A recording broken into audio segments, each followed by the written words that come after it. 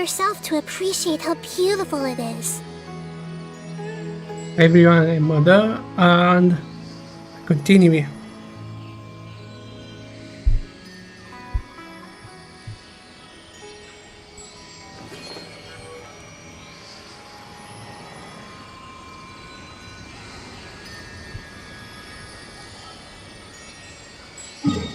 Story Sumeru. Silent Seeker of the Knowledge. According to Tagnai, the Academy reached Ipsasa, who live alone in the forest, is the director translated queries to.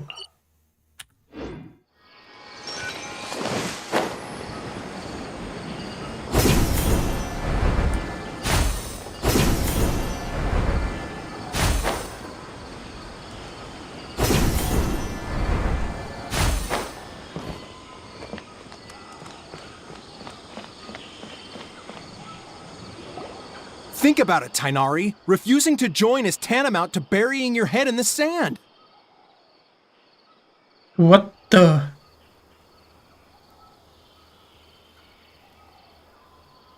I understand that you're a forest watcher and that it's your duty to combat the effects of withering zones.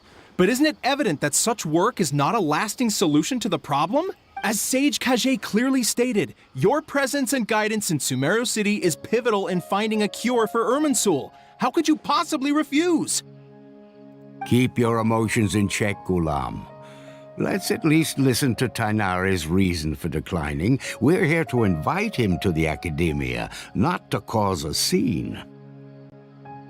Oh, Kage is right. Sage Kage, I am truly honored that you came here in person, but I'm afraid I must still decline your invitation. I am merely a forest watcher. How could the great minds of the Haravatat have any need of someone like me? Well, it turns out that your refusal letter had some implications on your master's reputation. He is a renowned sage of the Immorta, after all. So now I've come here in his stead. Oh, I see. Huh. And I figured that given his temper, he would come here and berate me personally. Tainari, your master is an integral part of this effort, and now he requires your assistance. oh my. Who's this master anyway? And what exactly does my master need of me, Sage Kage? You'll know, once you've arrived in Sumeru City, that is. And how long will I be required to stay? There's no definite answer as of now. Do you mean to tell me that despite coming all the way here to Gandharvaville, you still can't answer the questions I laid out in the letter to my master? If that's the case, then I'm afraid I cannot give you a definite answer either. Tainari, but you... So be it. Come, Gulam, we're leaving.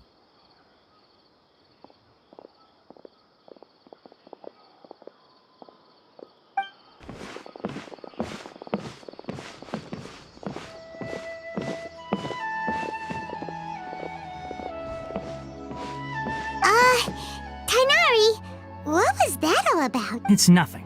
Some people from the Academia wanted me to go to Sumeru City to assist them with a project, but I had to refuse on account of all my responsibilities here.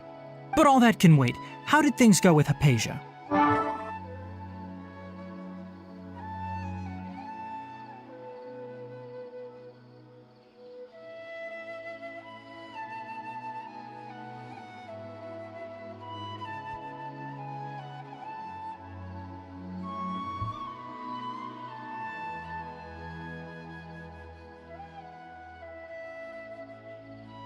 It was quite the eventful trip, but the main thing is that she's safe and sound.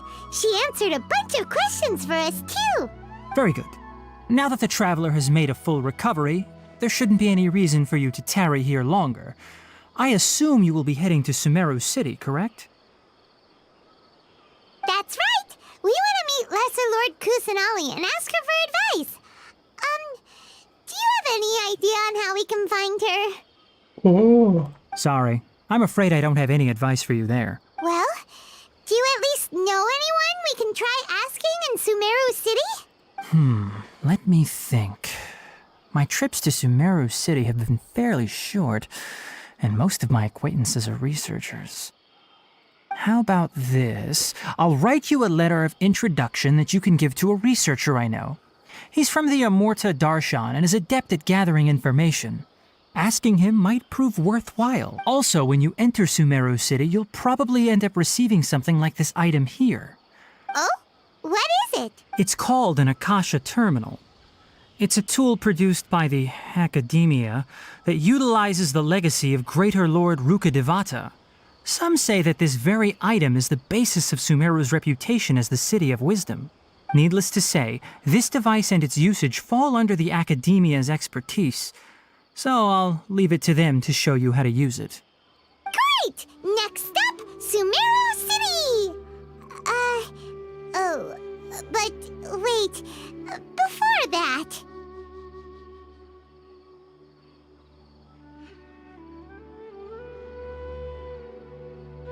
With that, I need to say goodbye to Kole. That's right! Tainari, we have something important to say to Kale before we leave. Is she doing better now?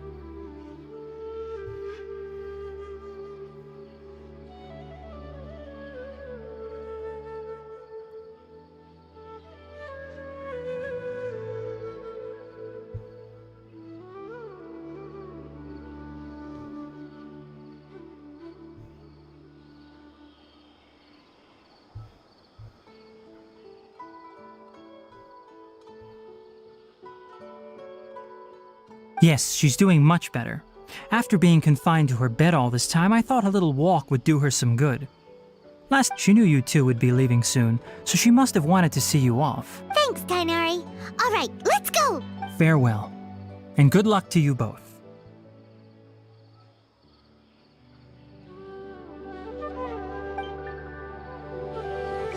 Short time.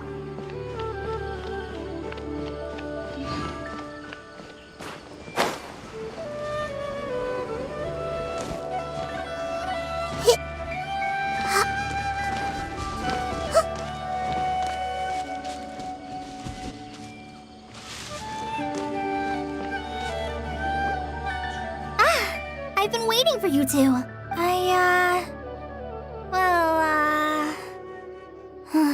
Never mind. I guess I should just wish you two a safe and successful journey. Thanks for waiting here just to see us off, Kale. We're headed to Sumeru City. Don't worry about me. I can take care of myself. My condition won't be getting in the way of my duties. I want to be a forest ranger after all. It's up to me and the others to protect the rainforest here. Oh, Kole. I'm sorry. I should have told you both about my condition when we first met. I just wanted you two to treat me as a normal friend, not some girl that needs your sympathy. But I guess now I understand that the most important thing is for friends to be genuine with one another.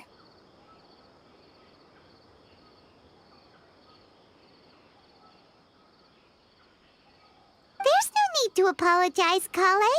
We should be thanking you for trusting us enough to be your friends and sharing your past with us. We're probably still gonna worry about your condition, but that's because we're friends and we care about you. Thank you. That means a lot. Oh? What is it? It's my recipe for pita pockets. I told you that I'd give you a copy, remember?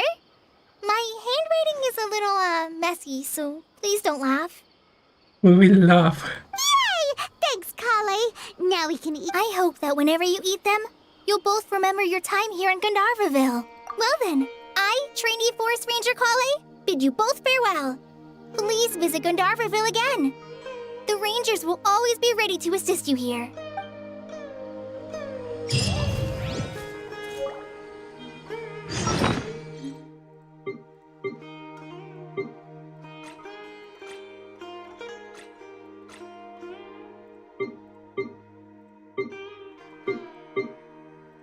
Here it is.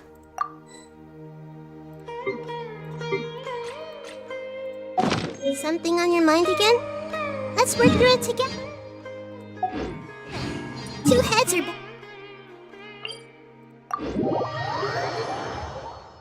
Ready to explore. Go to Sumeru City.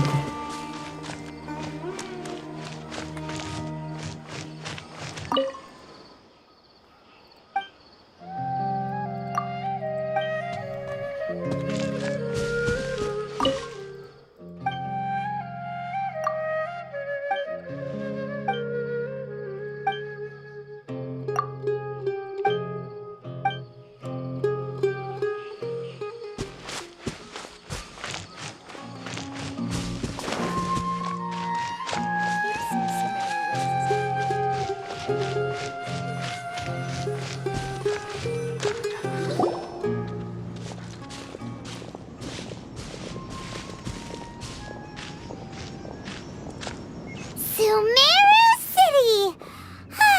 We finally made it! Oh, did you see that? When those people entered the city, something on their heads lit up. One moment, please, you two. It appears this is your first time visiting Sumeru City. Oh, yeah, that's right. But how did you know that? Because there's currently no information on either of you in the Akasha. But no need to worry, that won't prevent you from entering the city. In fact, the Academia conveniently provides each traveler to Sumeru City with a device. Perhaps you two have heard of the Akasha before. It's our beloved Greater Lord Rukkhadevata's lasting legacy, a treasure trove of collected knowledge. After centuries of tireless research on the Akasha, the Academia created one of its most ingenious inventions, the Akasha Terminal. As long as you are within Sumeru's borders, you may use an Akasha terminal to connect directly to the Akasha and access any knowledge you need. I should mention that due to technical limitations, the operation of Akasha terminals will be much smoother and more effective in large cities such as Sumeru City and Port Ormos. Oh, so this is the thing that Tainari was telling us about.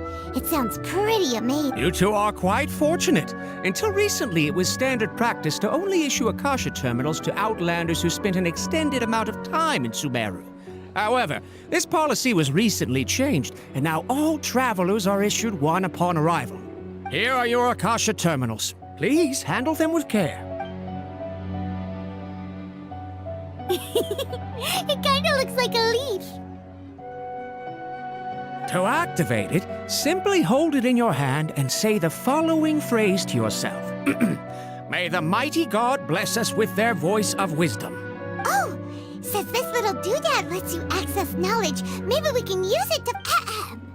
May the mighty God bless us with their voice of wisdom.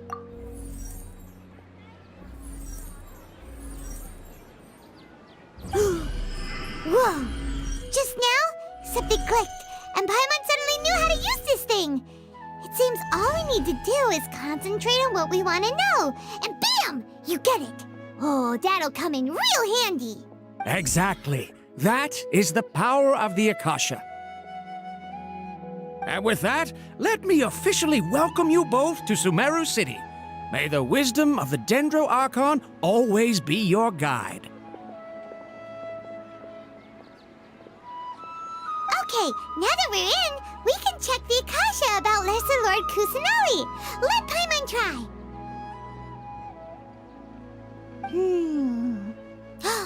500 years ago, the sages found a newly born deity from within some scorched ruins.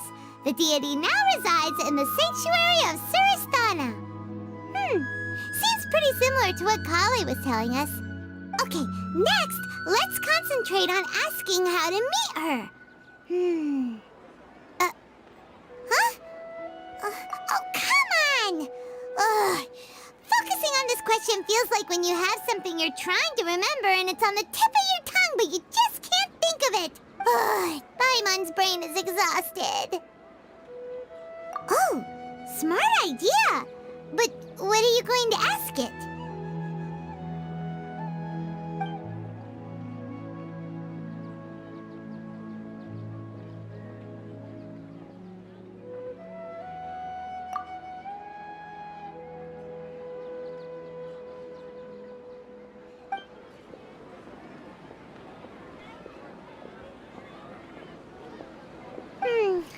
You too? Well, glad it's not just Paimon. Yeah, it's not you.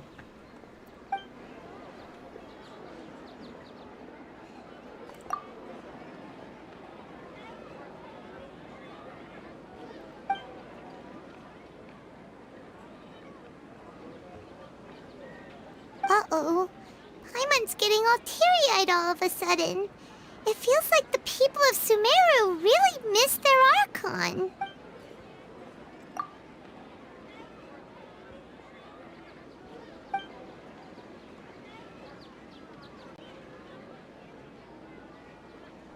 Huh. Could it be because we're Outlanders and we've only just arrived in Sumeru? You know, maybe we're not qualified to receive an answer to this sort of question or something. Well, he's from Sumeru and even has a position in the Academia. Maybe he'll be able to access more info from the Akasha. Let's see. Kainari wrote an address on the letter's envelope. Oh, it's not far from the city's gate. Let's head over and have a look. Hello, are you Rohawi? Yes, that's me. Can I help you? Great! You see, Kainari sent us here and... What? Tainari? Please, there's no need to say anything, really. Sure, I admit that the article I published last month wasn't my best work, and maybe the data didn't produce the most convincing results, but... Here! This is a letter from Tainari! Oh, let me see... Ah! Ooh, what a relief. You two nearly scared the life out of me. So you two just have some questions for me? Seems even Tainari acknowledges my innate ability for procuring information. So, what is it you two would like to know? We want to meet with Lesser Lord Kusanali. Do you know a way we can do that? You mean you want to meet the Dendro Archon herself? This isn't exactly my area of expertise, but let me see what I can find in the Akasha.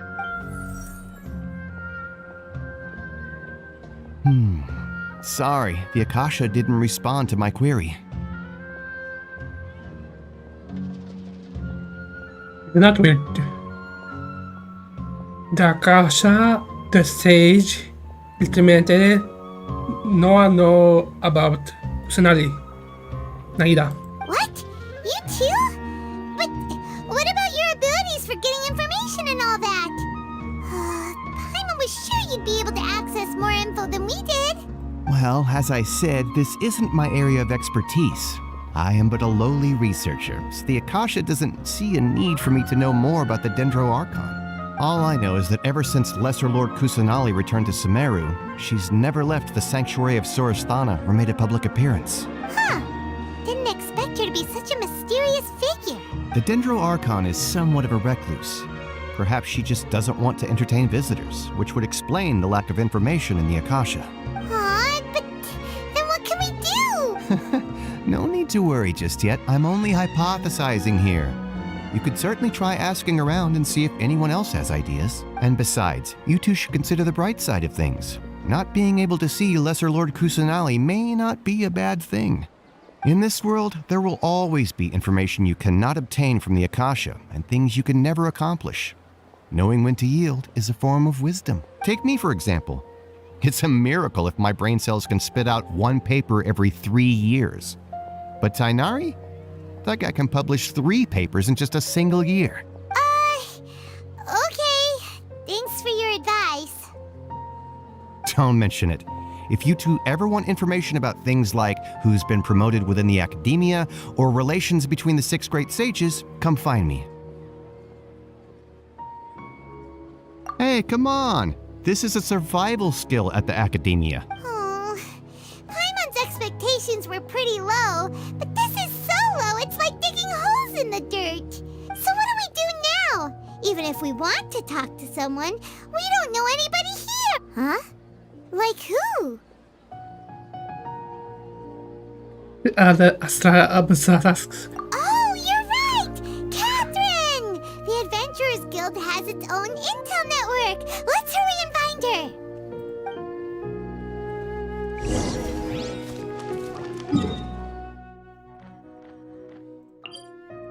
easily.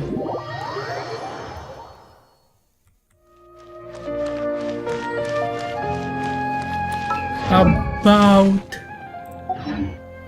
yeah, my character showcase, that achievement.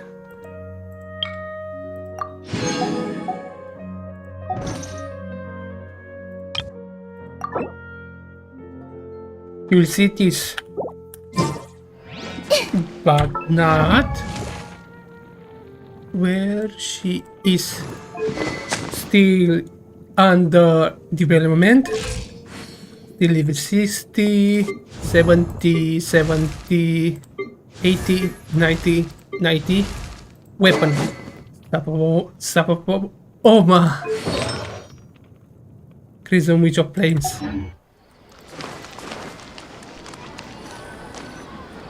Ad Astra Abyssosk. Hello, Traveler and Paimon. Oh, Catherine, we need your help with something. Understood. The Adventurers Guild is always ready to serve you. With what do you require assistance? We want to meet with Lesser Lord Kusanali. Do you know a way we can do that? You two wish to meet with Sumeru's Archon. Understood. Please wait.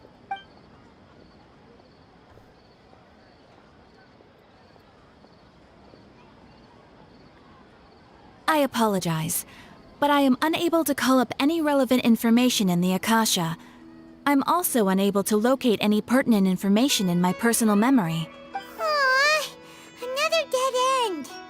Well, if Catherine can't help us, then we really don't know anyone else to ask now. Please do not worry.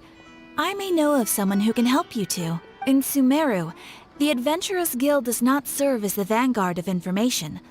Rather, there are numerous active mercenary groups collectively known as the Eremites. They take on various contracts and work all across Sumeru, so they naturally accrue intelligence. An Eremite brigade called the Corps of 30 is in charge of Sumeru City's defenses.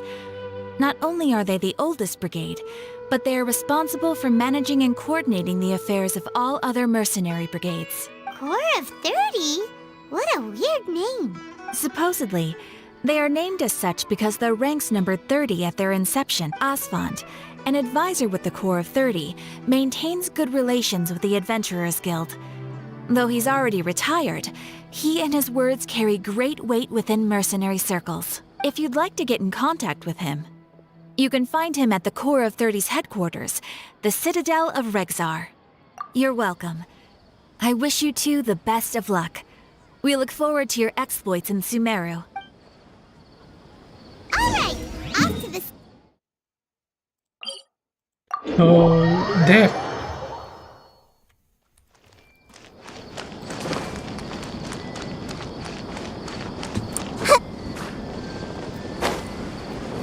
So easily.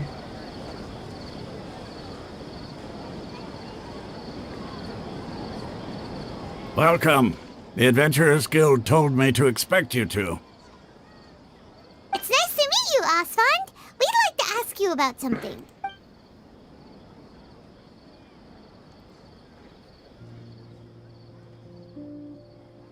I see. So, Catherine's the one who sent you this way. Ha!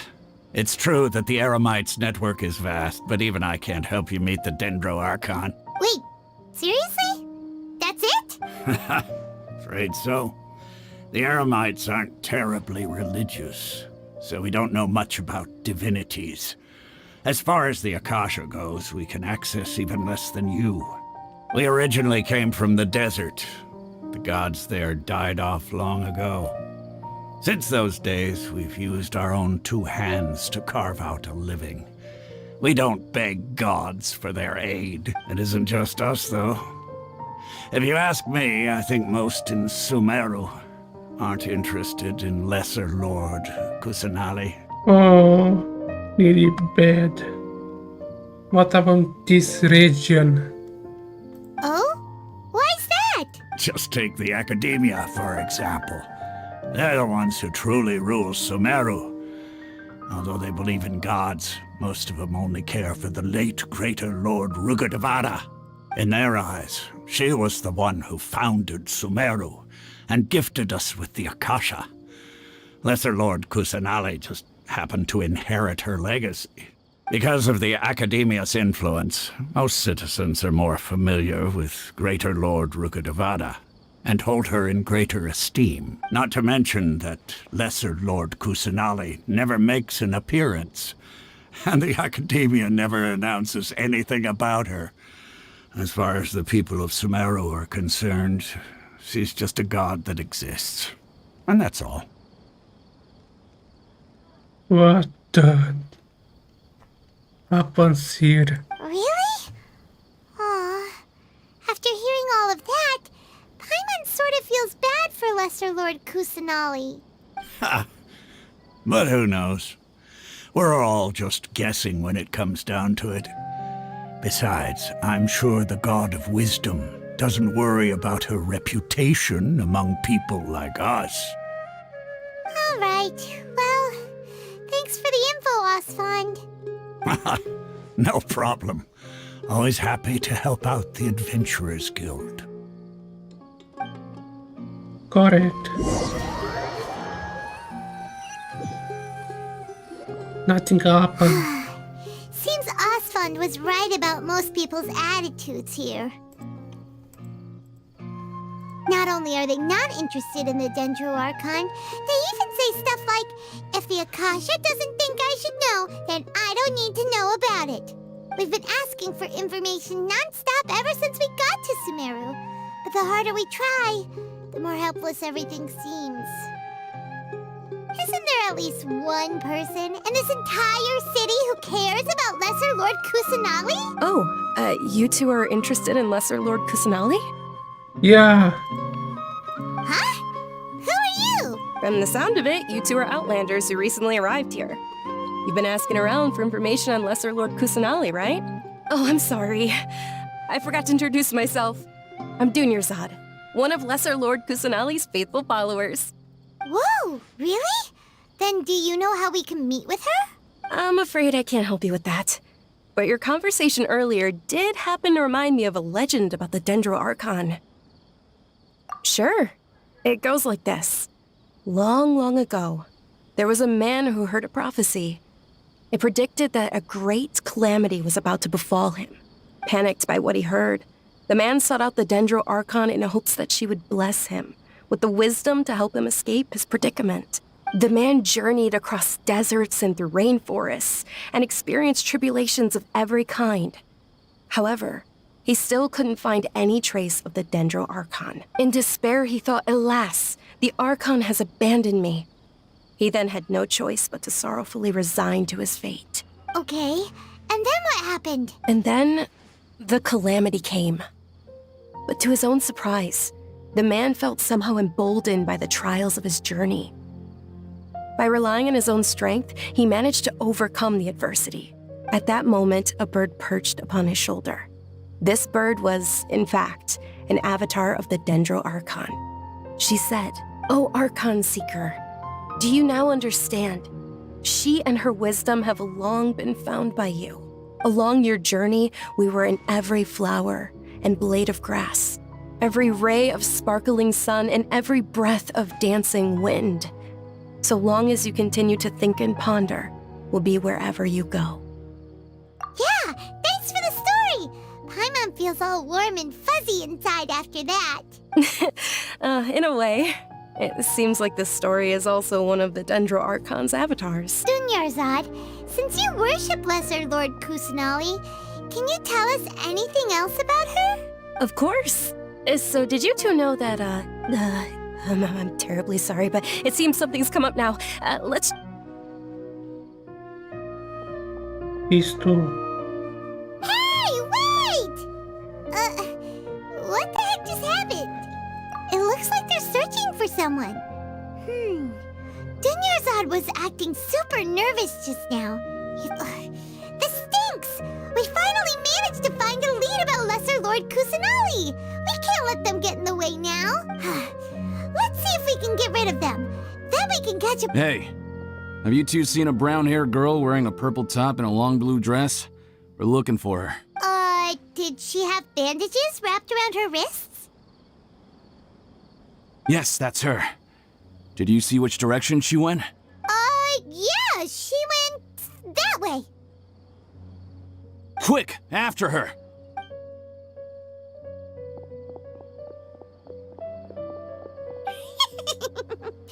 That should keep him busy for a while. Let's hurry and find Dunya.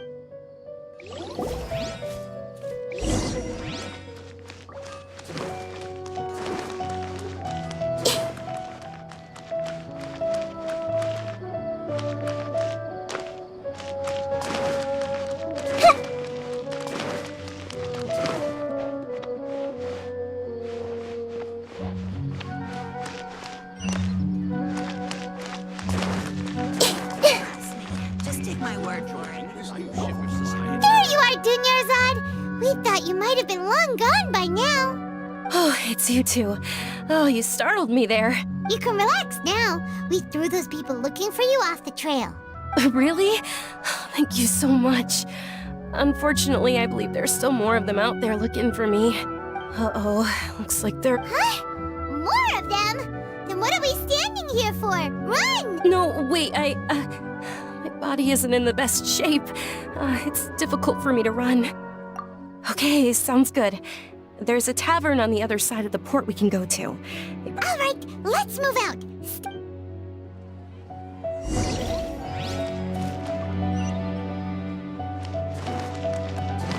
I hope nothing happened bad.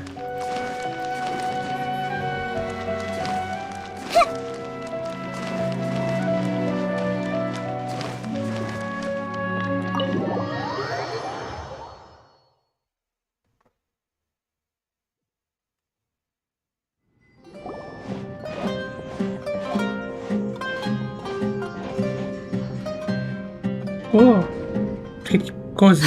We made it. Oh, they shouldn't be able to find us now. Wait, stand down, Dia.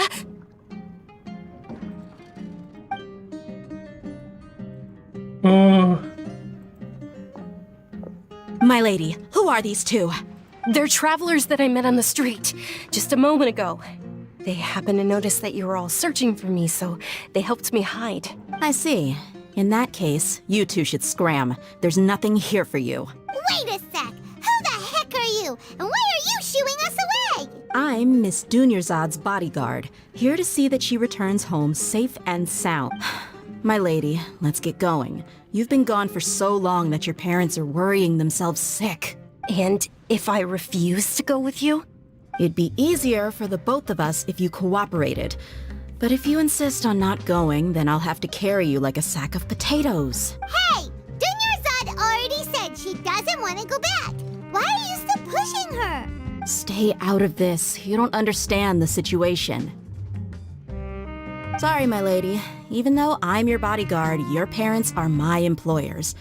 I have to answer to them. How much? Wait, what? How much more do I have to pay you to become your employer? So you never listen to my parents ever again. Double? A triple? Give me some time and I'll get that much. My lady, this isn't about Mora. I don't know what you think of us Eremites, but let me say this. I like Mora, but I'll never go against my principles. That's why I'm here looking for you. Sure, it's an order from my employer, but my conscience was also telling me it's the right thing to do. And knowing your health, carelessly running around like this is gonna hurt ya.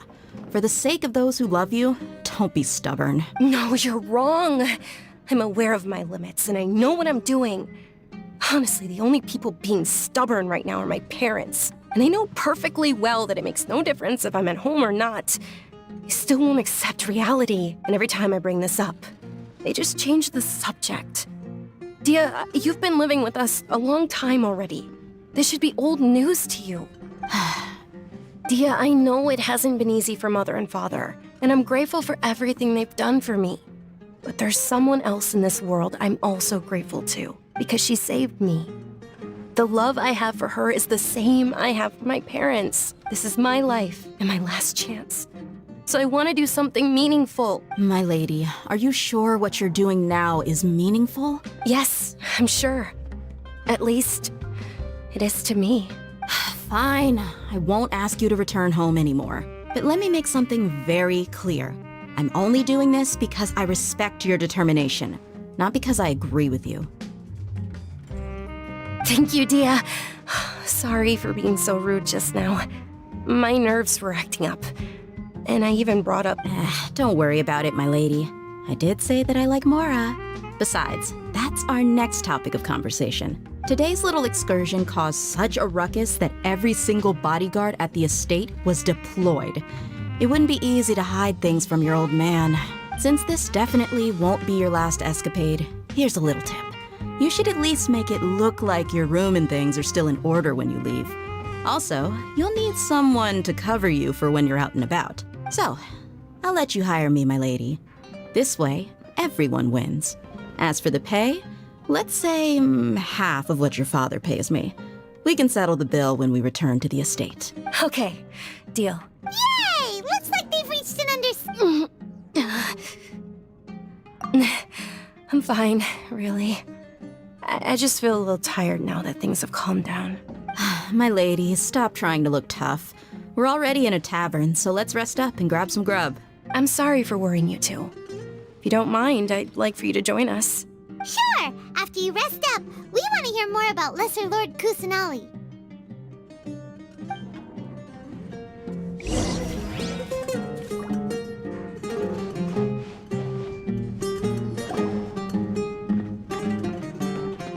Ha! Well, if it isn't Dia. Haven't seen you in nearly half a year. Word on the street is that you're a bodyguard for the Homayani family now. Ha! Don't you find that kind of work boring? Nah, you get used to it. How about a menu over here? You got it. Huh? Isn't this little Miss Homayani herself? We don't get to serve personages like you very often. We'll be sure to prepare our very best. Thank you, sir, but there's no need. I don't have a lot of Mora on me, and I really ought to save as much as I can. But please bring these two the best food you have. They're my new friends, so I want to be a good host for them.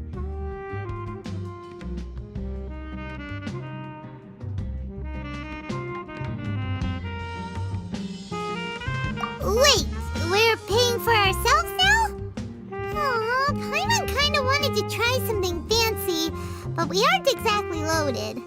Guess Paimon will settle for something ordinary. How about our charcoal-baked agelenach cakes? They're our signature snack, and they run cheap. Look, other customers over there are eating some now. They look kind of burnt and dry. Paimon will pass. Paimon, that's the first. Hey, come on! Paimon has personal preferences too, you know. Slimes. Dunyarzad, we asked a lot of people when we first arrived, and almost nobody was interested in Lesser Lord Kusanali. So, what made you want to follow her? Well, remember when you asked me if I knew how to meet the Dendro Archon? Even though I don't know how, I think I've actually seen her before. Huh? Really? Yes, it was when I was a child. At the time, my illness had kept me bedridden for the better part of a year. I was stuck inside and couldn't make any friends, and my parents did their best to find treatments for me. But even then, the Akasha didn't have any helpful information. My younger self no longer had any hopes or dreams. One flare-up was so bad that I was in a semi-conscious state for several days. Then one night, I woke up alone in my room. I was terrified. My body was paralyzed. Even if I cried, there was no sound. At that moment, an ethereal voice spoke in my mind. Dunyarzad, don't be scared. You don't have to cry. Dunyarzad, don't be scared. You don't have to cry. Who are you? How do you know my name? How do I explain this? You might not be able to understand, but actually, I know everything about you. Oh my. Lesser Lord Kusanali. Really? Of course. I know that you're scared of thunder, that you hate taking medicine every morning, and that you love counting the petals on your mom's skirt. Wow, you really do know everything. Dinner's odd. Is there anything you want? Want? Not really. I can't go anywhere or do anything. Huh? But aren't you a child? All children have wishes. Tell me what you want, and maybe I can make it happen. And can you make my illness go away? Oh my. Oh. I'm sorry. But I'm not powerful enough to do that right now. Then, can you be my friend? After that, the voice said, "Okay, I'll be your friend." Although my body was suffering during those days, that voice encouraged me and told me many wondrous things. Beyond my window was the flourishing Sumeru city. Beyond the city was a lush rainforest. And beyond that was the wall of Samiel, deserts, and all of Tevat. Once I finally made it through that bout of illness, I couldn't hear that voice anymore. I told my mother about it, but she said that I must have been dreaming. But I know that that voice wasn't a figment of my imagination. Before that, I had never heard of Tevat.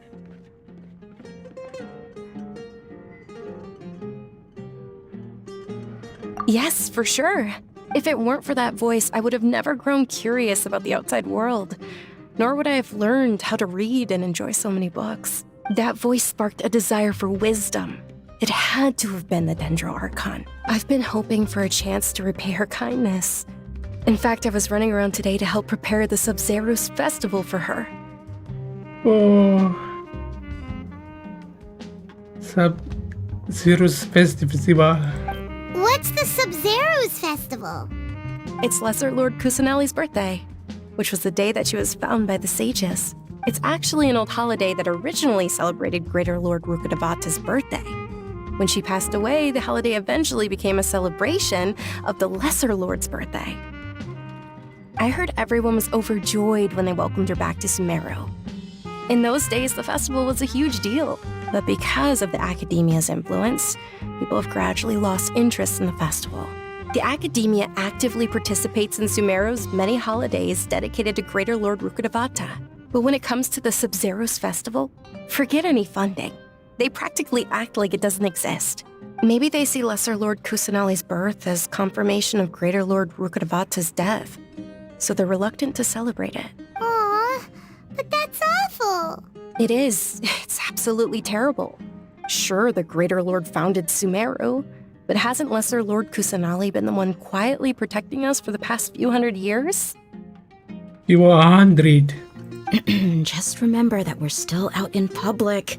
Don't get too carried away now. I know that people over by the Grand Bazaar still hold the Sub-Zero's festival to this day. But I hadn't met any of them before, so I was never able to contribute. But recently, I made a friend there who also follows Lesser Lord Kusanali. I gave her my savings because I want her to throw a wonderful festival this year. That's the least I could do for Lesser Lord Kusanali. Hold on, my lady. Does this friend happen to be Nilu, the one who sends flowers to the estate?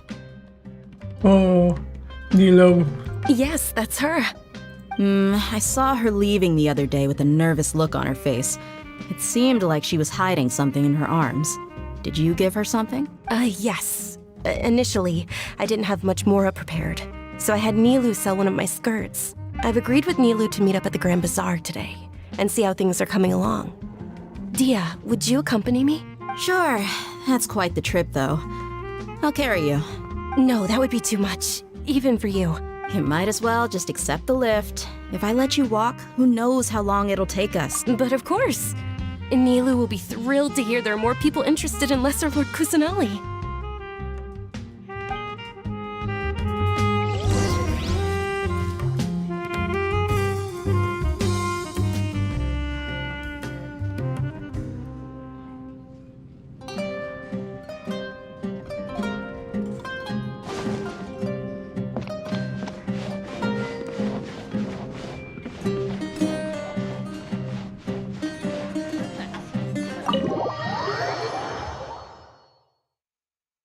This story start to be Interesting.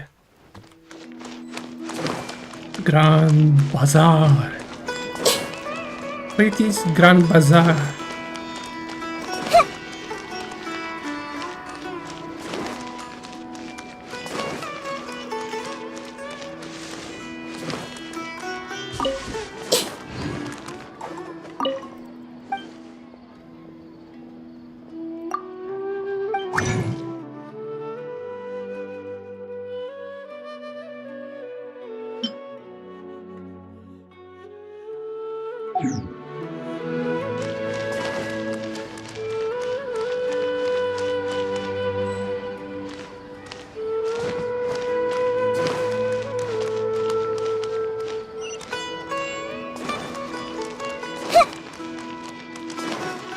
Oh, the bazaar.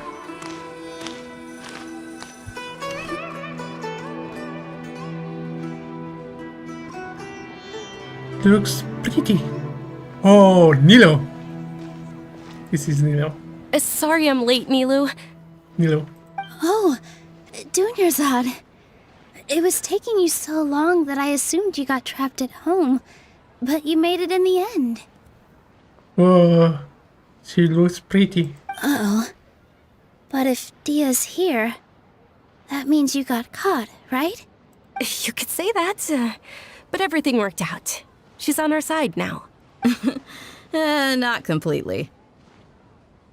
Oh, and who are these two? Oh, meet the Traveler and Paimon, my two newest friends. They're visitors who just arrived at Sumeru City and are looking for information on Lesser Lord Kusanali. So you're followers from another land?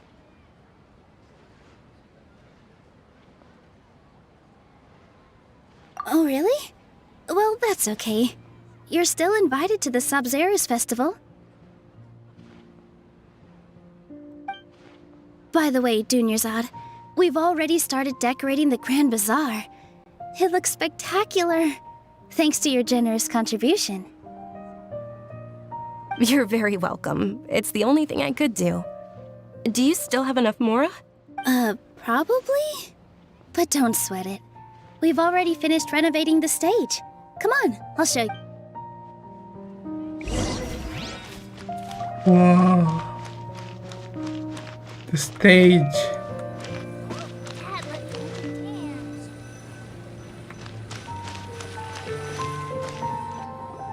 Wow! This place is amazing! Not bad. Last time I was here, the stairs were full of holes. The stairs were nothing. A little while ago, we discovered that the tree above the stage had a huge chunk of bark ready to fall off. Mr. Zubair was worried sick. We reported it to the academia many times, but they never sent anyone to deal with it. We didn't want anything bad happening, so we were going to cancel all the stage performances. Oh, probably because it was the theater asking. The academia looks down on performers like us. They probably think it would be best if the theater closed down completely. Oh, the theater is good. We can't let that happen, though. Not only would everyone involved in the theater go hungry, but then we wouldn't be able to hold the Sabzeruz festival anymore. Oh my. Thank the Dendro Archon for Dunyarzad. With the Mora she gave us, we hired someone to patch up the tree, and we also gave the stage a much-needed makeover. The stage is going to be even prettier when it's festival time. I can't wait for you to see it. And I can't wait to see you on the stage. You've been practicing so long already. It's almost time for your dream to become reality. It's our dream. I'll do my best for the two of us. Nilu, what are you gonna be doing at the festival? She'll be dancing the dance of Sabzeruz, the most important performance at the Sabzeruz festival. Dunyarzad, have you told him the origin of this holiday? I only told them about the Greater Lord and Lesser Lord so far. Okay. Then I'll tell you two about how this holiday came to be. According to legend, the Sabzeruz festival was originally the Goddess of Flowers' birthday celebration for the Greater Lord. A long, long time ago, on one of Greater Lord Rukkhadevata's birthdays, her friends threw her a celebratory banquet. Some of the gods got drunk. One started playing music, and the Greater Lord started singing, so the goddess of flowers began to dance. As she danced upon the grass, countless beautiful parisaras began to bloom wherever she stepped. Wow. Beautiful. Those brilliant purple flowers became her dazzling stage. All the gods clamored, "Oh, if only time could stop at this very moment." Of course they did. When people mention the gods, they always think of the Archon War. But Sumeru's gods also had happy times. Although they aren't around anymore, they're preserved in our tradition of dance. This outfit I'm wearing is apparently based on how the goddess of flowers looked. Oh, cool. Though we're just tiny people compared to the divine, we still have to do our best to make sure that the birthday girl feels loved on her special day. Nilu, you of all people will definitely be able to convey our well wishes to the Dendro Archon.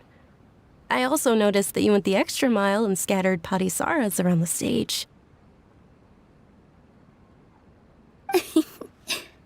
They symbolize the goddess of flowers, after all.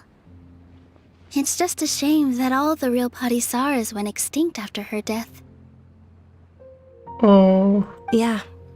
The Greater Lord brought forth parisaras in memory of the goddess of flowers, but she ultimately could never truly replicate that beautiful purple. Thinking about the goddess of flowers dance makes me wish I could have seen it. If my stage were anything like that, I'd be thrilled if I had just 2 real parisaras on the stage. So, Traveler and Paimon, what do you think? Interested in the Sabzeruz festival? Will you two be coming? All of Lesser Lord Kusanali's followers will be there for her birthday. It'll be a good opportunity for you to learn more about her. Ooh, Paimon thinks that's a great idea! Hey, come on! There's nothing wrong with enjoying a festival. Besides, it's Lesser Lord Kusanali's birthday. She'll be happy to have more people who are celebrating it. Oh, right. Or a party.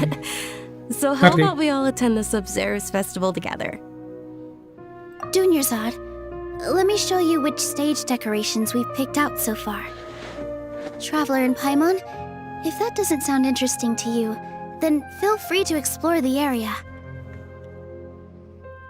Everyone at the Grand Bazaar loves Lesser Lord Kusanali, and we're all looking forward to the Sabzeruz. In that case, we'll take a look around.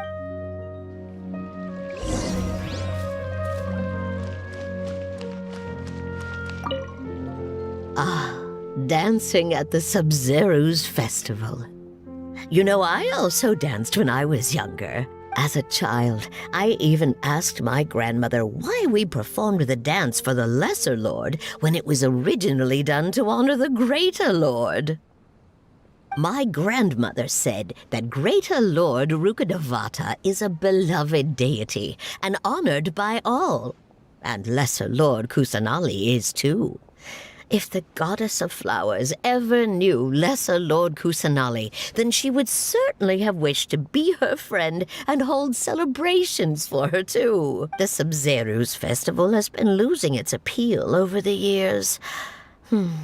That is, until a wealthy benefactor stepped in this year and brought the festival back to life. I heard she forked out a lot of mora to make it all happen. Oh, cute.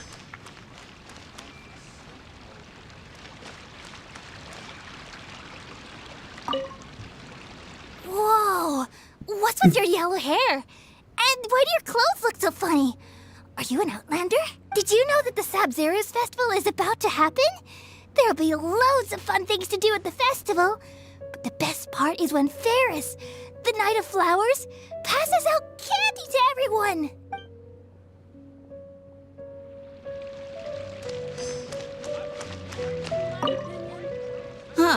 Revamping the stage for the festival couldn't have been easy, that's for sure. I bet this year's festival will be one to remember. I don't know much about the Grand Bazaar, but I do know that the residents here have a penchant for song and dance. Two things that the academia doesn't particularly approve of. Oh, and the perfume sold around here is a lot better than what you'll find elsewhere. The fragrances are longer lasting and they're gentler on your skin and... I mean, that's what I've heard at least. Yeah. Things are really shaping up, and there's a buzz around the festival this year. We're expecting people from all over to come by this year and buy things during the festivities. Don't be fooled into thinking that Sumeru City has the best of everything. Some festival snacks are only offered here in the Grand Bazaar. And when it comes to musicians, dancers, or singers, the Grand Bazaar's got the best of the best. Sure, those folks at the Academia might not like it, but what's a festival without song and dance? Nothing. But right. Pretty right.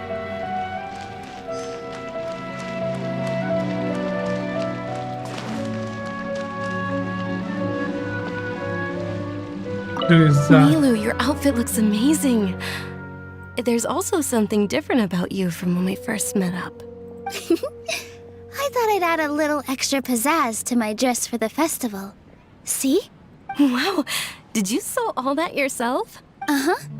Sewing is a fundamental skill for everyone in the theater company because we make all our own costumes. Did you know that Mr. Zubair not only can make costumes, but props too?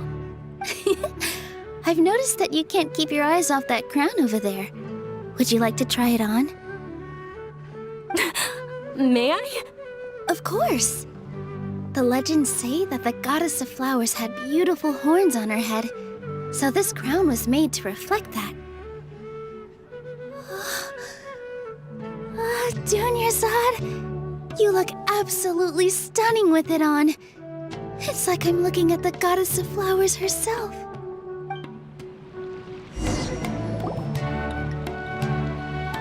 Hey! Is that who Paimon thinks it is? It looks like Catherine.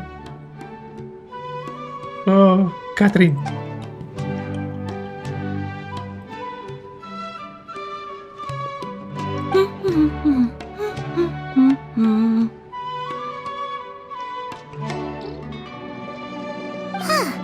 Come to think of it, Paimon's only ever seen her behind the counter at the Adventurers Guild. This is the first time we've ever seen her taking a break. Hey, Catherine!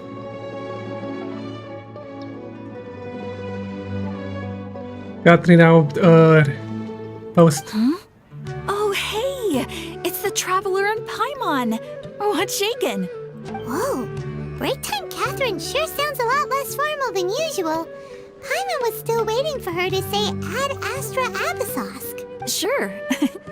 Standing behind the counter at the Adventurers Guild doesn't require any complicated functions. But saying and doing the same old things over and over again can get pretty monotonous. Like watching the same Fontaine movie day after day. Fontaine? Movie? What? That would be nice, this update. With Hydro-Arcan. But take you two, for example. You travel across Teyvat to enrich your lives and gain new experiences. Well, we enjoy traveling across Teyvat and all that, but we're mainly looking for clues about his sister. Yes, you should keep searching. Sometimes the answers we're looking for aren't necessarily at our intended destination. Instead, they're found along the way. Huh. Haven't we heard someone say something pretty similar recently?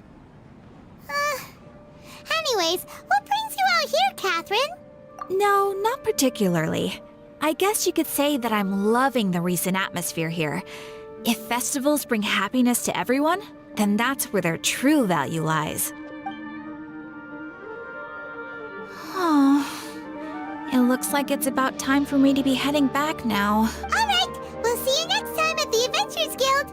Oh, by the way, thanks for connecting us with the Eremites. We've already made some great friends in Sumeru City thanks to you. I'm I'm sure you two will get along well with the people here. You've already been blessed by the element of Dendro after all. See you around.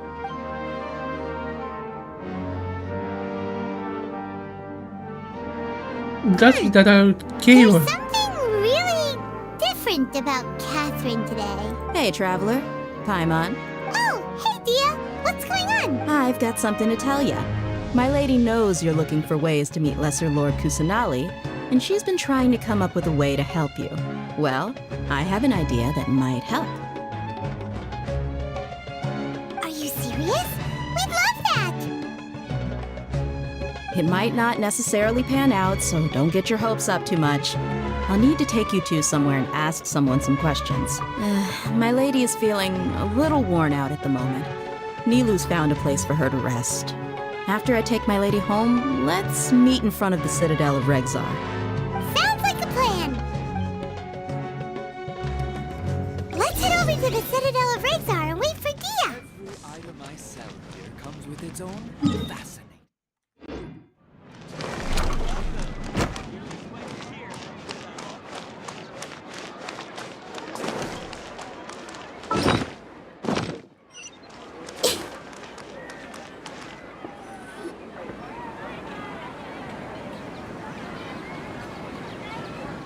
Sorry, I'm late.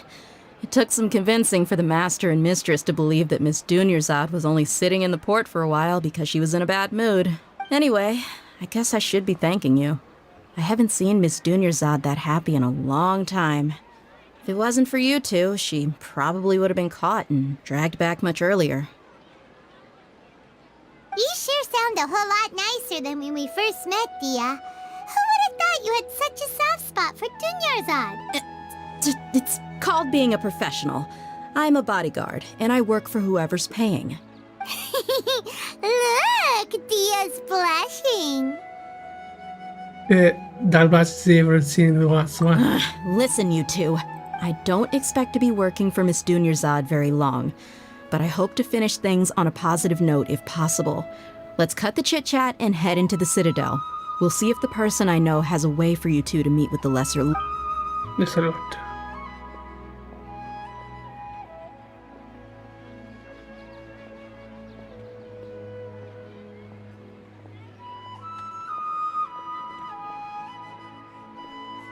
Oh, hey, Chief.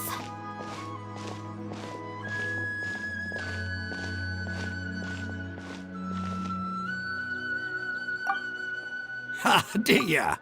What are you doing here? And well, didn't expect to see you three together. I take it you all know each other already? Mm-hmm. We met this morning after the Adventurers Guild pointed us to Osfon for more info. No kidding. Huh. So, where's Ruksha? I thought I'd help these two out by asking about the theft. Anything you can tell him? Ruksha's gone over to the Academia.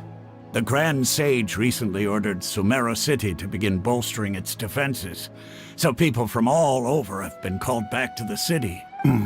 Since you've already mentioned the theft, I suppose I might as well tell him what we know. Appreciate it, Chief. Theft? Sorry, what the heck are you guys talking about? Just recently, the Academia lost something, and there's a chance the item is connected with the Dendro Archon. This case might just somehow help you in meeting her. I suppose that's one way to look at it. But if you ask me, the case is more about the Academia than anything else. Let me fill you in. The Academia recently sent a convoy to pick up an important package from Aru village. Word got out, and the convoy was robbed on its way back. The Grand Sage took the whole matter very seriously. Not only did he dispatch the Matra, but also enlisted our help in the search for leads. All we know so far is that whatever was stolen is currently in Port Ormos. You two have heard of Port Ormos, haven't you? It's the largest commercial port in all of Sumeru. You can travel there by leaving Sumeru City and heading south along the river.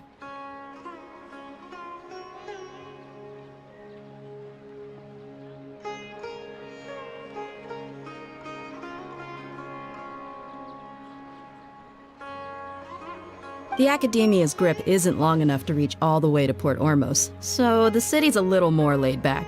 meaning the population's also a mixed bag. You never know who you'll meet there.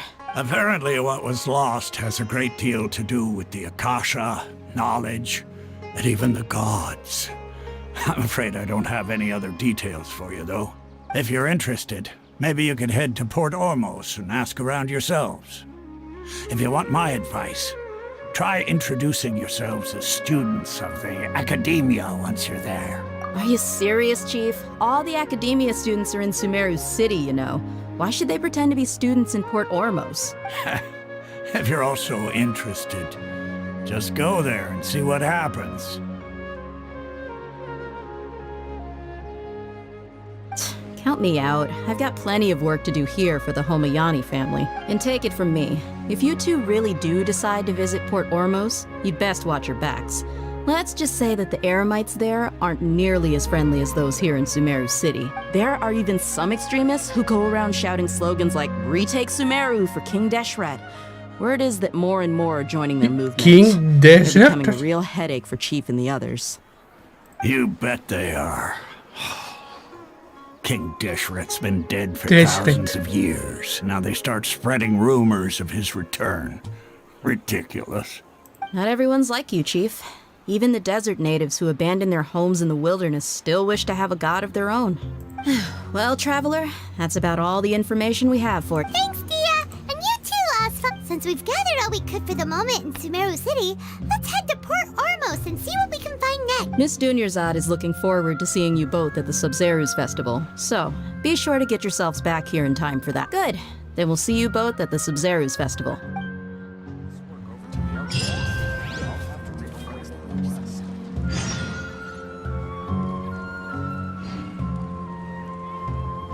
Here looks like character what I have not good Xinyan.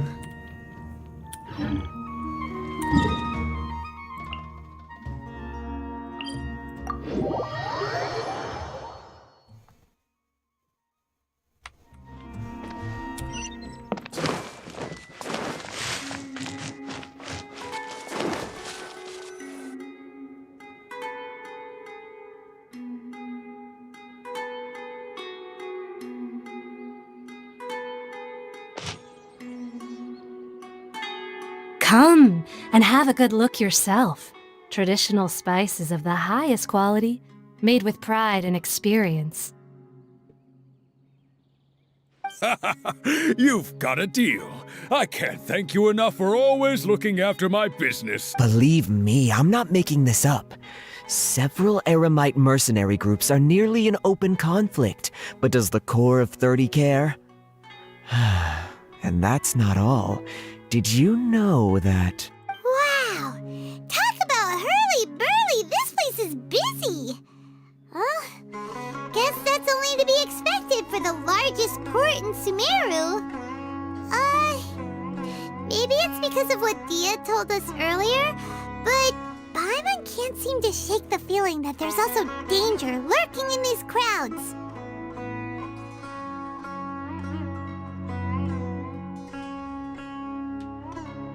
Thank you, Docosta.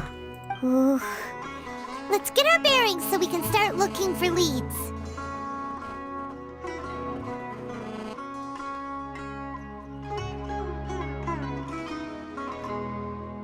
We know that whatever the Academia lost is related to the gods. But other than that, we don't have much else to go on. Osfund told us to try posing as Academia students while asking around. Paimon checked the Akasha on the way here, and the Academia doesn't seem to have any research facilities in Port Ormo. Paimon doesn't get it. Won't we look even more suspicious going around saying we're Academia students and asking about the stolen item? Well, given all the people that come through here every day, if there's any information to be found, Paimon bets we could find it in the market. Let's ask around and see what we come up with.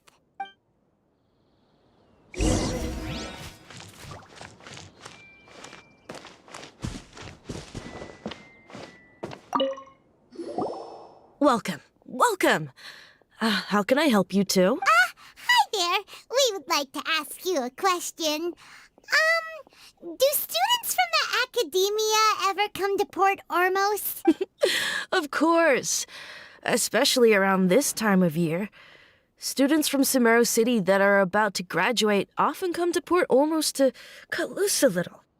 Many people often talk about how hard it is to get accepted into the academia, let alone graduate. But those who finish their studies and go on to become full-time researchers at the academia have it even harder. Sure, we may not be Sumeru City, but Port Ormos offers beautiful scenery and a stress-free environment. Some even say it's good luck to come to Port Ormos, so students and researchers come flocking here when things get to be too much at the academia. Ah, you see over there? Those are students from the academia. They've been looking worried and miserable ever since they got here a few days ago.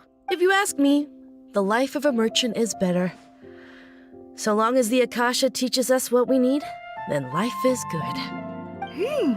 Those students seem to be discussing something. Let's see if we can listen in.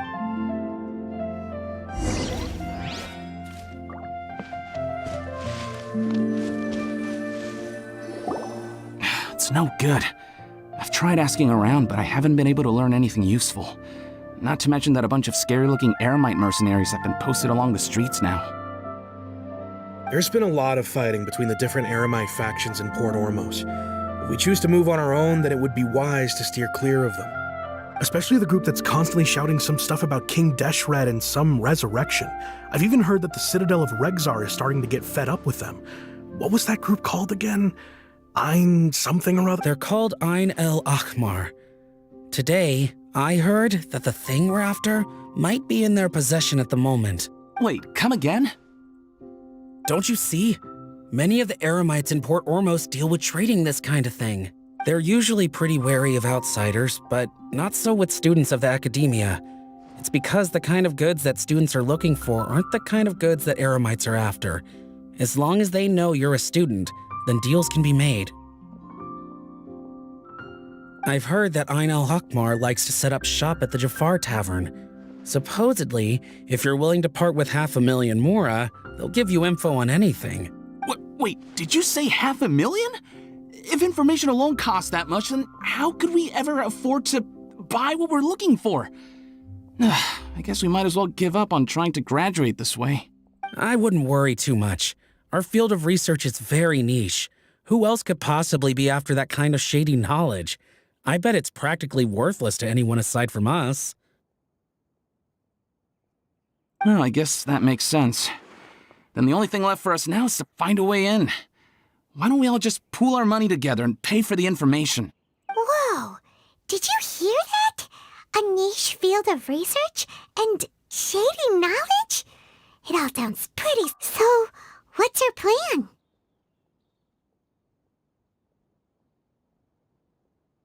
Wait! Didn't you hear what they just said?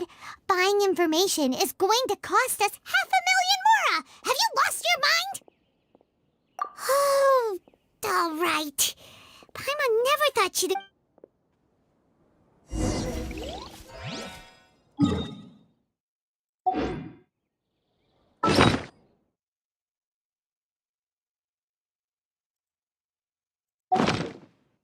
La famille. Hello there, my friend.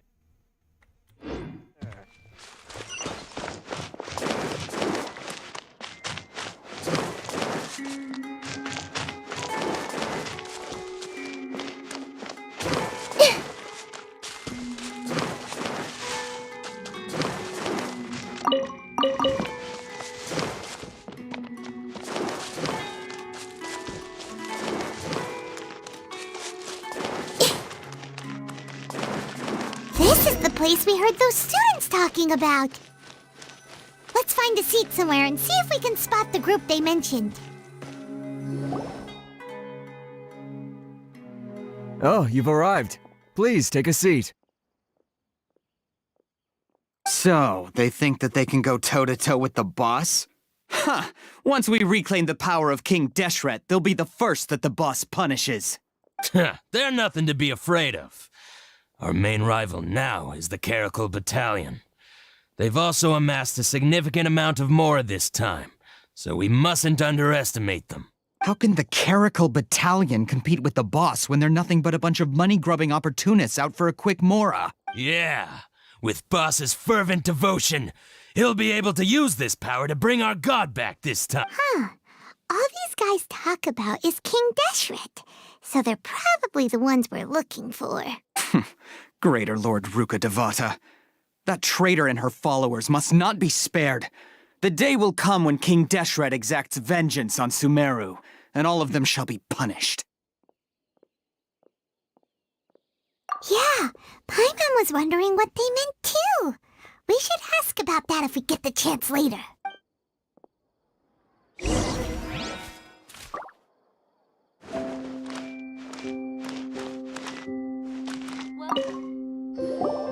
Huh? Who are you? What do you want? A traveler? Now's probably not the time to talk about that. Didn't the students say Eremites are wary of outsiders? A student? What's a student from Sumeru City doing in Port Ormos? Ah, well, if it's info you want, you've come to the right place. The question is, can you afford it? Oh, Paimon can't stand to see so much more go. But there's no other choice right now. Here, this is the merchant's address. Whatever you're looking for, you'll find it there. Hmm? Well, what are you waiting for? Oh, that's right! We heard you mention King Deshret just now. We're actually interested to know more because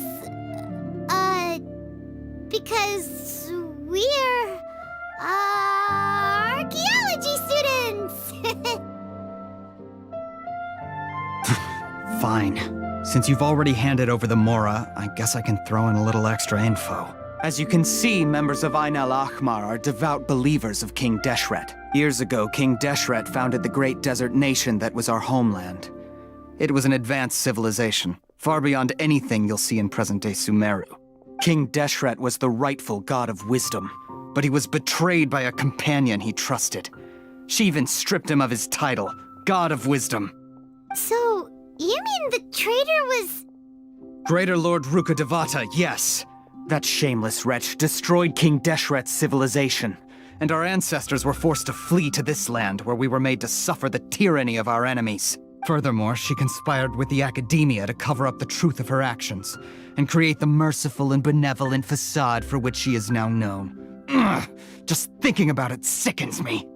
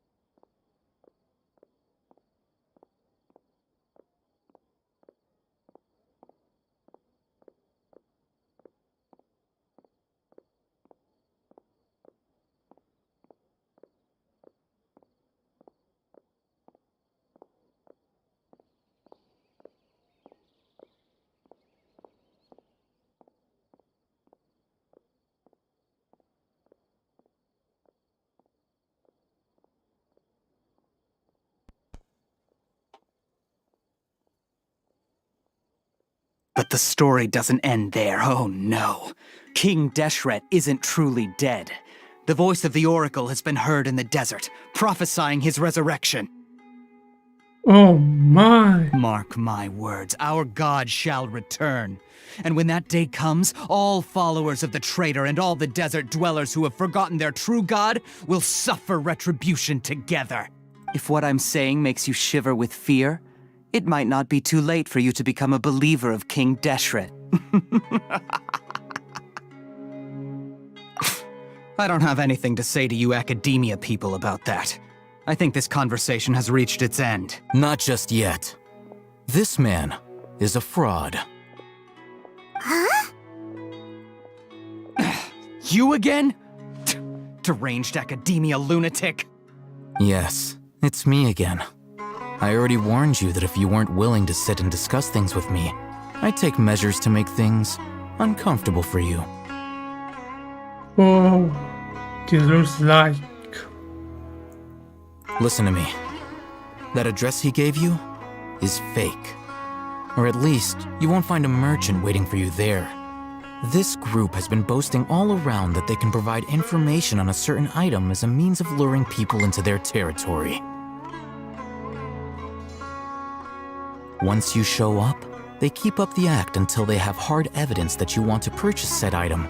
Then they use that to squeeze you for all the Mora you're worth. Hey! Shut it, Alhaitham! What are you playing at, trying to ruin our business like this, I told you the other day. I wish to discuss my terms with your boss. Ha! The boss made it perfectly clear that he won't negotiate with you. Yes, and in no uncertain terms. But that was then. It does not preclude him from changing his mind in the future. I'm warning you, don't push us, or this could get ugly. We don't usually get rough with people from the academia because it just complicates things. For a lunatic like you, though, we might just have to make an exception. If you're suggesting that we escalate this from a verbal exchange to a physical one, I accept. After all, even the Archons used war to negotiate the ownership of Tevat. Their vision. If, on the other hand, we can't agree on any means of negotiation at all, then I'm afraid my next course of action will sting a little more than the mere falling through of a few business deals. I will jeopardize the Eremites' reputation, which I know you value above all else. I am quite confident that if I began to take such action, your boss would willingly approach me himself. However, I fear that by then, some things will have happened that cannot be undone. Also, a word of advice. I suggest you tell your boss exactly what happened here today. Otherwise, he might blame you for not telling him in the future. What did you say? Consider this. Have I ever failed to follow through on my word in the past? This guy is really out of his mind. Okay then. If you really have a death wish, let's meet a week from today. The pier in front of the Pharos Lighthouse, 4 o'clock in the afternoon, sharp. Don't expect us to hold back. Not so fast. First, you return the 500,000 Mora to them.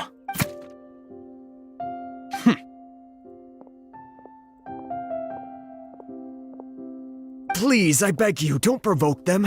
We can't afford any trouble with this crowd. They haven't even paid for their food yet. Mr. Iman. There appears to be fewer staff in the restaurant recently. This wouldn't happen to be because they're all busy spreading the word to the students, would it? Someone who chooses to do business with a group like that really can't afford to get so flustered the instant someone confronts them about it. Consider the meal compensation for our silence. I'd say you're getting an excellent deal. Whoa, did you see that? He not only got us our Mora back, but sent the Emirites running too! Plus, he seems to know a lot about what's going on around here. Let's catch up with him and ask... He went that way! After him! Should I adjust the shipping schedule?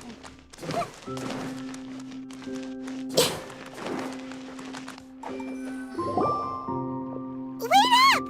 It's Alhaitham, right? What do you want? No need for thanks. My goal was to get to them, and you two gave me just the opportunity I needed. Oh, I advise you to keep your distance from them. Since they weren't able to make off with your Mora in the end, they might harass you again in the future. All right. Goodbye. Hold your horses! We still have something to Since you tore through their scam right in front of them, you must know the real story about certain something, no? Who exactly are you two? And why are you inquiring about that? A student. Right. Look, you should know that those thugs conducting business with you had nothing to do with your lie. Huh? Oh, yeah! He's really strong! Weren't you saying something about a physical exchange? We can help with that. He doesn't even have a vision. Forget it. Maybe not, but he can still use elemental energy. Otherwise, there's no way we'd go asking for info from from guys like that. Those hot-headed thugs are definitely gonna bring a lot of backup for your next meeting. Even if you don't go alone, you won't regret taking us with you. All right, I accept. Got a pen and paper? If you're searching for someone who sells that kind of merchandise, I'll give you one of their addresses, and you can try your luck. We'll reconvene at the appointed time by the pier. It doesn't matter if you show up or not. So, since you were happy to give us this merchant's information, does that mean you can tell us exactly what we're after? You were willing to part with 500,000 mora for something and you didn't even know what it was? Okay. Well, if you truly are as skilled as you claim, then you can beat the answer out of them when they become hostile. Look, if you've been making inquiries, then you have to know something by now. Tell me what you know so far, so I don't waste time repeating information. We know it's connected to the academia somehow, and that not only do the Eremites deal in it, but some students want to get a hold of it too. You know almost everything there is to know, but you're unable to compile this information because you've never seen the object before. This is what you've been looking for. Huh? Paimon can't tell what it is. It looks like some kind of ornament. This is a knowledge capsule. To put it simply, it's a vessel that can store a fixed quantity of canned knowledge. It's like a miniature Akasha. Anyone who links it to their personal Akasha terminal instantly becomes privy to its contents. Correct. Anyone. Unlike the Akasha, which heavily regulates who can access what information, knowledge capsules confer their contents without any requisites. That's amazing! It's essentially a convenient and harmless vestibule for knowledge. Unfortunately, it's illegal in Sumeru to privately possess or trade them. They were created as a means for scholars to transfer knowledge gained from Irminsul into the Akasha, and are intended to be destroyed immediately after use. But despite strict regulations, some of these knowledge capsules will always escape destruction. After all, there will always be those in this world who are dissatisfied with life as designed for them by the Akasha and wish to change their fate. Over the past century, a wide variety of canned knowledge has been leaked from the academia. Now, in Port Ormos, the valuable ones are a means to mora for the Eremites. Meanwhile, those which the Eremites deem to be useless to them occasionally prove useful to the common citizens and hapless academia students. Well, I think that about sums it up. Ah, so that's your true objective. With our current arrangement, I don't believe I can offer an answer. You're still resolved. Fine. Let's talk somewhere with fewer people.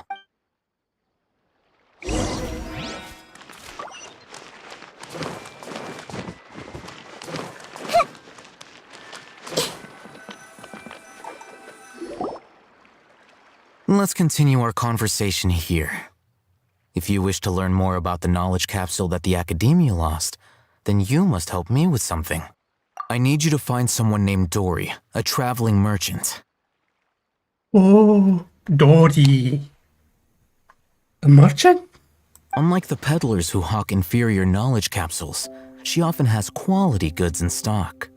Some say that as long as there is profit to be made, there is nothing she won't dare to sell. She's guarded against people from the academia because most of her wares don't comply with academia regulations. I think she blacklisted me. I met with her informant, but it soon became clear that they had no intention of letting me get any further. Become one of Dory's customers and earn her trust. This is my condition for further collaboration. Why do you want us to meet with her? Until you complete this task, you don't have question privileges. Fine. So how do we go about doing this? You two are outlanders who haven't been here for long, so Dory should view you as safe clients. I'll give you the informant's address and their contact password. Beyond the password, though, I have no way of knowing what other tricks she might have up her sleeve. You'll have to improvise.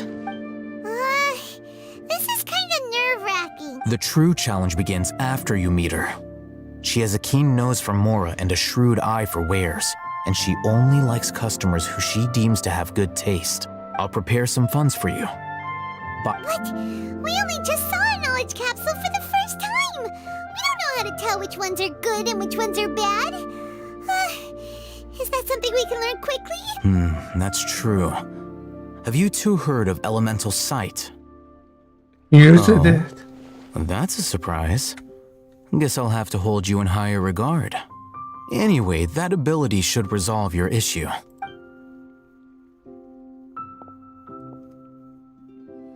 Here are 2 knowledge capsules. Tell me, can you detect any difference in their quality?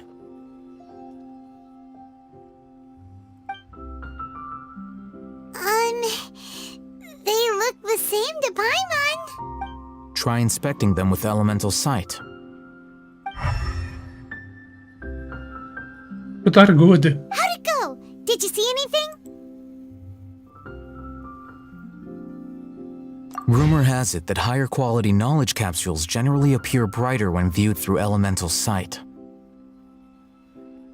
That's because knowledge originates from Irminsul, the root of Dendro power itself. The more powerful the knowledge, the richer it is in Dendro energy. However, some canned knowledge with a high concentration of elemental energy is of little use in contemporary times, so those capsules are of little value. Using elemental sight is merely a stopgap measure, but it should suffice for earning Dory's trust. That sounds pretty impressive. Here's a sheet with the informant's location and contact password, and here is the Mora for purchasing canned knowledge. Don't be cheap. You'll need to spend to catch Dory's eye. If there's any Mora left over, just keep it. Oh, and be sure to exercise some caution. There have been Matra present in Port Ormos lately. Matra? Who is Matra? They belong to the Academia's regulatory body. They also handle cases of illegal canned knowledge transactions. Like I said, the Academia has banned both their trade and possession. The Matra are razor sharp. You're in for nothing good if they lock their sights onto you. If you two want to back out, now's the time. Okay, then we have a deal. If you succeed in your dealings with Dory, come find me at the Wikela Funduk. We'll have an open discussion then. Looking at what Al-Haytham...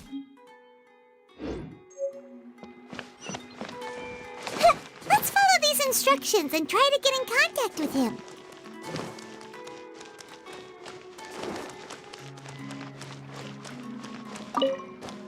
Hello. What are you two looking to buy? Wait, are you sure you're remembering that right? Paimon doesn't think it was that on the paper. What a unique palate. We have unripe hara fruits, but we usually keep them in the back. I'll have someone escort you. Following the paper got us past the first... Ronak, these two want to buy unripe hara fruits. Show them to the warehouse. Got it. You two, please follow me. You two have a fascinating fashion sense. We haven't seen a customer wearing a Sumeru rose for quite some time. Hold on. Let me think. Sumeru rose means common merch.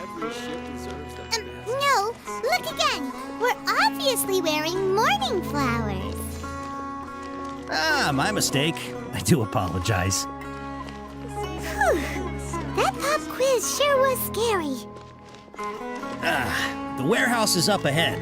Please follow me.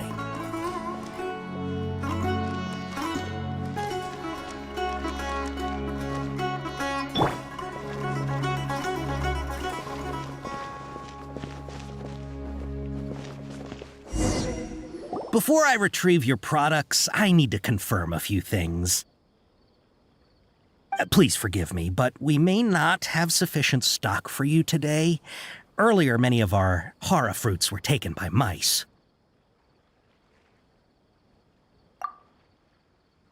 Hold on. That's not right. Taken by mice means they sold out.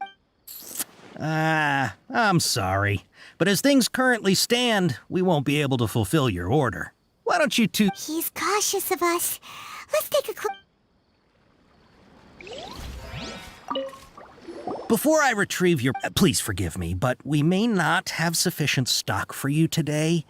Earlier, many of our hara fruits were taken by mice.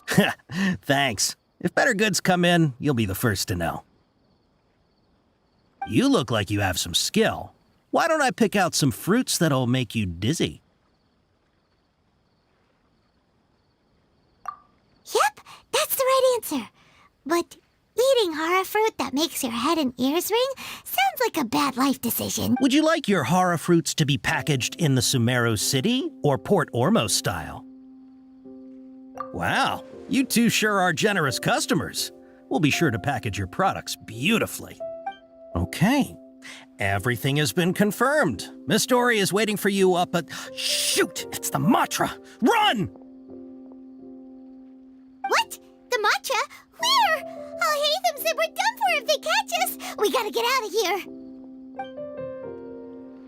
We don't know this area, so let's follow that informant.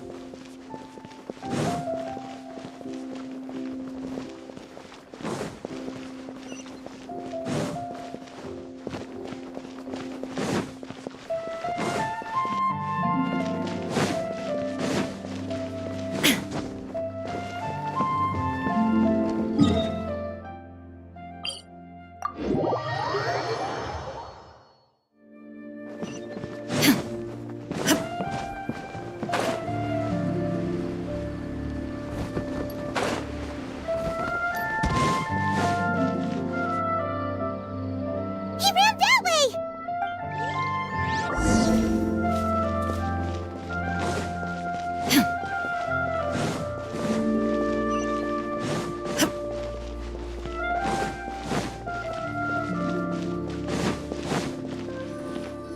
Look, he's over there!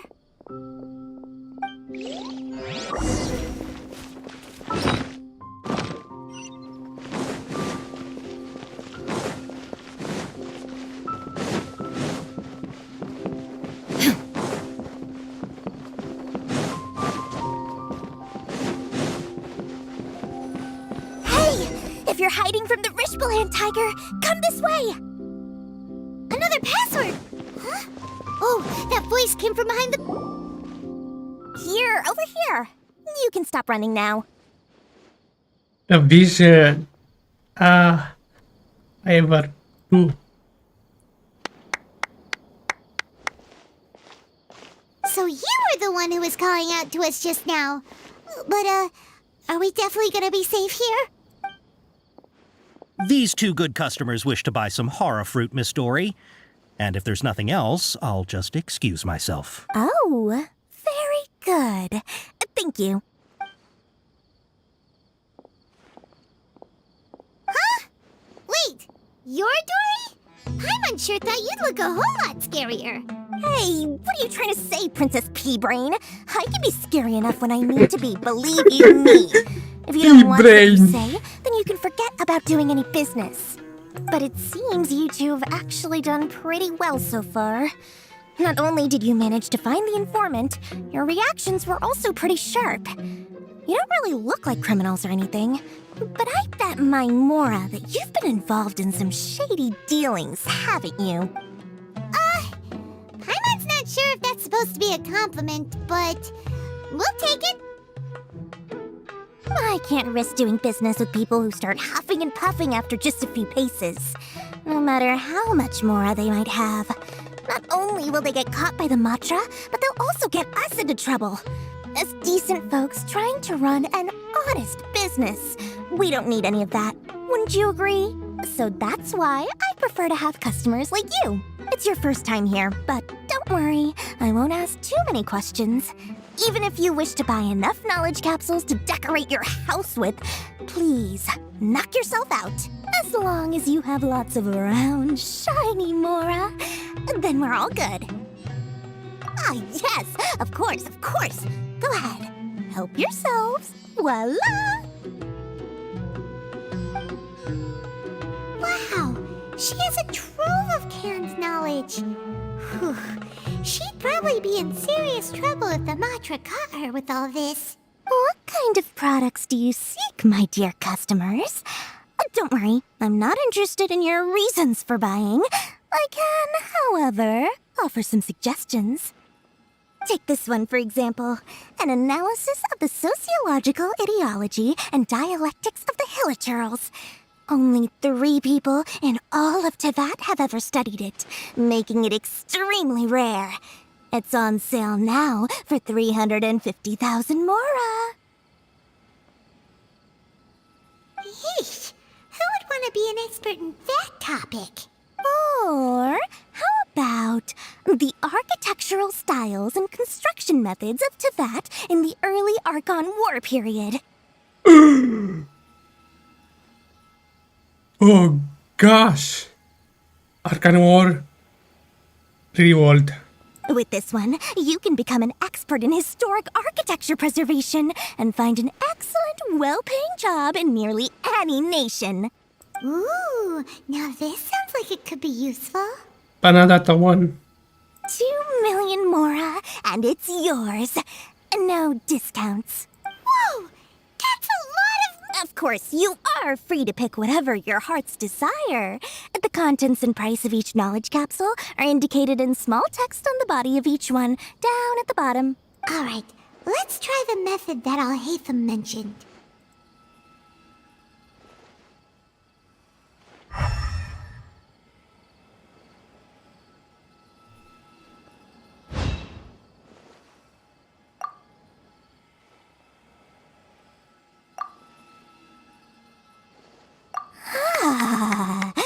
You've really got a good head on your shoulders, and quite the eye for quality. We'll take these, please and thank you. My oh my, you are blessed with a taste for both the exquisite and the extravagant. Customers like you are a rare breed. 1 in 100. No, 1 in 1,000 even. Listen, I have a special offer for you two. If you spend just 100,000 more, you can pick any knowledge capsule of your choice up to a value of 1 million more. Say what now? Hey, did you hear that? Spend another 100K and we get a capsule worth a whole million. But all the canned knowledge we just bought is easily worth 500,000 Mora. If we spend just a little more, we can get something worth 1 million Mora. Isn't that a fantastic deal? Think about it.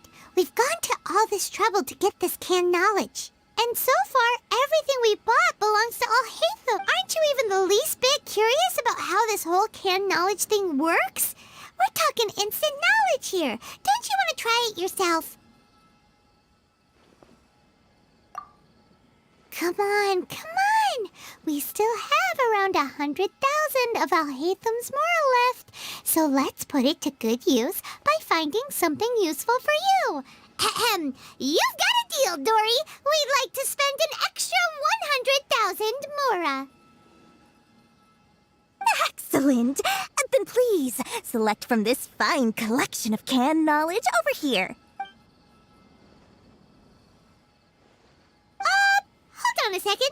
Paimon thought we could choose whatever we wanted. Why can't we choose the ones from over there? Oh, but my dear customer, the knowledge capsules over here are worth 1 million Mora each. I'm sure discerning customers like yourselves will be able to find something to your liking. Please, take your time. Uh-oh, Paimon has a bad feeling about this. Let's use Elemental Sight again to check these.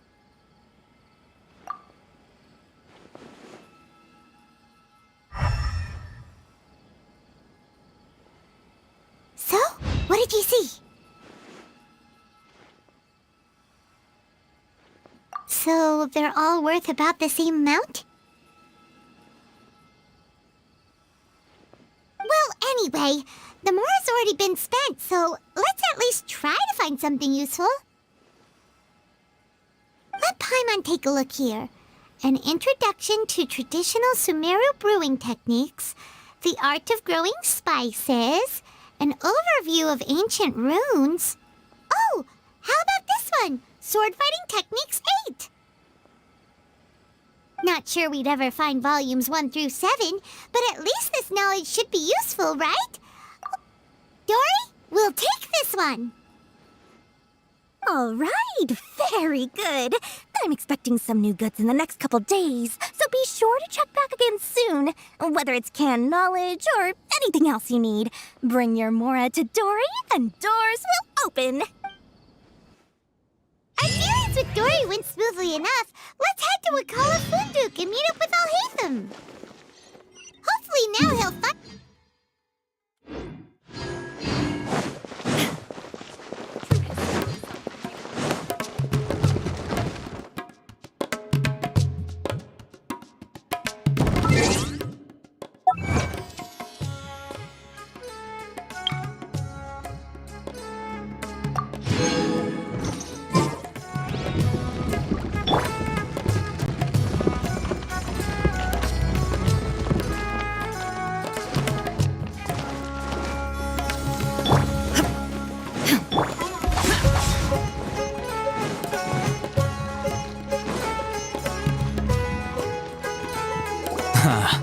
You two made it.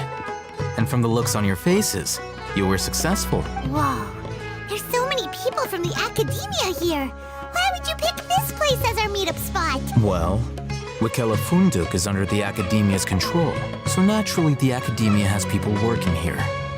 I came to Port Ormos under the pretense of conducting official business. You're a pretty daring guy. Relax.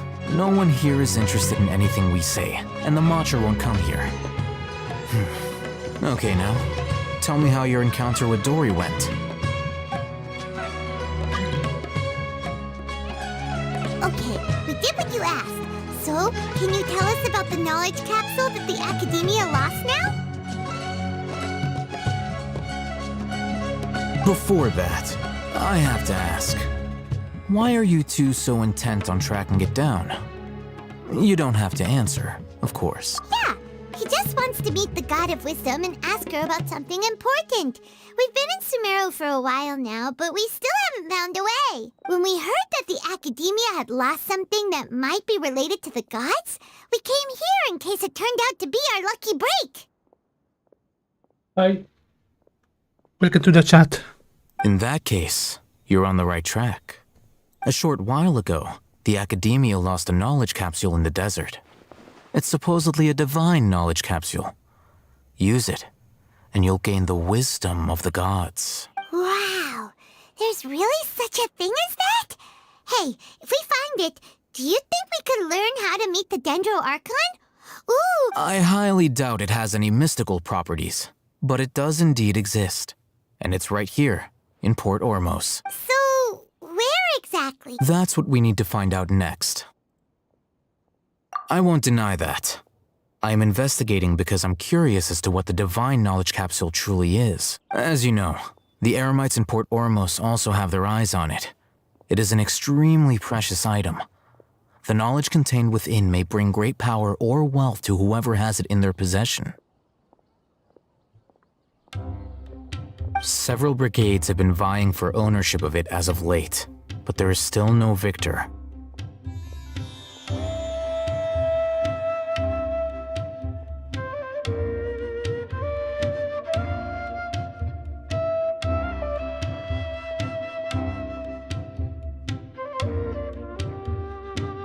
My personal finances and connections cannot compete with those of the Eremites. After attempting various methods, I finally managed to reach a tentative agreement with several brigades. I agreed to forego ownership of the divine knowledge capsule in exchange for the opportunity to study it. After all, there's no harm in understanding what it is. However, there are those who are less amenable to negotiation, such as those from Ain al-Ahmar. They adamantly believe that the Divine Knowledge Capsule contains King Deshret's power, and that he will return to this world when they obtain it. They refuse to let anyone from the Academia tarnish their deity's soul. So you kept hounding them because they refused to cooperate with you? Yes. Ain al-Ahmar isn't exactly wealthy, but its members are determined to get that capsule by any means necessary.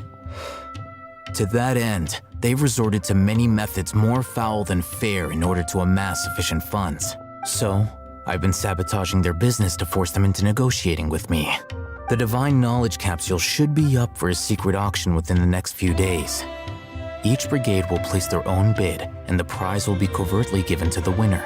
To ensure the capsule's security and to evade the Matra's notice, the winning brigade will not publicly disclose their victory. Unless I know whose hands the Divine Knowledge Capsule ends up in, my agreements with them will fall through. Dory is the most reliable source of information, but that avenue was previously closed to me. With you on board now, the situation is different.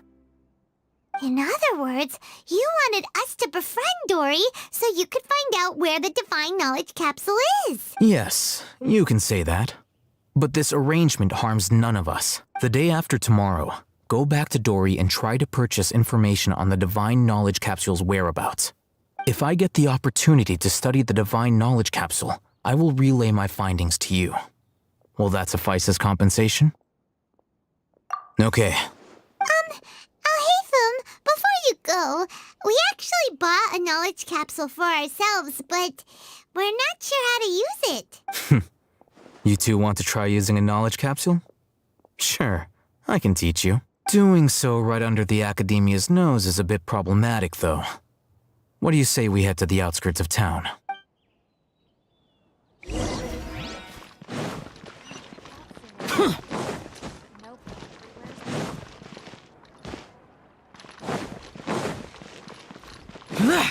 Boring!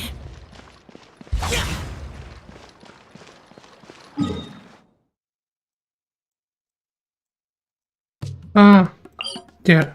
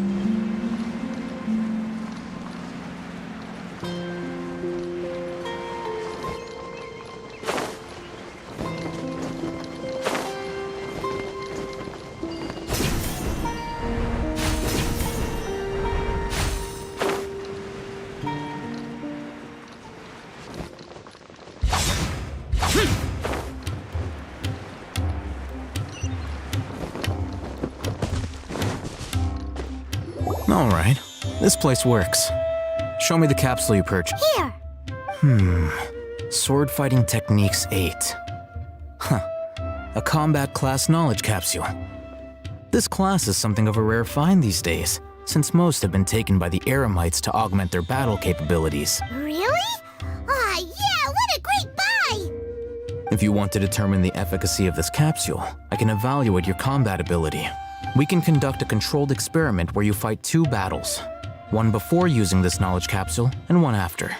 While you fight, we can use an Akasha terminal to monitor your various physical parameters. There may be variances in your physical strength between the 2 tests, as well as a disparity in your opponent's abilities. Wow! Alhaitham! You must have been one of those guys at the Academia who got top grades on everything. Paimon's curious about something, though. You definitely weren't one of those students who needed canned knowledge to graduate from the Academia, right? When you are unable to understand a researcher's actions, most cases can be attributed to curiosity. This is but one theory. Sounds like you're trying to avoid the question. All right, let's begin the test.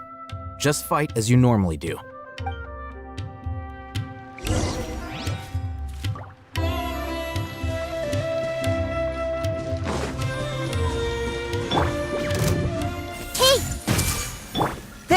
skyscape torn to oblivion!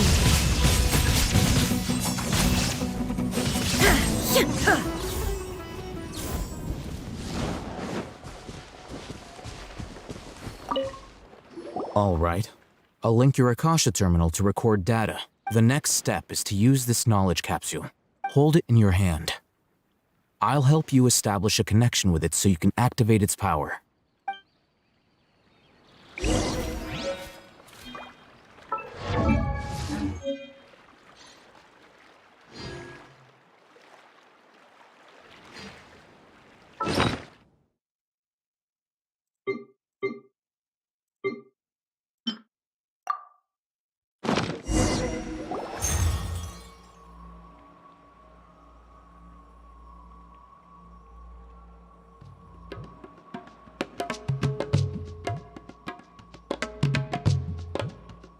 Hey, how are you feeling?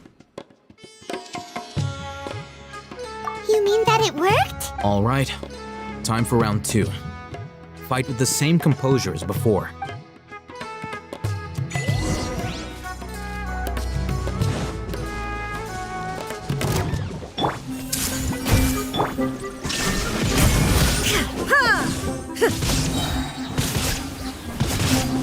Inazuma shines eternal!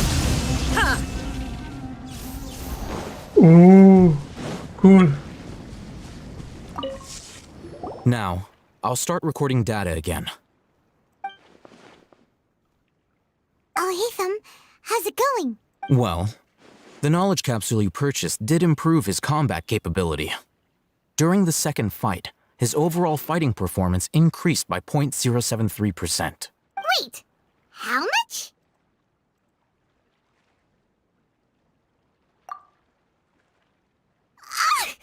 Dory's such a jerk! She totally scammed us! 1 million Mora?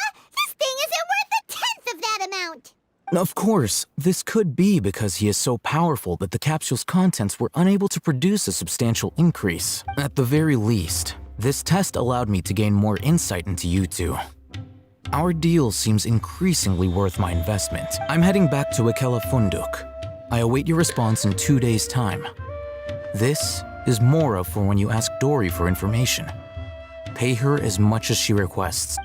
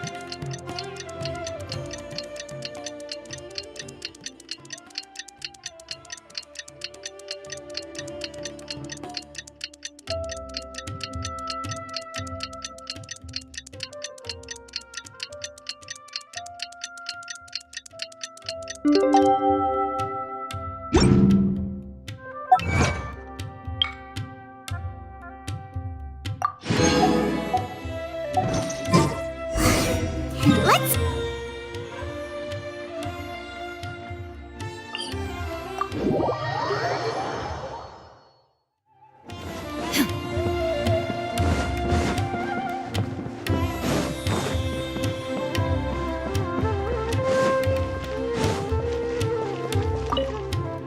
Here, over here! Welcome back, my loyal patrons. What can I do for you this time? You name it. Can knowledge, supplies, or anything else you need. I'll find a way to get it. Where there's a waterfall of Mora, there's a way. Can you really get us anything we want? Anything at all? Uh-huh. So it appears that canned knowledge alone is no longer sufficient for your opulent appetite. Then please oblige me. Tell me what you have in mind. Oh! I knew customers with pockets as deep as yours would undoubtedly crave something more profound than ordinary canned knowledge. But you know, that kind of information isn't going to be cheap. After all, I had to work really hard to weasel my way into the auction site. Not to mention that if anyone found out that I was the leaker, I would be in big, big trouble. But how can we be sure your information is accurate? Paimon's curious how you just happen to have this kind of info the moment we need it. Because to me, anything of value is what I consider to be my supply. Therefore, I must always be aware of what's hot on the market in order to secure more sales. As for the information's authenticity, well, you've no need to worry about that.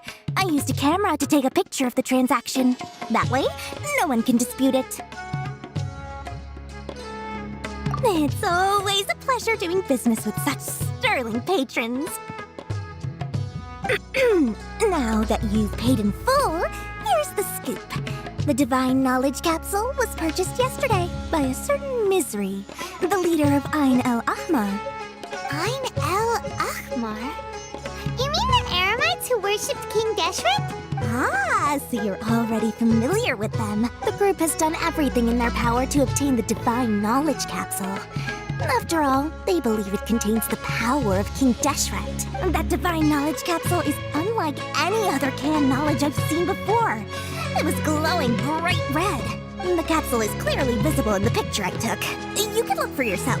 Thanks for the info, Dor. Please, it's my pleasure. It's all thanks to discerning customers such as yourselves that my efforts yesterday were not in vain.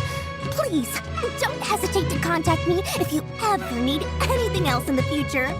Mora for Dory opens doors.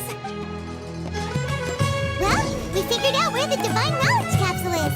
Turns out, it ended up in the hands of Ain el-Ahmar. Let's head back and talk to Al-Haytham.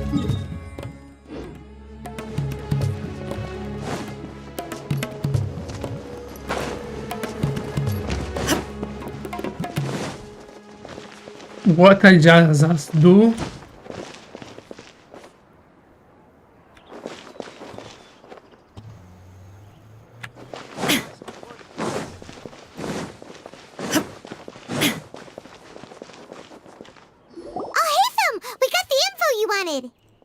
Really? All right. Let's hear it. Dory even gave us evidence to verify the intel. Have a look. Huh, look at that. Clear as day. It must have taken some guts just to infiltrate the scene of the Eremites transaction. But then to get close enough to take a picture like this. Bold move, Dory. Very bold move. All right. The person in this picture is indeed Misery, the leader of Ain el-Ahmar. And the glowing red capsule he's holding appears to be the Divine Knowledge Capsule. In which case, if we play our cards right, when we confront them next week, we should be able to force them to show their hand. At first, Paimon didn't get why you were provoking these Ain el-Ahmar guys. But now, it sort of makes sense.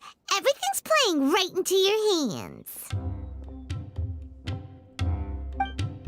After we defeat them, we can finally have a serious talk with their boss and get them to lend us the Divine Knowledge Capsule. Thank you for your time and efforts. Take a few days off while I make some preparations. Let's meet up again. See you then.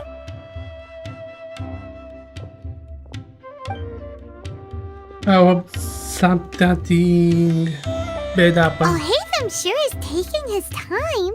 Where could he be? Oh, there he is. Sorry to keep you waiting. Let's head to the pier in front of Pharos Lighthouse. Yep, let's go.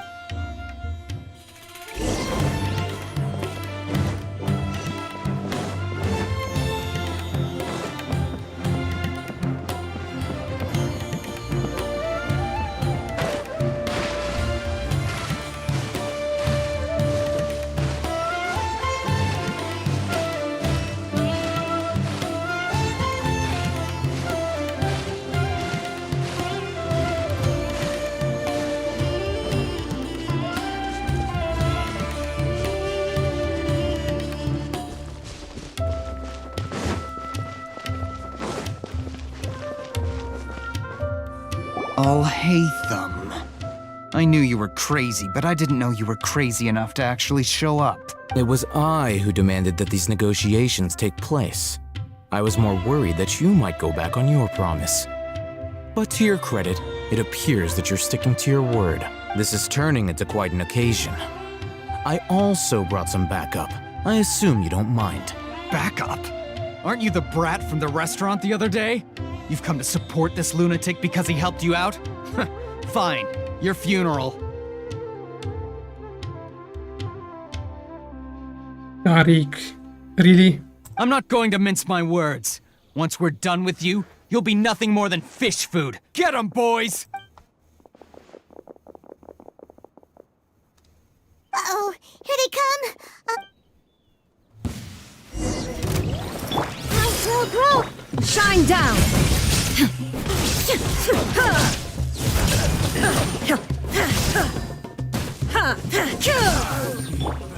This may hurt a little.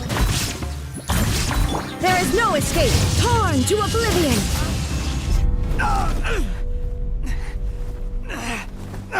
Academia scum!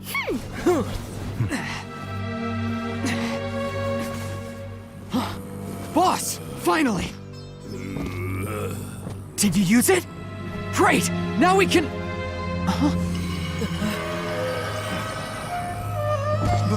Boss? Boss!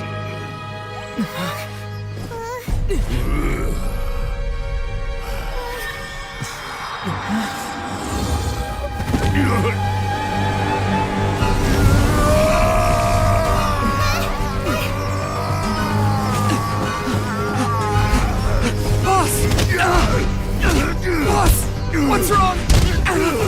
What happened to him? We have to cut his Akasha connection, now.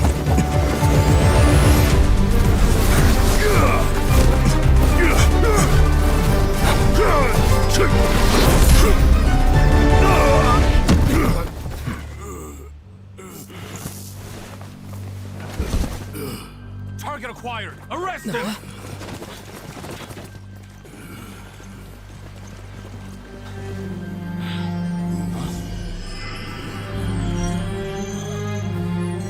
Do not impede our work. Is that understood, Al-Haytham? Of course.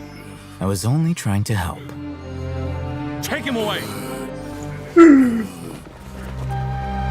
What did he do? The right thing.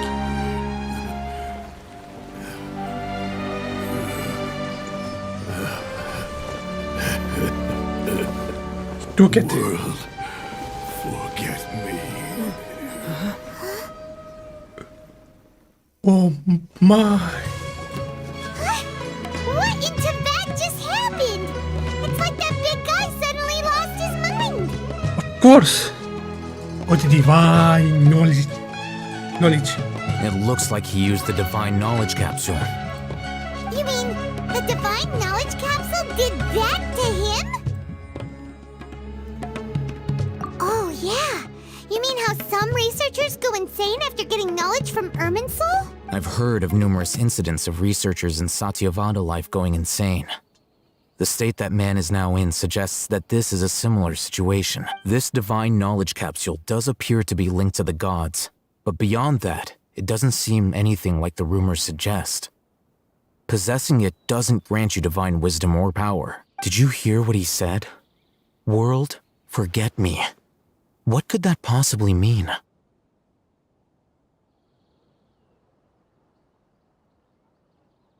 Hey Lord, Sevata, do you want to be forgotten? If the mantra took him away, then that means the Academia got the divine knowledge capsule back too. What a shame. We were so close. Still, Paimon didn't expect the divine knowledge capsule would be so dangerous. Imagine if we tried to open it. Oh, who knows what would have happened to us? As things stand, there is no reason for me to remain in Port Ormos. I believe our collaboration has also reached its end. Oh, we were so busy trying to find the divine knowledge capsule that Paimon forgot to ask you something. Since you're a member of the Academia, do you have any idea how we can go about meeting Lesser Lord Kusanali? Truthfully, I don't. Lesser Lord Kusanali appears to exist outside of Sumeru's entire administration. Most of the time, you wouldn't know she exists at all. Moreover, since the Academia possesses the Akasha, a symbol of our deity's wisdom, scholars have no reason to desire to make contact with the deity herself anyway. Everything about Lesser Lord Kusanali is such a mystery! I'm heading back to the Academia. How about you two? It's almost the day of the Sub-Zero's festival. Maybe we should head back too. We've been rushed off our feet over the past few days, so maybe a little rest and relaxation will do us good. Then we'll part ways here, Alhaitham, until we meet again.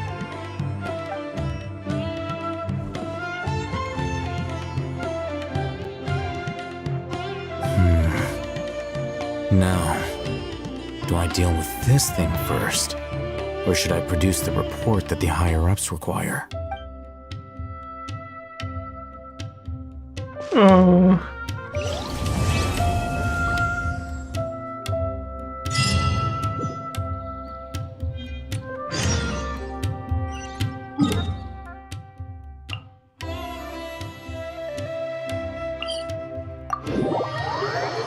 Oh.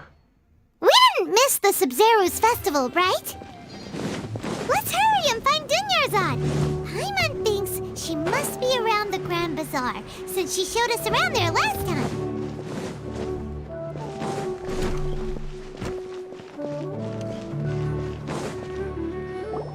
There she is!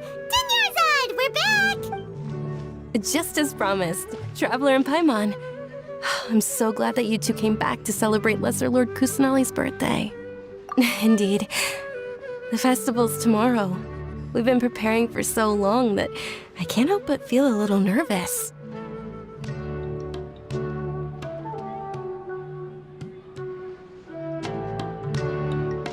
There's no need to be nervous. Thanks, Paim. Speaking of which... Of course we went! A lot of things happened there. I see. Sounds like you two had another exciting adventure.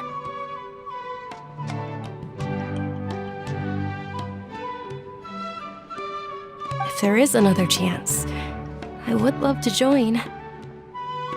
My lady, if you went to Port Ormos in your current state, we'd both be in for a lifetime of trouble. Dia! You were eavesdropping!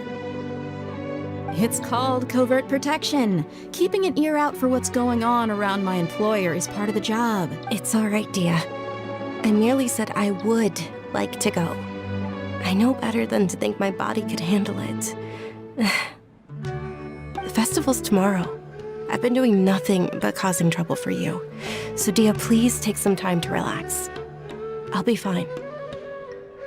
Even when you put it that way, it still doesn't feel right. Don't worry, my guardian knight. Okay, fine, but only tonight. Tomorrow's a big day, and many no-good scumbags are gonna try to take advantage of that. Oh, you two must be exhausted from your long journey back to the city. My apologies for not realizing this. I've already prepared a room for you to rest. Please follow me. Whoa, you're so thoughtful. Paimon's so ready.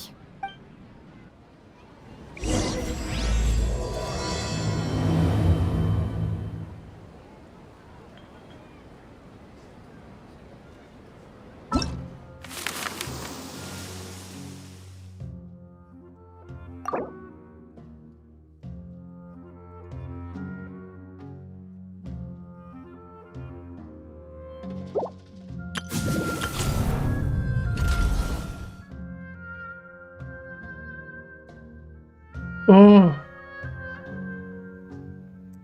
All the world holds dear is but a backdrop of constant motion. I stand before it, alone and unchanging.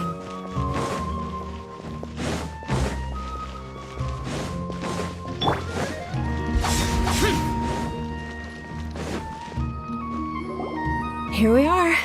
It's also... It looks really nice.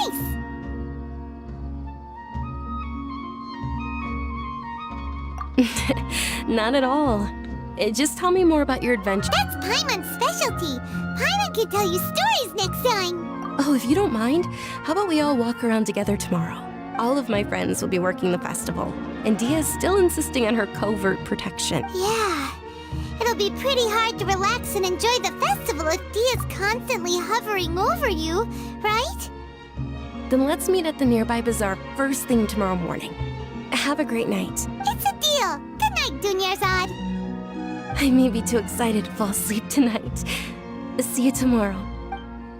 Paimon started to really look forward to the Sumeru festival too. Will there be lots of yummy food? Oh no.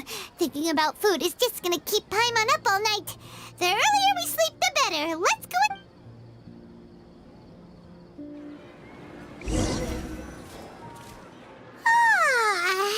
Did we oversleep? We should go meet Dunyarzad.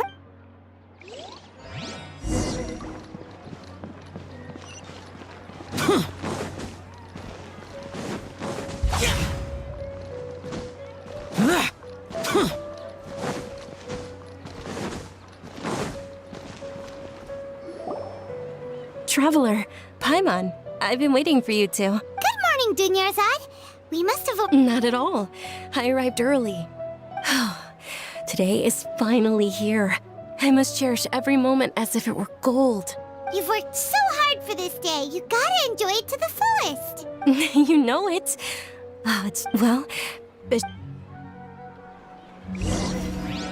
Many vendors came out of the blue to support the event, and they insisted on covering costs themselves.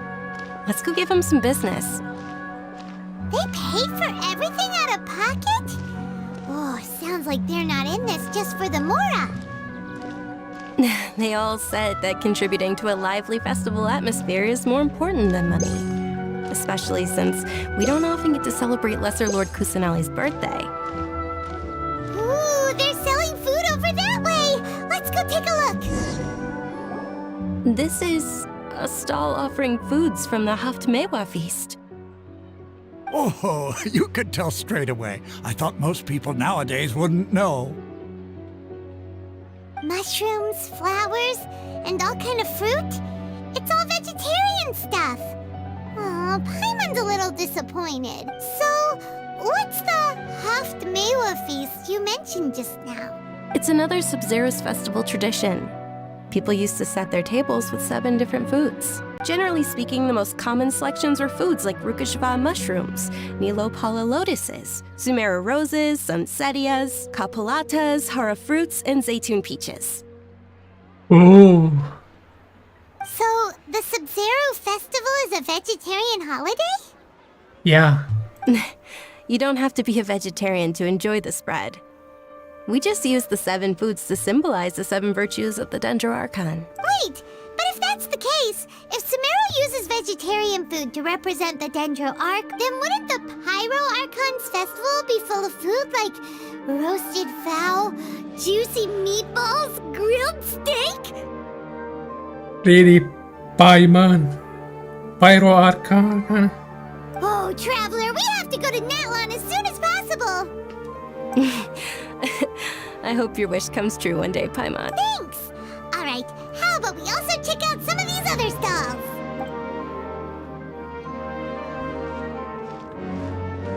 Dear customers, would you like to try your hand at alchemical divination? What's alchemical divination? Those two things sound like they'd be fun to try together. Right? I thought the same when I first heard about it. It is said to be a mysterious craft invented by none other than Lesser Lord Kusanali herself. So, how does it work? It's quite simple. After you give me any 2 alchemical reagents, I'll use them to perform a random transmutation. Sure sounds random. So random that it will probably fail. That is precisely what we need. After the transmutation fails, your one and only diviner here will interpret the remnants. Well, according to Lesser Lord Kusanali, everything is interconnected, and all that occurs can be traced back to fate. You could say this is a pearl of old wisdom. Why does everything sound so much more credible when Dunyarzad says it? Are you guys working together? So that's the true wisdom behind it. This young lady sure knows her stuff. So, how about it? Want to give it a try?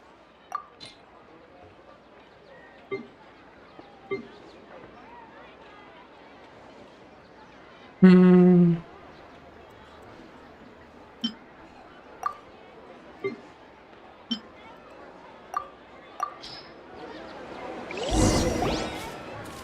Okay, one moment.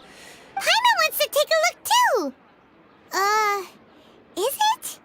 It looks more like a pie that Paimon bit into. Generally speaking, the moon signifies... It means... Wait a moment. Is he really looking it up in a book? Oh, I remember now. It means illusions and lies. Illusions and lies?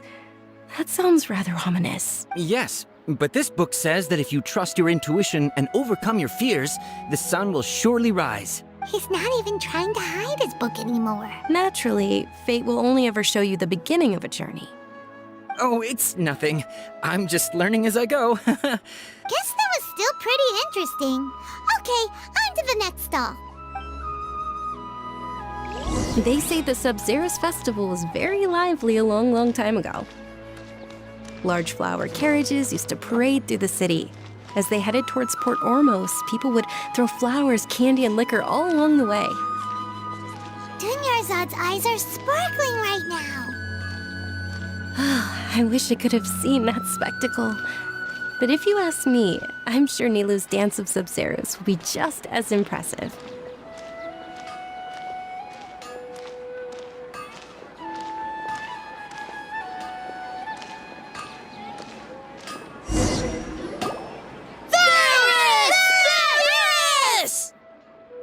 Attention! Soldiers, fall into formation if you want any Yalda candies. It's a weird guy with a weird hat. Hey, it's Dunyarzad! Wow! Miss Dunyarzad, the children love you even more than the Yalda candies. In the few short days it took to prepare for the Sub-Zerus festival, the children have all grown very fond of you. The Hallowed Knight of Flowers. It's an honor that you know my name. Attention! In the name of Ferris, the Knight of Flowers, I commend you on your contributions to the glorious Sub-Zerus festival. All right, little soldiers, take your Yalda candies and don't forget your loyalty to Lesser Lord Kusanali. Dismissed! Yes, Knight Ferris!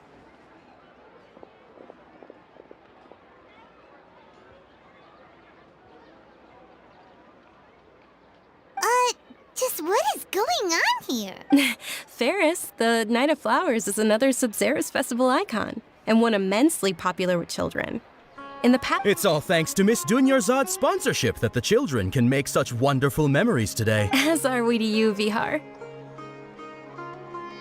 Oh, not at all. Oh, speaking of tradition, do you want some Yalda candies? They're a Whichever one. Don't these boxes all look the same? That is the fun part. Each box contains a random flavor. It's up to the luck of the draw. Flavors include lavender melon, hara fruit, sunsetia.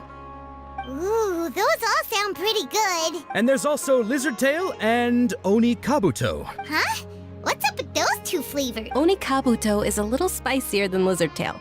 Dunyarzad, you tried them before? Traveler, help Paimon pick one. Paimon wants... It's all right. Paimon believes in you. I also believe in your intuition. Great! These boxes of candy are numbered 1 to 5 from left to right. Which one do you want?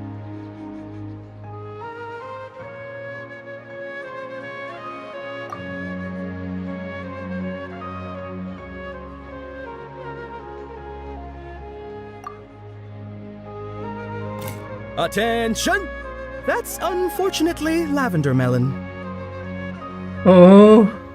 Good. Paimon thought you survived so many epic battles because you had incredible luck. But looks like Paimon was wrong. The sunsetia flavored candy was in box number 4. How about this? The most important thing is that everyone has a good time at the festival. So please, take both boxes. Really? Thanks a lot, Knight of Candies. It's Night of Flowers, not Night of Candies. Paimon really wilted the carriageless Night of Flowers. They all basically sound the same. We got our candy, so let's keep going. Oh, actually, I just remembered that I left something behind. Since you're here, can you come with me to get it? Dunyarzad, you probably forgot because you're so excited about the Sub-Zero's festival. How embarrassing.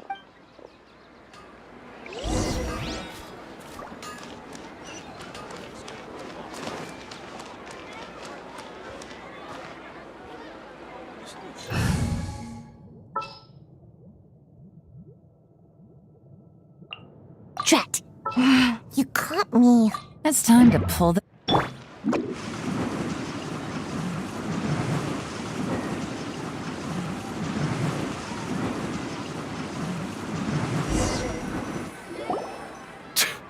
We're too late. Who knew the little lady was such an early riser? I know, right? Hey, wait a minute. Boss, isn't that her? Oh, that most certainly is. We're in luck. She's walking right into our clutches. Those Eremites don't look like they're up to any good. Who are you? I don't believe the Homayanis hired you. That's right. We haven't received any of their Mora, but I wonder how much the Homayanis would shell out to get you back. They're a gang of kidnappers! Traveler, hurry! Hey, did you scumbags even consider that the Homayanis might have hired a merc that outclasses you? You're... Dia! Dia the Flame Main! No wonder we mercs haven't heard anything about you for so long. You sold your unruly mane to the highest bidder. Don't speak so disrespectfully. My family started working with her as gratitude for her past kindness to us. Don't worry about it, my lady. Just some friendly banter between mercs. One punch and those rabid dogs will expose themselves for what they really are. Aren't your claws all dull by now? Don't get too cocky! Traveler, take Miss Dunyarzad to a safe No! We're gonna stay and help! There's too many of them!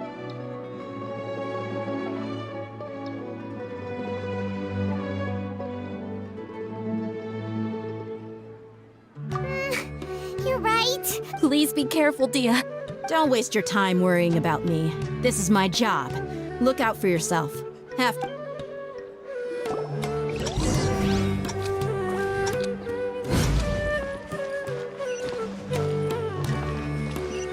Make my escape.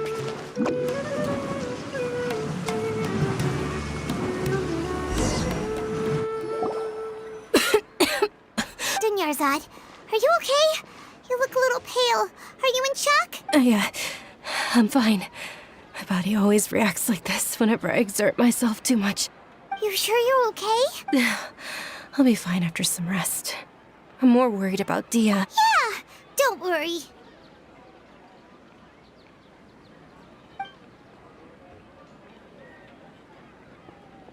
My lady, Traveler, found ya. Dia!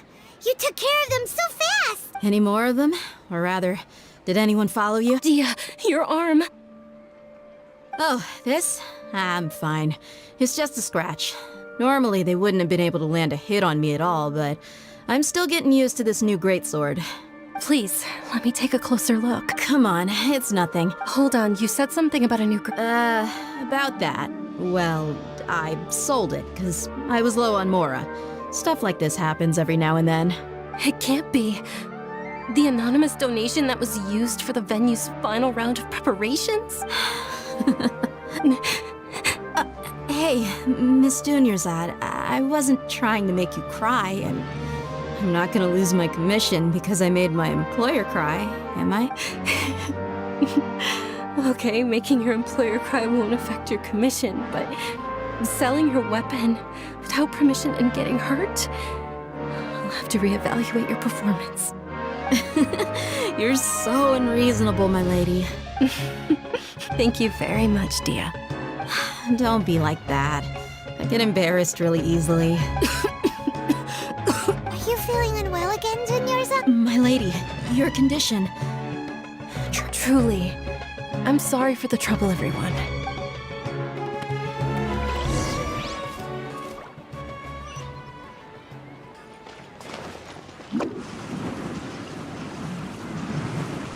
Can't touch me! Are you feeling better, Dunyarzad? Yes, much better. Just give me a few moments and I'll be good to go. I didn't realize you were concerned about it. I guess I shouldn't continue to keep it a secret. I was actually born with Elazar. It's terminal now. Black Collie. Can't believe it's Elazar! Oh, you've already heard of Elazar.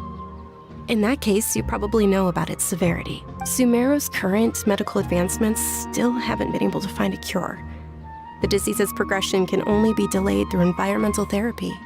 Dunyarzad. There's no need to be sad.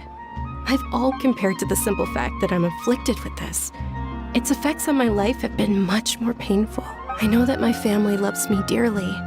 They've done all they can to provide the best environment for me so that I can live for that much longer. However, I know I will one day succumb to this. Did you know?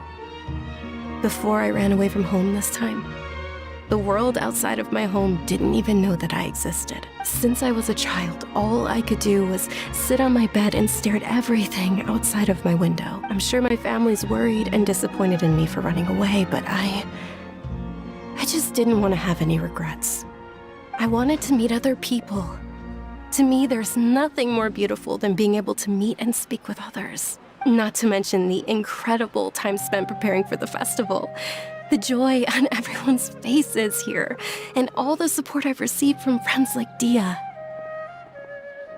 This way, when my final day does arrive, it will be less sorrowful. At the very least, many people will remember that I once existed in this world, right? As long as you don't forget Paimon. Paimon also won't forget about you. No, even if you forget Paimon, Paimon will still remember you. Thank you two so much. I apologize for the depressing conversation. This is out of character for me. To be honest, Lesser Lord Kusanali gave me the courage to do all of this. If it weren't for her encouragement, I wouldn't have taken that first step. Thanks. There will always be frustrations in life, but I know that the point of living is not to leave behind any regrets. Oh, right. Isn't it almost time? Huh? Almost time for what? Isn't the Dance of Sub-Zeros about to begin? It's the part of the festival that I've been looking forward to the most. Nilu will recreate that legendary scene with her most splendid dancing. And the Sub-Zeros festival will conclude amid everyone's applause and blessings. And with that, my wish will also... Then what are we waiting for? Let's... Yeah, we should...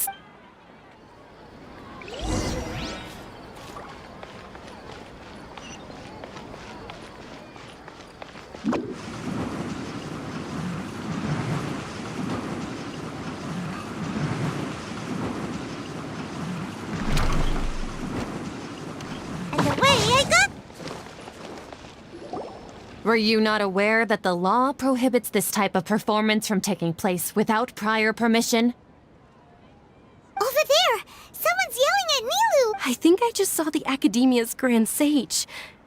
Why is he here in person? But the Dance of Sub-Zeros is one of the key parts of the Sub-Zeros festival.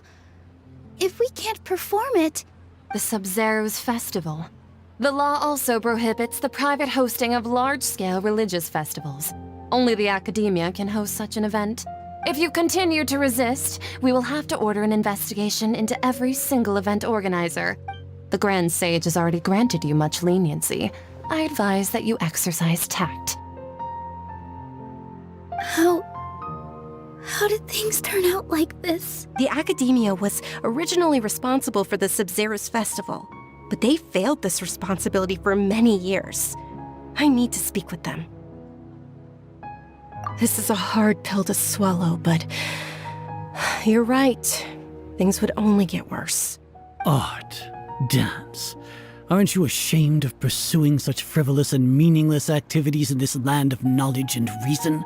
Our Archon created the utopia that is Sumeru City for all scholars who sought validity, verity, and truth, while people like you wish to defile it.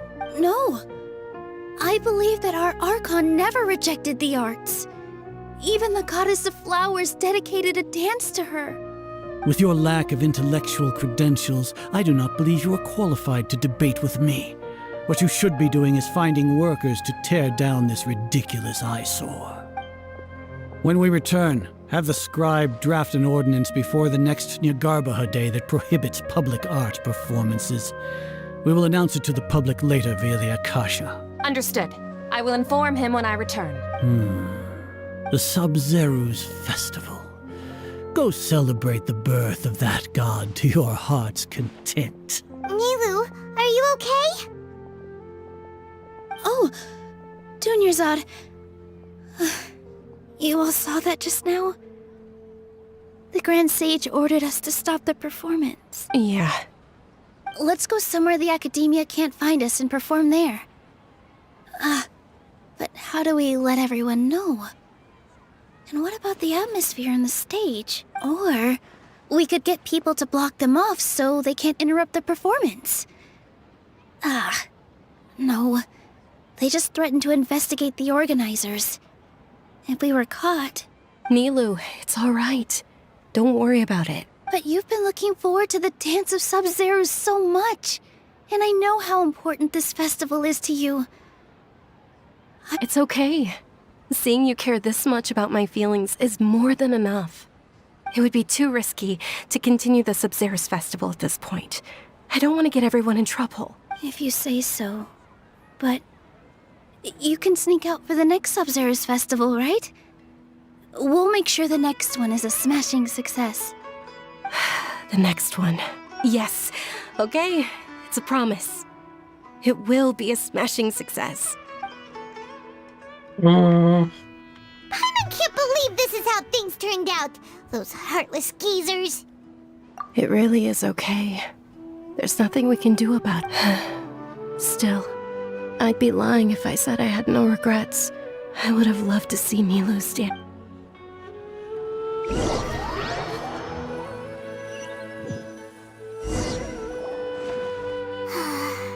A lot happened today. It's a shame the festival ended the way it did. Nilu and Dunyarzad promised to make the next Sub-Zero's festival a success, but Dunyarzad is running out of time. Yeah.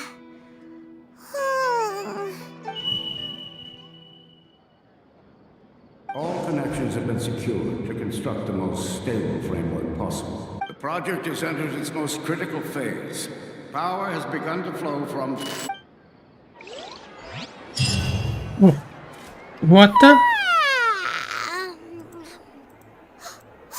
We're gonna be late! It's all because we should go meet Dunyarzad right away!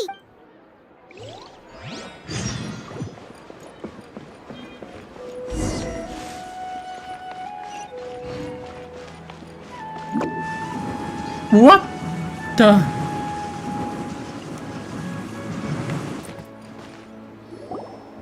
Good morning, Dunyarzad. Sorry we're late. Not at all. I arrived early. You seem kinda tired. Did you not get enough I'm doing well. There's no need to worry. Shall we go? Let's start with the stalls over there. Sure! Traveler? Why are you just standing there?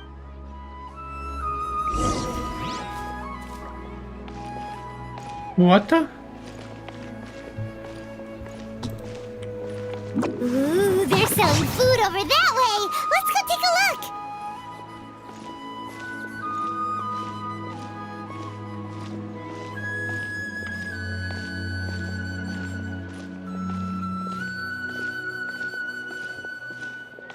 This is really deja vu. This is a stall offering foods from the Haft Mewa feast. You are quite well. They're all plants! Oh, actually... It's one of the Sub-Zero's festival's traditions. People used to set their tables with 7 different foods to symbolize the 7 virtues of the day. Remnants appear to be in the form of the moon. Really? The moon signifies... It's escaping me for now. Is he really looking? Oh, right. But if you trust your intuition and overcome your fears, the sun will surely rise. Understood. I'll keep that in mind. Oh, it's nothing. Guess that was still pretty interesting. Okay. So, where to next? Weird.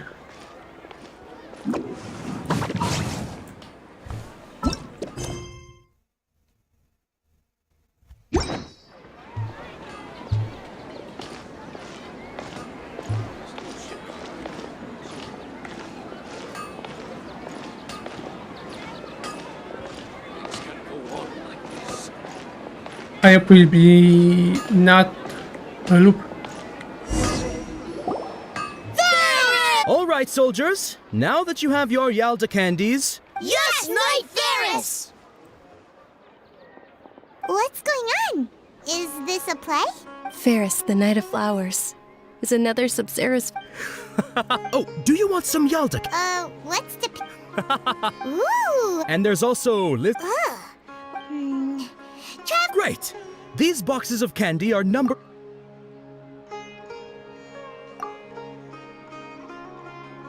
Ah, excellently chosen. Number 4 is indeed Sunsetia. Ha-ha! Paimon bet you had incredible luck, and Paimon was right!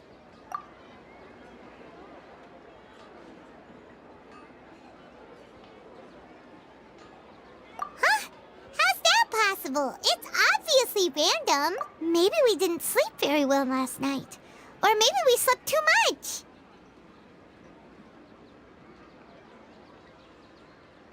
Oh, sure. Huh? Where are you going? You're just gonna walk off like that?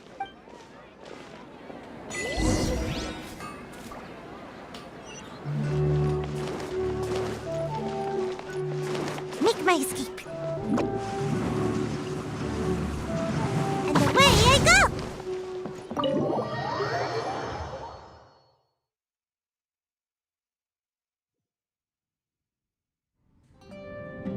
A feeling of deja vu? Oh, Paimon knows what that is. It's when you feel like you've already experienced whatever is going on. In that case, Paimon also felt something like that today. But that's just our brains playing tricks on us. So why'd you run here in such a hurry? So that's it! You're intentionally doing things you usually wouldn't and seeing if you still get that same feeling of deja vu. Welcome, you two. Are you here for lunch? What would you like to eat? Got it. You don't look like you're from these parts, but I gotta say, you've got good taste. Charcoal-baked Angelina cake? Isn't it Oh, Paimon understands what you're trying to do now. You'd never normally order something like this.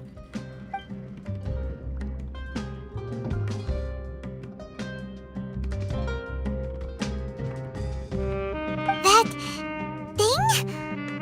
Are you really gonna eat it? Isn't this going a bit too far?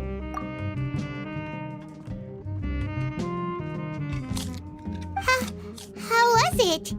The look on your face is telling Paimon that it tasted awful. Then, you mean... That's impossible! We were just talking about how gross it looked! So, would this be a case of taste bud deja vu? Paimon also gets the impression that we've been here many times, even though we aren't regulars. How about...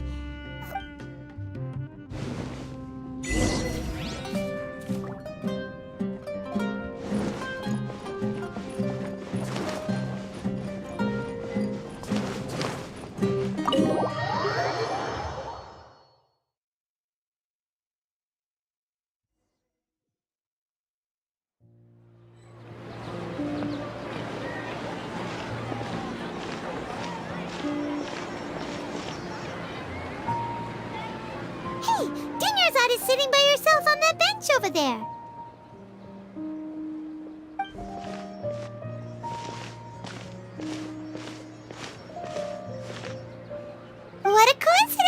Dunyarzad.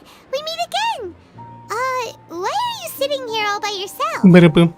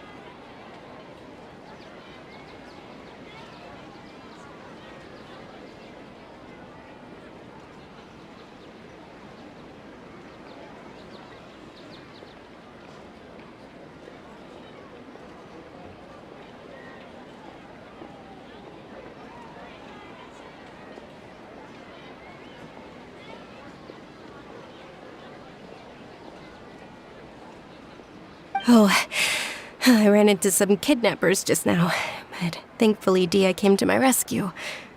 I started to feel unwell after that, so I sat down here. Kidnappers? Oh my goodness, are you hurt? I'm okay. Dia's arm got scratched, but it isn't serious. Whew. That's a big relief.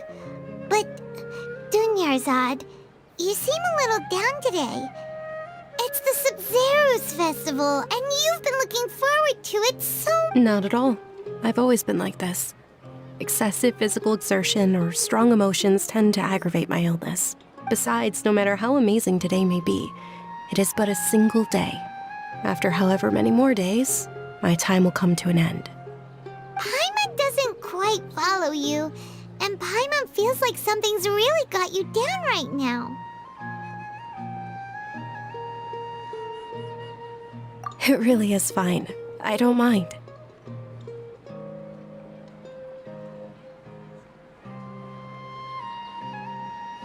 Huh? Did something happen? Dunyarzad, have you ever felt deja vu?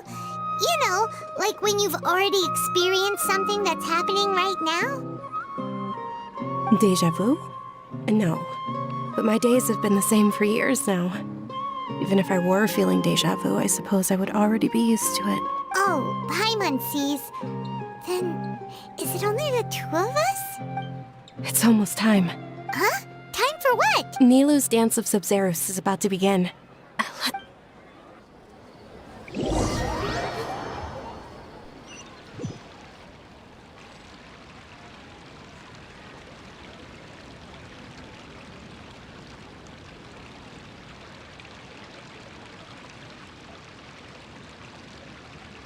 With your lack of intellectual credentials, I do not believe you are qualified to debate with me.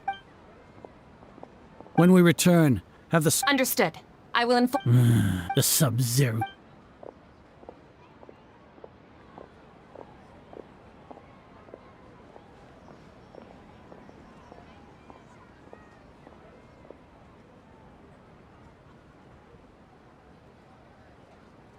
Nilou, are you okay? Oh, Dunyarzad.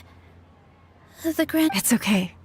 There's nothing we can do about it. But you've been really looking forward to this. It truly is unfortunate, but... True, but... The next festival... I probably won't be around by then. Wait, what did you just say? No, nothing. I'll be heading back to rest. Thank you for your help, everyone. Paimon can't believe what those heartless geezers did! Did Dunyarzad already go back? We should...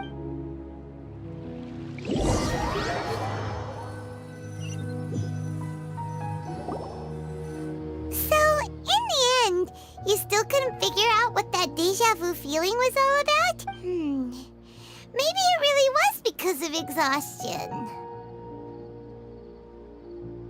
Same here. That's why Paimon stopped thinking about it halfway through the day. Then, how about we settle in and get a good night's sleep? For now, What? we can chalk things up to exhaustion. We can do more thinking tomorrow.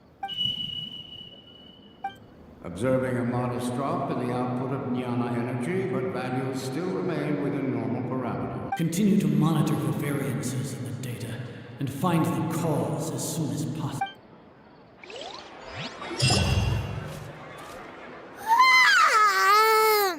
Why does Paimon feel so tired after so much sleep? Anyway.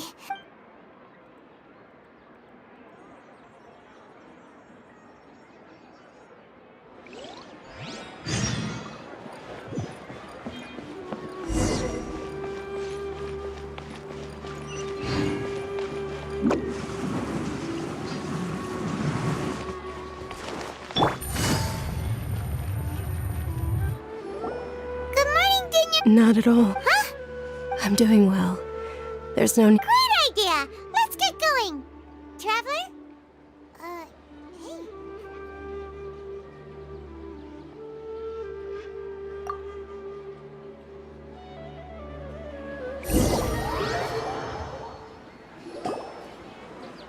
Great time, It's all thanks nice. to Miss Dunyarzad's sponsorship that the children can enjoy. Oh, are... It's not that simple. Each box contains a random flavor. And there's also... Huh? What were those last two? Ew! No problem. These boxes of candy are numbered 1 to 5 from left to right. Which one do you... Oh, I like your confidence. No hesitation at all. Oh,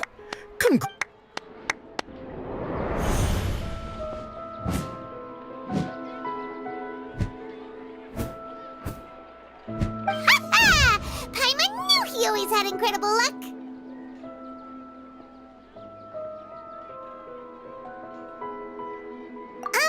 Paimon's not really interested in the other flavors.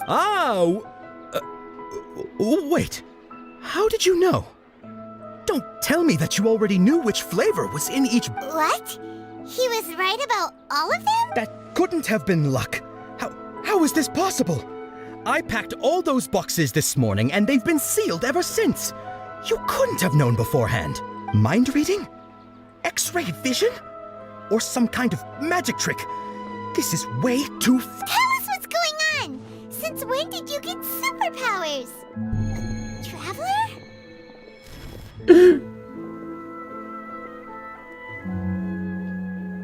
Hey, where are you going?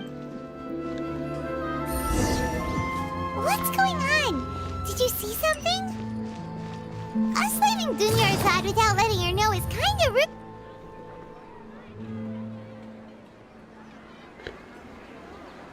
Oh. Cheats.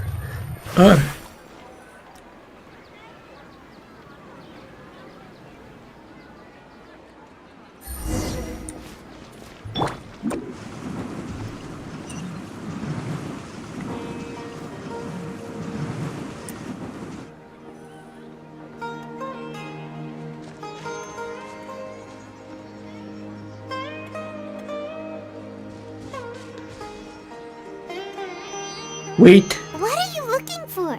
Why did we come here? A bird? In a cage? Traveler?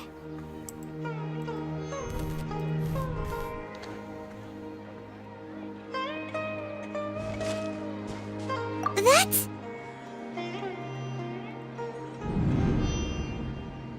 Is gone.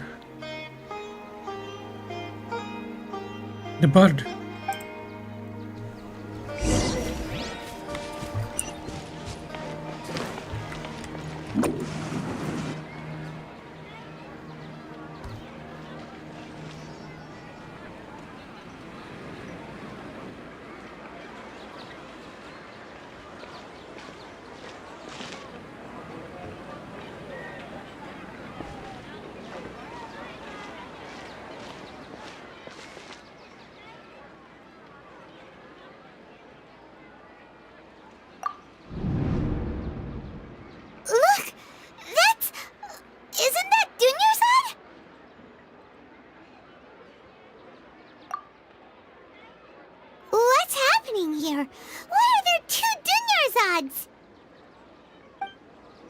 You already know that this isn't your first Sub-Zero's festival, don't you?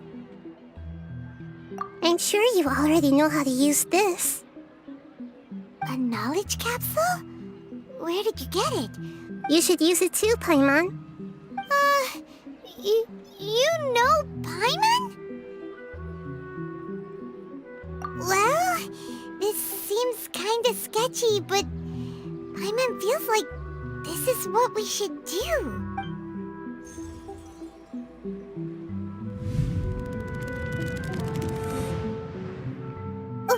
What the?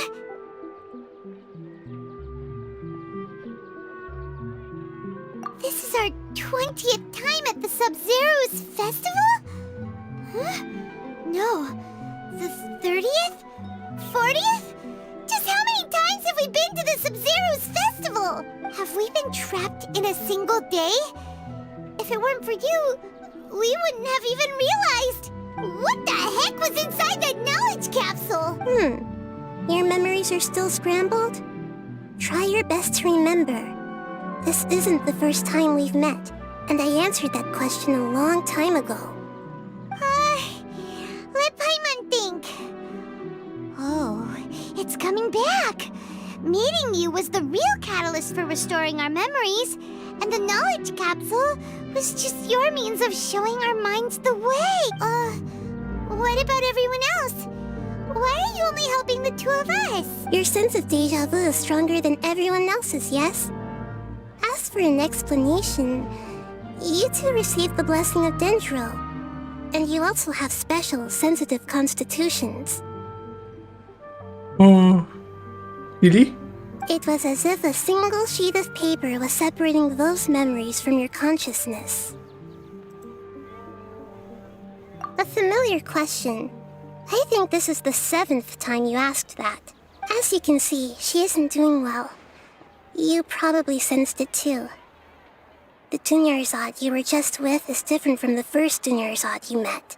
That first Dunyarzad is in front of you right now, and she doesn't have a lot of time left.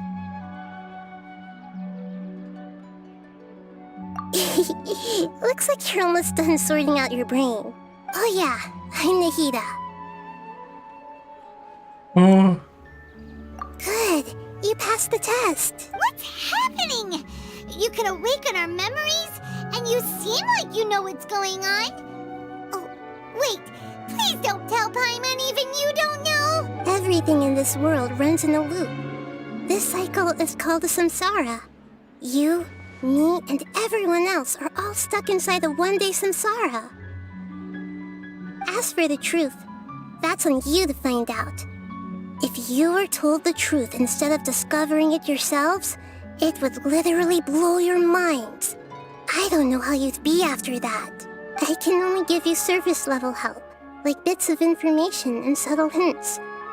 For the rest of the time, I'll be doing all I can to slow down Dunyarzad's illness. She looks like she isn't doing well at all. Her illness gets worse after each Sub-Zero's festival. If we can break out of the samsara, I might be able to save her. But as things are right now, she's just a small bird in the sky that's about to lose its last feathers. All I can do is raise a gale to delay her fall. You sure love to use weird analogies. Analogies are wonderful tools. They let you use existing knowledge to understand unfamiliar things. Okay, so, with what you know so far, what do you think the truth is?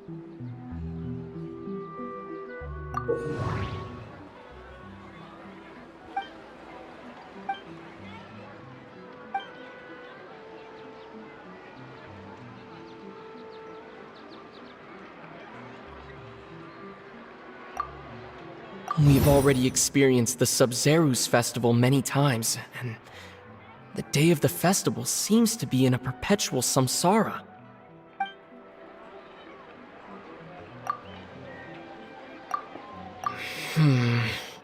I can't seem...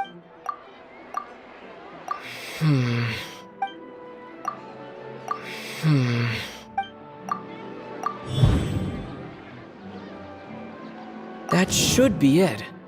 The flow of time is... That should be it.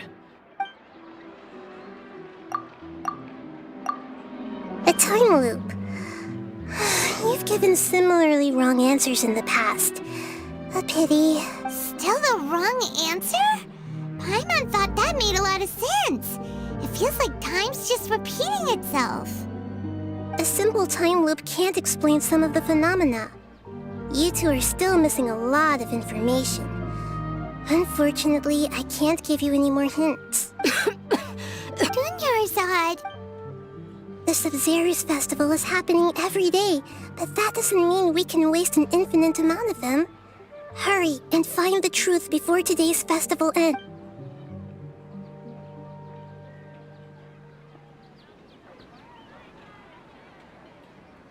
Let's think about our current situation. To save Dunyarzad, we have to escape the samsara of the Sub-Zero's festival. And to do that, we need to figure out what's happening. Nahida rejected the idea of a time loop, so we must have missed something. Paimon's memories say that we've already done this many times, but...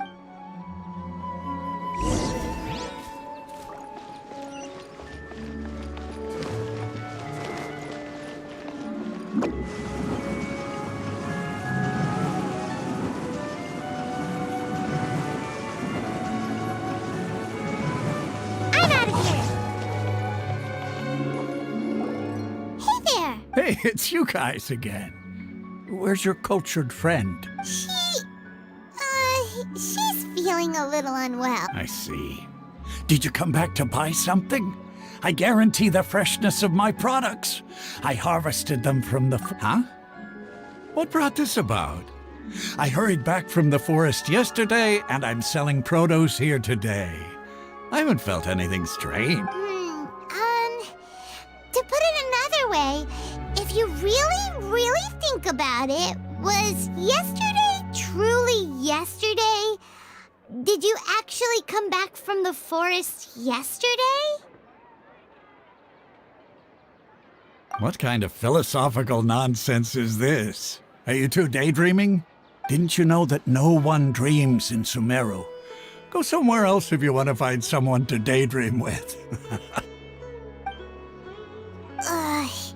He actually has a point. Is this a dream? True. It's so weird that people here don't dream.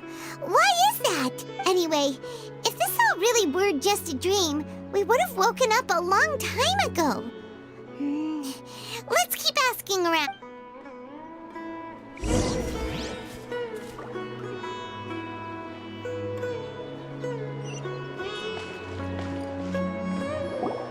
Oh, it's you two. Was my divination so accurate that you felt compelled to compliment me in person? Ooh, I knew it! I told you, the god's divination is highly accurate. You just hadn't fully understood its significance yet. You're really excited about this, huh? That's exactly why we came back. Help us better understand it. Help you better understand it? Well, that isn't exactly what I excel at. So, you're admitting that you don't have a clue? Anyway, what kind of situation did you get into? Huh? Hold on a second. I thought you guys just lost your wallet or fell for a scam. What you just said, are you serious? Does that kind of thing actually happen in real life? Paimon knew you weren't going to believe it. Marvelous. Truly marvelous. I believe you. Recall the interpretation of your divination, the moon, illusions, and lies. It really felt like an omen. When you say it like that, the divination does sound like it's related to what's going on. Can you read any more into it? I believe that the Archon's revelations are never more than vague hints. Anything more specific is beyond the reach of mere mortals. The book only says, if you trust your instincts and overcome your fears, the sun will surely rise. So that's how it is. Looks like fortune-telling is just fortune-telling.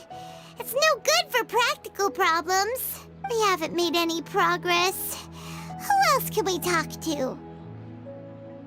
Paimon remembers that we tried talking to her a couple of times, but she always thinks we're playing pranks on her. You think she'll brush us off again? Yeah, if we at this...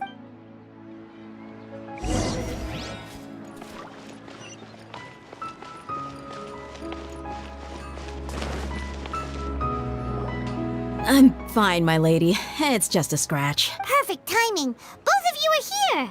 Paimon, Traveler, you came at just the right time. Listen, there was a dangerous Huh? You saw? Then why didn't you jump in earlier? If someone was protecting Miss Dunyarzad, I could have went all out. You want the Traveler to take Dunyarzad somewhere to rest up while you check to see if there's still any kidnappers around. Did Paimon get that right? How did you know what I was going to say? We need to say something convincing.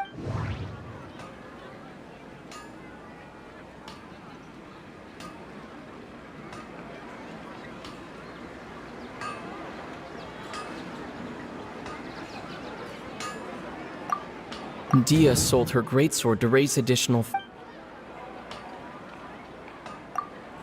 Tell her, Traveler!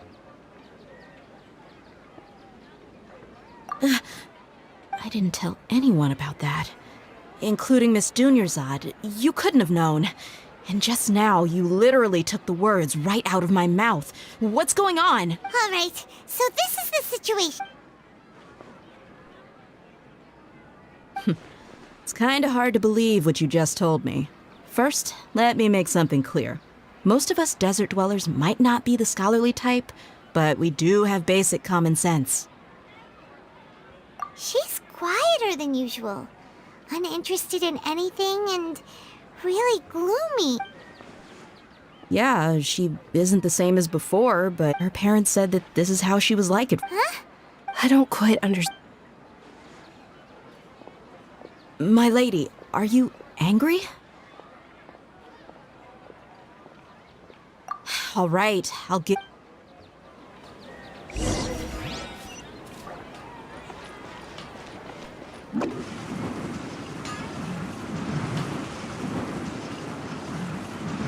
Can't catch me!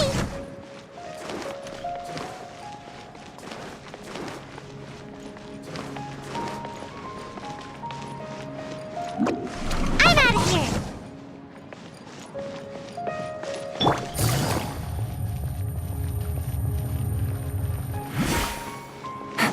Oh, Nahida.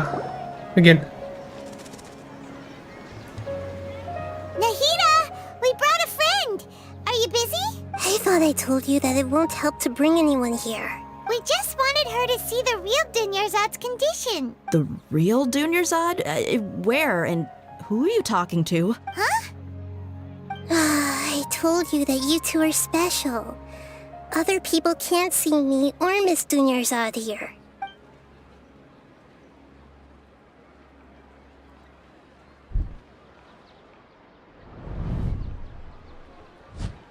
No. At all. She can see. Hold on. Over there. Is that? Wow. How perceptive. Does she have invisible antennae? Miss Dunyarzad, she's lying down here, isn't she? How's she doing? Her condition's really bad, and she's basically in a coma. How did you know she was here? I can sense her aura. There are also lingering feelings of something like regret or disappointment. Do you believe us now? The Sumeru's festival has been repeating itself. So, you think the sages are behind this? Yeah, they've always been against us. Wouldn't surprise me if they're using the Akasha to intentionally repeat the Sumeru's festival as a sick joke. You have a point. Aside from the Dendro Archon, the Academia's sages are the only ones in Sumeru who could pull off something like this. Maybe there's more to the Akasha than we know. Right! Didn't you awaken our memories using something that looked like a knowledge capsule? That means you must know something about the Akasha! The Akasha relies on the power of a gnosis to operate, as it is the manifestation of the God of Wisdom's power. It compiles the wisdom of the entire populace, and it grants knowledge to the people. A gnosis could do that? No wonder the Akasha is so magical. It's being powered by the gnosis of Sumeru's archon. So, this Nahida you mentioned, what did she say? She said, and Paimon quotes, "The Akasha relies on the power of a gnosis to operate, as it is the manifestation of the God of Wisdom's power. It compiles the wisdom of the entire populace and it grants knowledge to the people." Compiles the wisdom of the entire populace and grants knowledge to the people. Wait. I get the grants knowledge part. That's what people have always used the Akasha for. But compiling the entire populace's wisdom? How does that work? Did she mean that the sages enter new knowledge into the Akasha? Oh, yeah. That sounds about right. What do you think?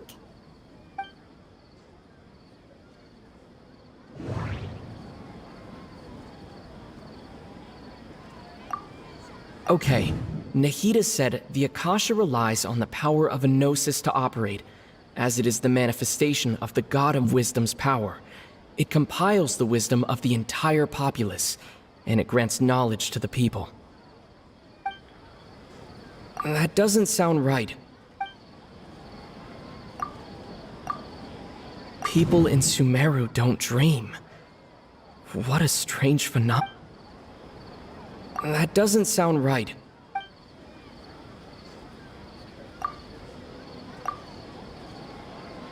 My mind feels exhausted, even though I haven't done too much thinking. What is going on? You mean the Akasha is causing our mental fatigue?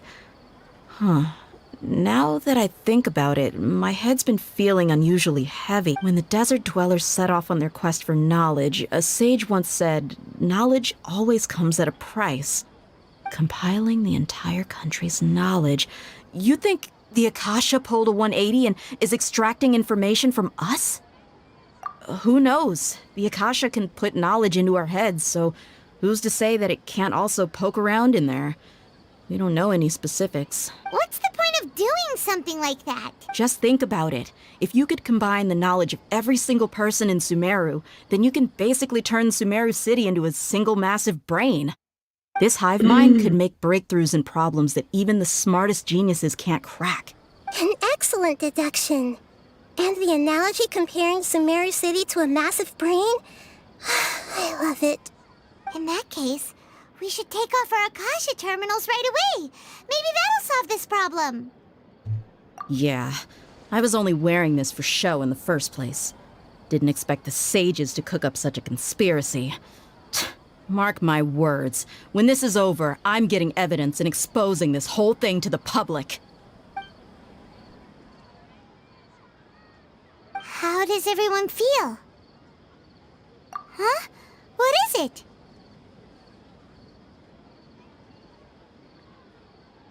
Oh, that! Paimon knows what you're talking about. It's a single soft beep that sounds like it's coming from the Akasha terminal. The sound of a beep. Could it be a prompt tone for when the Akasha is operating?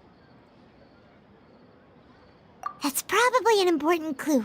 We weren't using our terminals, but we heard a beep anyway.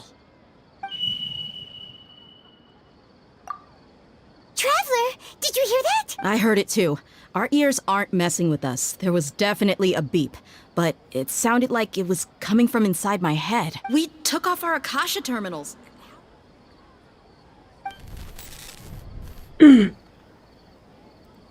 Phase runtime has exceeded its expected length. At this rate, there may be casualties. But we cannot lose all of our progress.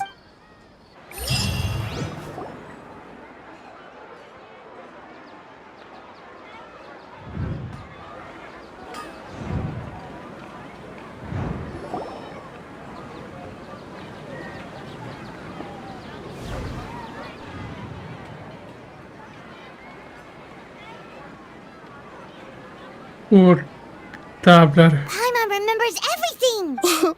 Good. You adapted quickly this time. We definitely took off our Akasha terminals last night, but we still heard that beep. Why is that?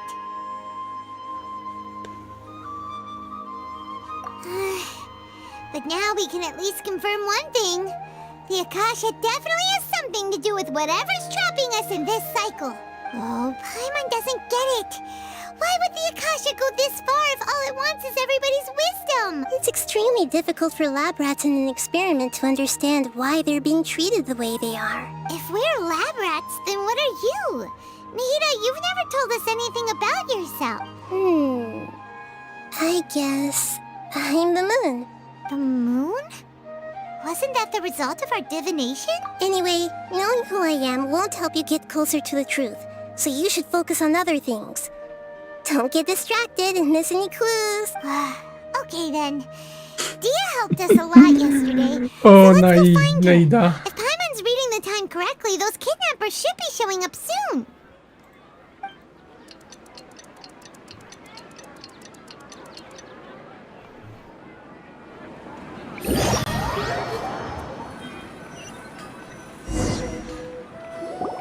Ah, there you are. I've already taken care of those kidnappers. My lady, did you get hurt? Dia? What's wrong? Why are you both gawking at me like that? You didn't get hurt this time. Huh? What do you mean this time? Why are you so surprised that I managed to get out unscathed?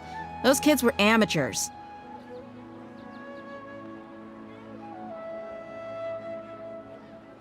Shh!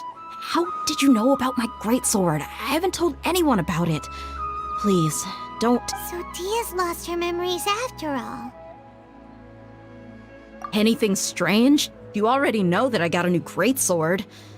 If I had to say something, it's weird how such a new weapon could feel so familiar. It's as if I've already used it to fight a countless number of battles. You're saying that although you don't remember using it, your body feels like it does? That's right.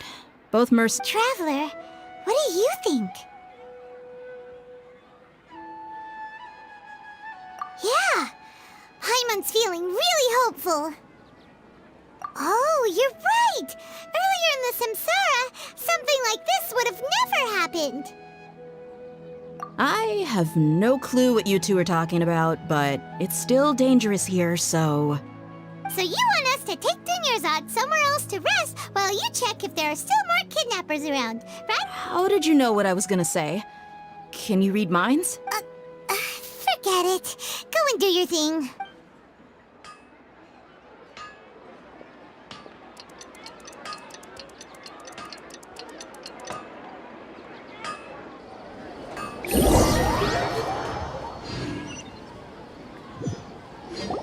Whew. It's finally nighttime. Aside from Dia not getting injured, everything seems to have stayed the same.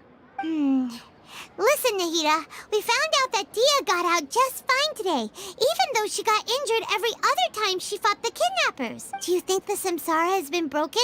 Have we saved Dunyarzad? Really? Good job on all that progress. Get some good sleep tonight. Hey, what kind of an answer is that? Tomorrow will come. Everyone assumes this is common knowledge, but the only way you can know that for sure is if you experience tomorrow. How many todays has it been? Is it possible that today will be followed by yesterday? Does tomorrow truly exist as anything beyond a made-up concept? It's even possible that this entire world is a lie, and the history of the whole world has just been one endless Sub-Zero's festival. Okay, no more. Paimon's brain is already shut down. That's why it makes no sense to waste your energy thinking about things you will learn tomorrow. Get some good rest. You know, use the bathroom and flush your anxiety dookie away. Huh? Hold on, what did you just say? Did Paimon hear you correctly? Huh? People always say they feel a sense of relief after they take a duk-duk. That's why I suggested you could try that. Is that so strange? It's so strange and so against common sense that Paimon's at a loss for words. You were sounding kind of smart just a minute ago. Yeah, even though it's happy and lively Sub-Zero's festival every day, it feels like it's been a long time since we've really gotten to relax. Let's go back to our room. Continue the harvest. Compared to what we stand to achieve, these sacrifices are trivial.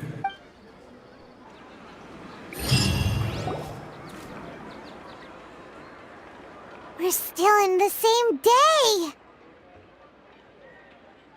Nahida, you already knew last night that we didn't break out of the samsara? Why did you tell us? Would there have been a point? You would have spent the night with new worries, with tomorrow still out of reach. In that case, you might as well rest within that brief moment of hope. An opportunity like that doesn't come by often, and I thought it might help you clear your minds. Paimon thought that Duke did that! Whatever. Guess you were looking out for us after all. Of course. In the time we've been together, you two have been everything to me.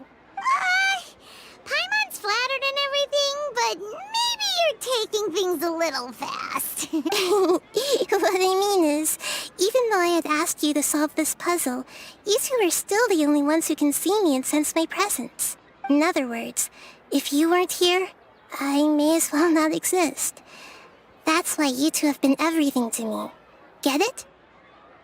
Nahida's talking about confusing stuff again. Anyway, that's enough chit-chat. So, Traveler, did the new clues yesterday help you gain a new understanding of the situation? Huh? Why are you scrapping your previous theory? Oh, yeah! You're right! Gosh, how did we not notice that? In a simple time loop, people's physical conditions should also reset. So, what's your new hypothesis?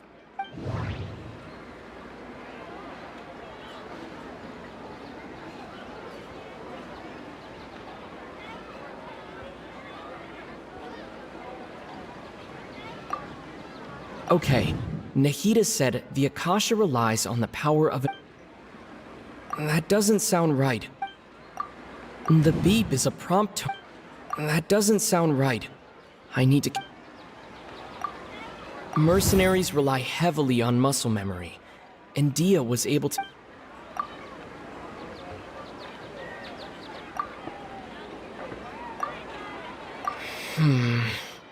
I can't seem to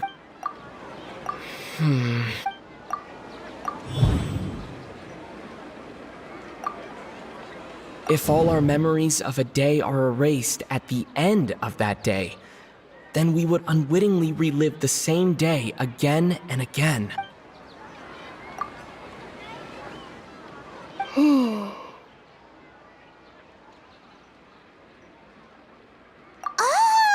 Then the beep we hear every night could just be indicating the deletion of our memories! That's why when we wake up, everyone thinks the Sub-Zero's festival hasn't happened yet. It's already the next day, but everyone still thinks it's the day before. But muscle memory can't be erased. That's why Dia has been getting better at using her greatsword. Now everything makes sense. A brilliant deduction. Nahida, tell us if we're right or wrong. To put it simply, it's as if you've mistaken a pyro crystal fly for a firefly in the night. You lost sight of its true nature because you focused too much on your perception that it glows. That isn't simple at all! Why don't you go talk to Miss Dia again? You might learn something new. Right! She did help us find our latest clue after all. Let's go!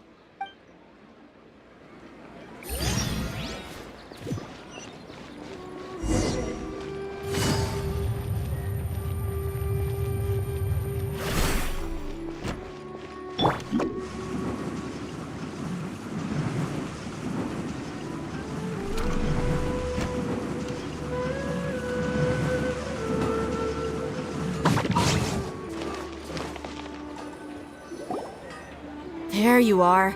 Really took me a while to find you. As expected, Dia also didn't get hurt today. Get hurt? Why would I? Don't underestimate me. Well, you're still getting used to your new greatsword. Huh. Truth be told, I also think it's pretty strange.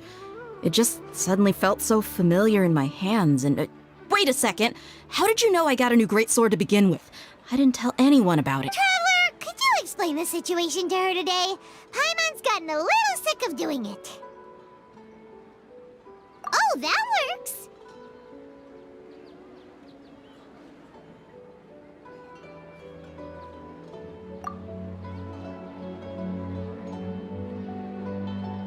What happened to you guys while I was gone? Did you get brainwashed by some cult? Don't think too hard about it. Just take what we're saying at face value. All right then, let me get this straight. You're telling me that my body's already gotten used to this greatsword, but my brain just doesn't remember it? Yes, your memory's being erased every day. Then I'd have to disagree. That's impossible. Oh? Why do you think that? If we've actually been reliving the Sub-Zeru's festival day after day, then what happened to the things we used, the money we spent, the food we ate? Common sense says my wallet should have emptied itself a long time ago. There's no way I wouldn't have known. Right! They could use the Akasha to record what everyone did that day, and then use the city's resources to replenish everything! It's not very likely, but it's also not impossible. No, it is impossible. I've got proof. You have proof? Where? You two are surprisingly serious about this nonsensical discussion. Fine, I'll play along for a little longer. Come with me, Miss Dunyarzad. Please come. Paimon can't believe it's Dia who wants to show us something this time. 2 days ago, we were the ones taking her to see Dunyarzad.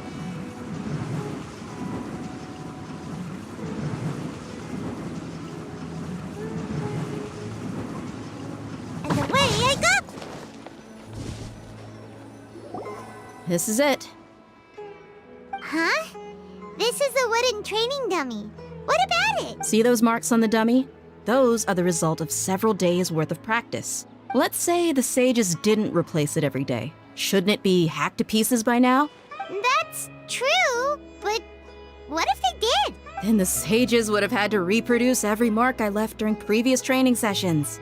I'm a professional fighter. My martial school has always emphasized the importance of refined control. The force, angle, and entry point of each strike is calculated and deliberate. That's why I remember every mark on the dummy, as well as my state of mind as I made each strike. It's just as they say, each swordsman has their own unique style, and even the same swordsman can't make the same cut twice. It would be impossible to copy these marks. Is it really impossible? What if they used some fancy machine to carve every single mark? People often say that a camera's photo can never replace an artist's painting because the former has no spirit to it. The same thing applies here. At a mere glance, I can differentiate carved marks from the results of combat. Whew, I hope that cleared things up for you. Hey, is this that new brain exercise game that's been super popular with the scholars lately? It's surprisingly fun.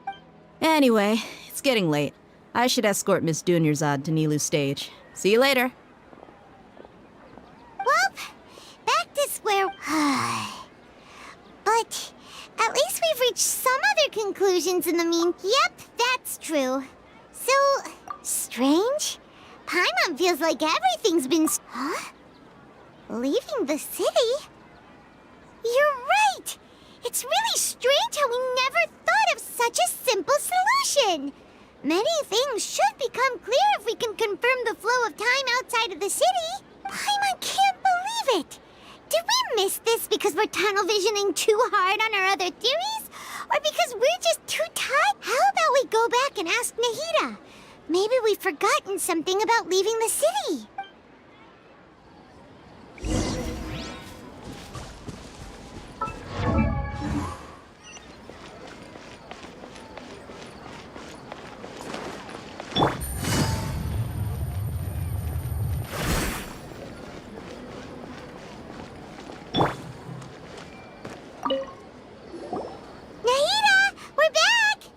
Early today. Did you find something new? Sort of. We're mostly sure now that we're not in a time loop. And we also aren't in the real world. But at the same time... leaving the city. As far as I remember, you've mentioned your plans to do that twice before. We did? But we don't remember anything. What happened after we talked about those plans? What did we say when we got back? Let me think. I don't think you ever actually told me what the outcome was. Oh, it's probably more accurate to say that both times you never came back the whole night. But you two sometimes stay out the entire night anyway, so at the time, I didn't think too much about it. It is true that sometimes we lose track of time during our investigations. Before we know it, it'll already be the next day. But still, neither of us remember anything about leaving town. Really? That's kinda strange. In theory, I should have already awakened all your memories. Yep, something here's definitely fishy. Let's get to the bottom of this tomorrow.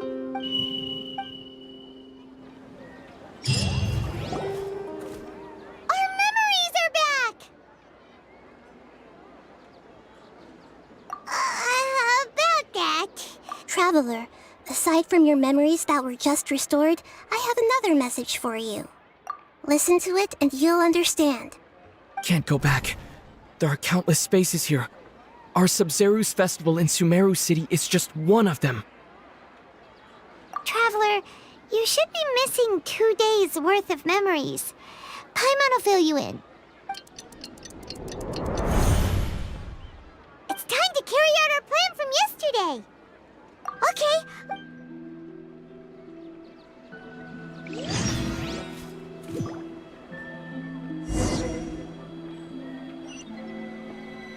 We don't have many more festivals to waste. Hurry and find the truth.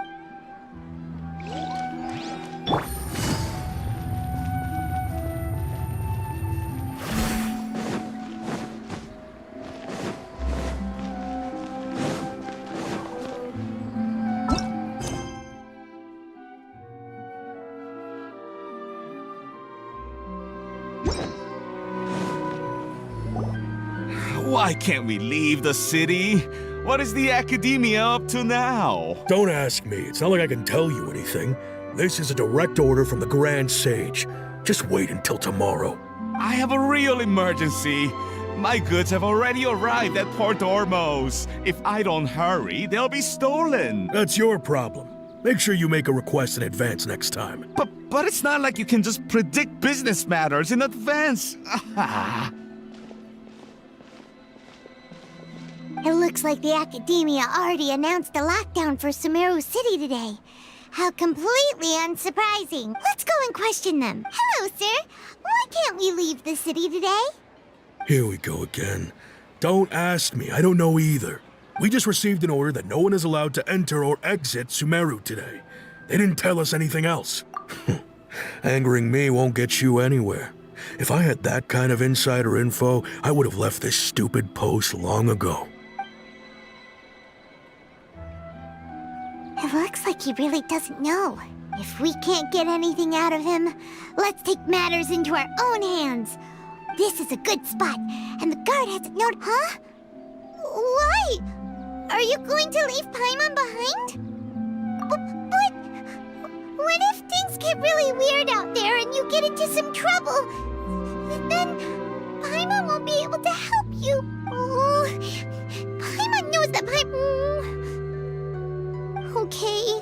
Paimon will wait for you. Promise Paimon that you'll come back as soon as possible. And please, be careful.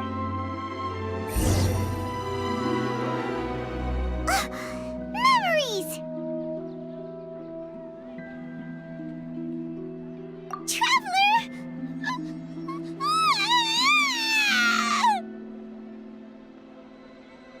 Oh my gosh, Paimon. Paimon would never see you again! You just disappeared! Paimon waited for you for hours and hours at the city wall and you never came back! You promised Paimon that you were only taking a quick look! This quest is literally broken. Paimon, calm down. He's here now. I don't think he understood what you were saying. Paimon wanted to go look for you, but you also said that Paimon should stay! Paimon was so worried and so scared the entire day!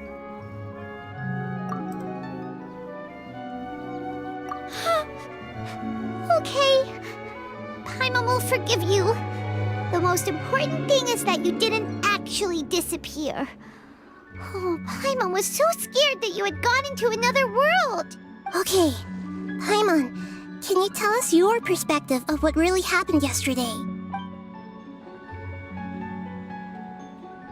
I see. Using two people's different perspectives. After that, you left the city. Paimon kept her eyes on you the whole time, but then you disappeared in an instant.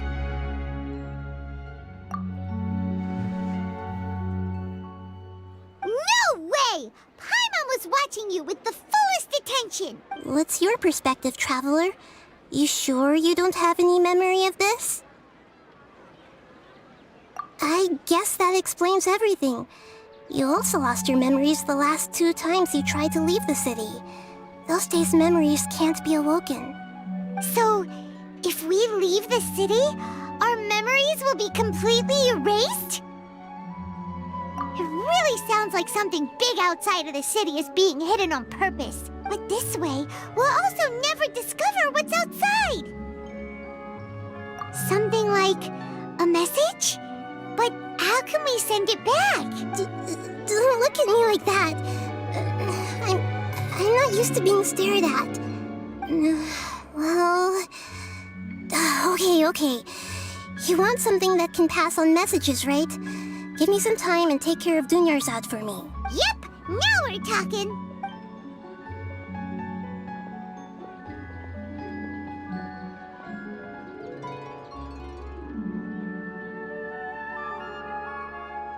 Like I watch a movie in a old style.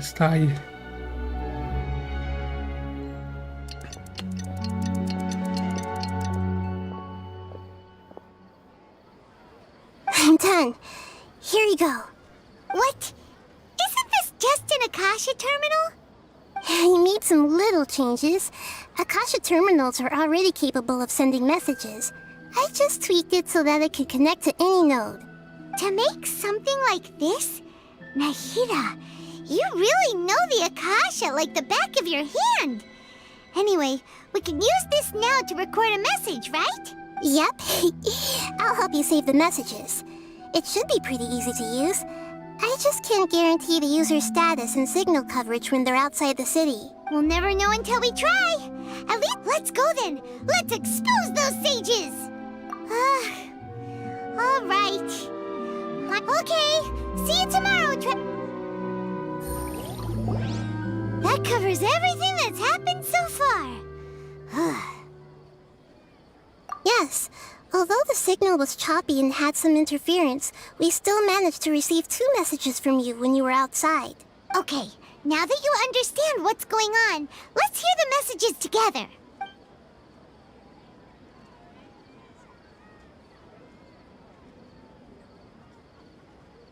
Can't go back. There are countless spaces here. Our Sumeru's festival in Sumeru City is just one of them. I've entered another space. Before me are flowing sandstone and howling fish. Impossible and surreal sights.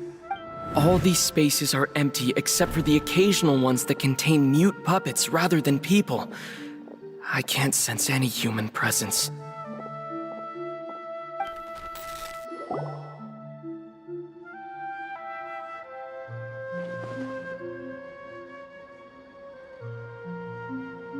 That's one heck of an info dump. It sounds like you left the Sumeru city space when you set foot outside of the walls. But everything looked completely normal when Paimon was looking out from the inside. That's unbelievable. And if we take your word for it, the other spaces all had very weird contents. There's another part here. We only received it last night. These spaces have been disappearing one after the other, absorbed by something like a sun in the sky. And now, even the final space has also disappeared. Behind me, a lot of spaces just appeared again from thin air. I get it now. Those spaces are actually...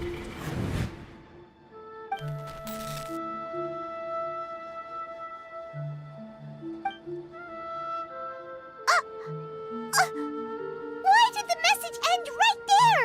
What did the traveler want to say? What are those spaces? Probably because yesterday just happened to end at that moment. Oh, right. Paimon did hear a beep from the Akasha. Did it come from here or from the message? The message. It should have come from the Traveler's Akasha terminal. After the beep, Traveler said even the final spaces also disappeared. Traveler, what do you think that final space could have been?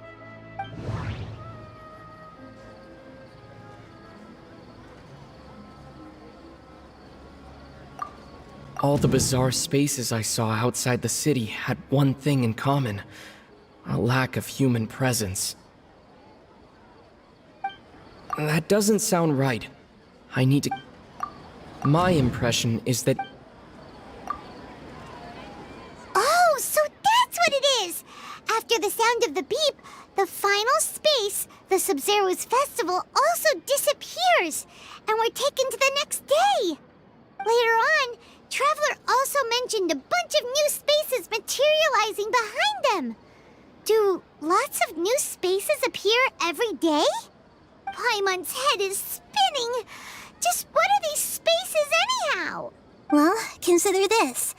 For all the horrors of the Archon War, at its heart, it was just a game where a bunch of gods fought over 7 seats. So no matter how strange or spooky things may look on the surface, maybe all they point to in the end is a small and simple secret. Wow, the Archon War, huh? That's an analogy and a half.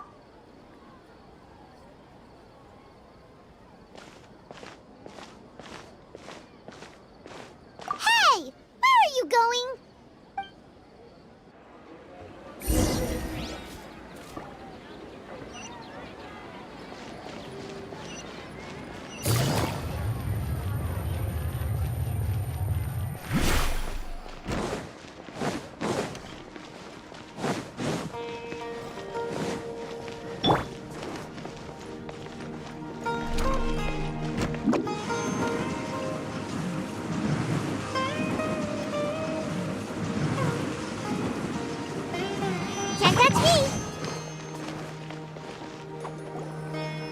Do you want some alone time to think?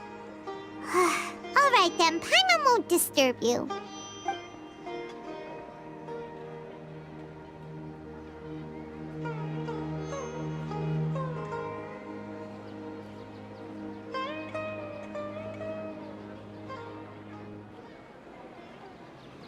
The dance of Sub-Zeros is about to begin. I'm going to go watch it. Okay. Why don't you go ahead, Dunyarzad? We still have some other stuff to do first. Okay then. See you later. Have you figured it out yet, Traveler? Time is ticking away. Awesome! What is it? Paimon wants to know. Oh, wait, no. Let's meet up with Nahida first. You can tell us both together. This time, we're gonna get to the truth.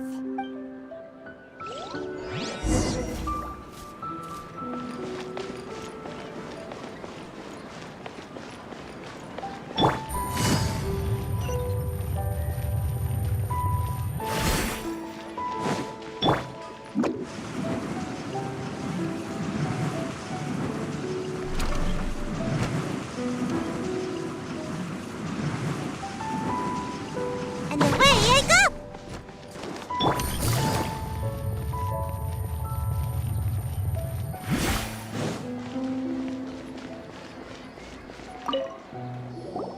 You're back!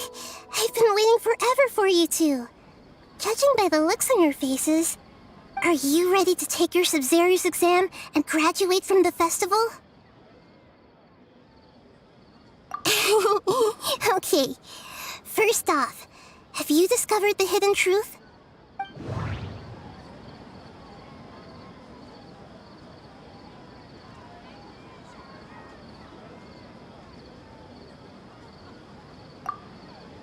We've already experienced the Sub-Zeru's festival many times, and the day of the festival seems to be in a perpetual samsara. That doesn't sound right. People in Sumeru don't dream.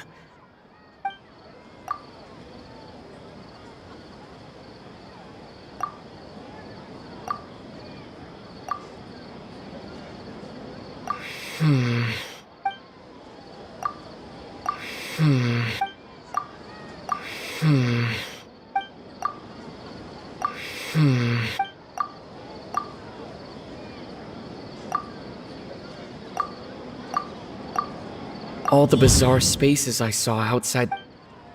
Those spaces remind. The moon. Okay, Nahida said the Akasha relies on the power of a no.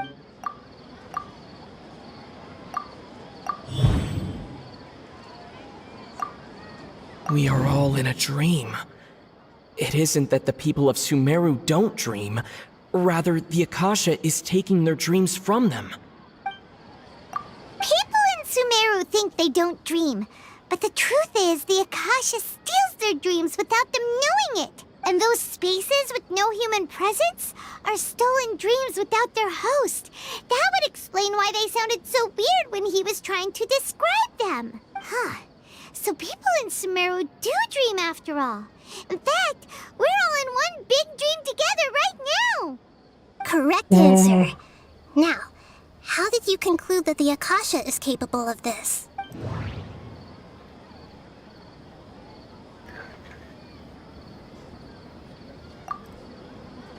It is the manifestation of the God of Wisdom's power. Oh, okay.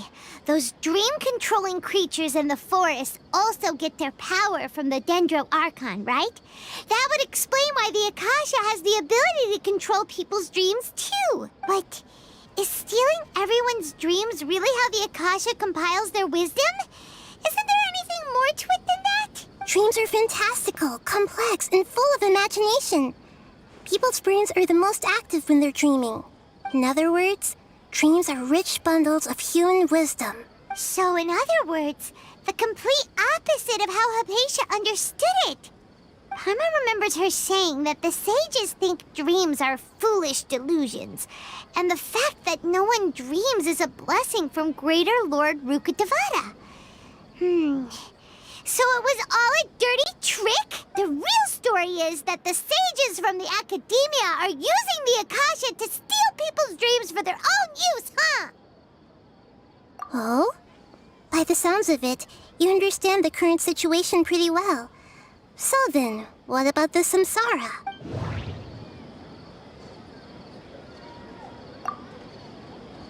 The Grand Sage said, "Go celebrate the birth of that god to your heart's content." Did he mean something more?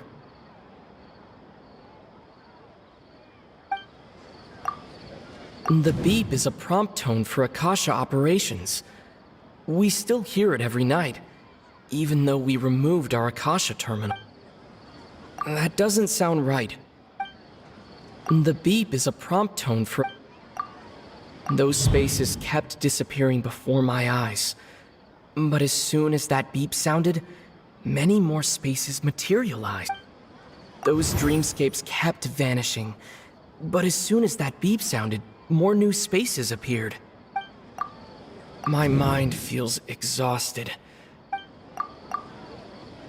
We've already experienced the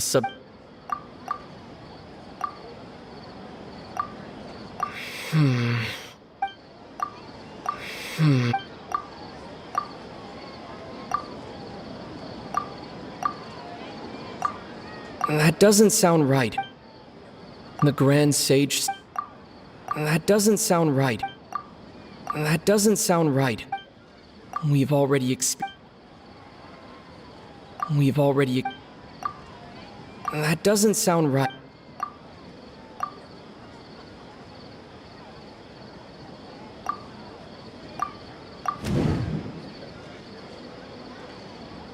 Correct. The The Akasha is keeping each person's brain in a constant dream state, but also separating their consciousness from their own dream. Their disembodied consciousness is placed inside the collective dream of the Sub-Zero's festival along with everyone else's, while their now vacant dreams are harvested by the Akasha. No one is any the wiser as another day passes in the dream, and so begins another samsara cycle. People wake up to yet another dream about the Sub-Zero's festival. The dreams that belong to them are once again harvested by the Akasha, and so it continues. So, this is like a dream factory, and the Akasha is a dream harvesting machine. Did Paimon get that analogy right? Very good, Paimon. Using analogies well is an excellent habit to get into. Okay, so that beep we keep hearing is actually from our real-life Akasha terminals. Taking off our terminals in this dream doesn't do anything. All right, last question. Who am I?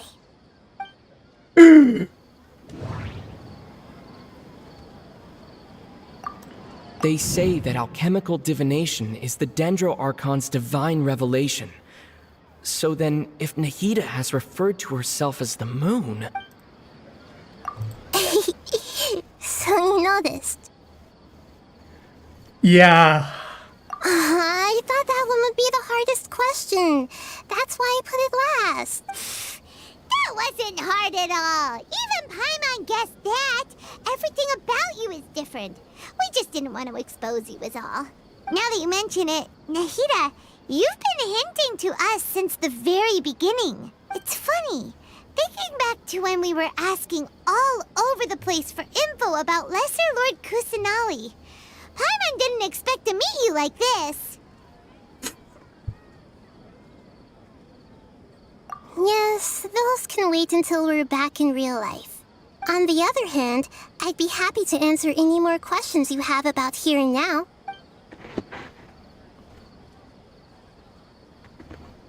You asked me this question before.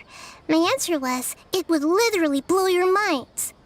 Now that you know this is all a dream, this answer should hopefully make more sense. Have you heard the saying, don't wake a sleepwalker?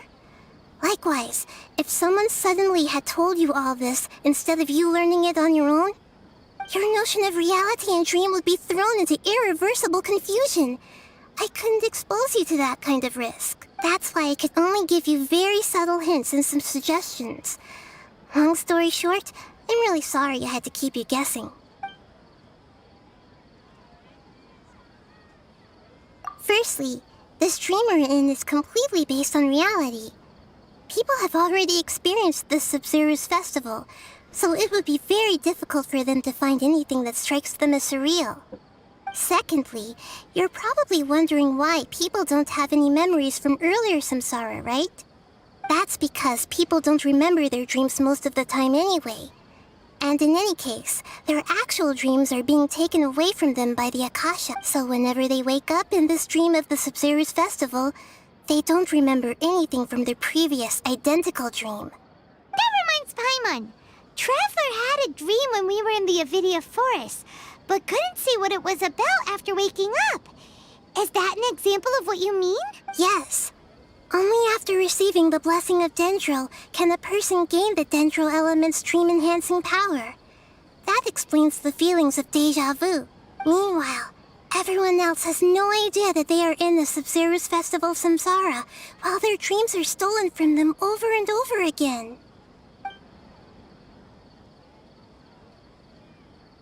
Can humans really keep dreaming forever like this? Will it ever end? And if so, when? You might say your mental fatigue has already answered this question.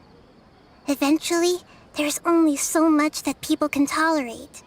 Especially those whose health is compromised to begin with, like Dunyarzad.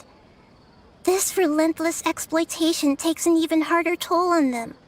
People's lives are at stake here, and nobody knows a thing!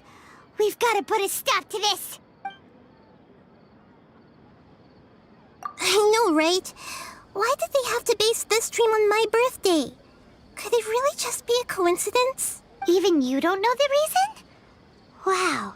Now that's strange. The Academia sages are determined to harvest lots of dreams in a short time, no matter the cost. They have to be up to no good. Unfortunately, I don't know anything about it. Traveler, do you have any information?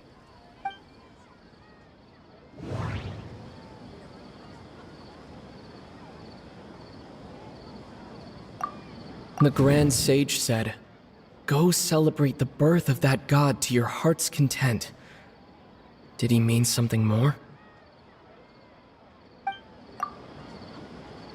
Celebrate the birth of that god? Could it mean...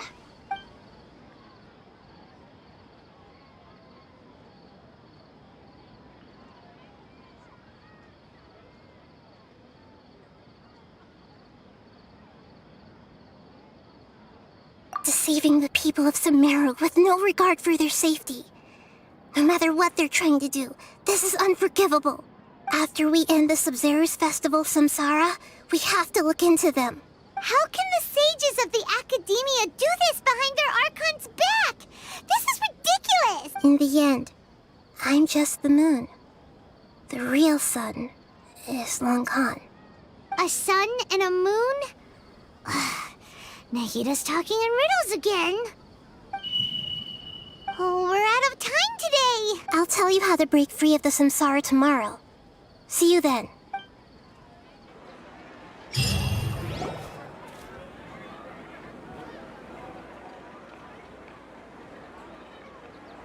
Good morning, Nahida. Wait.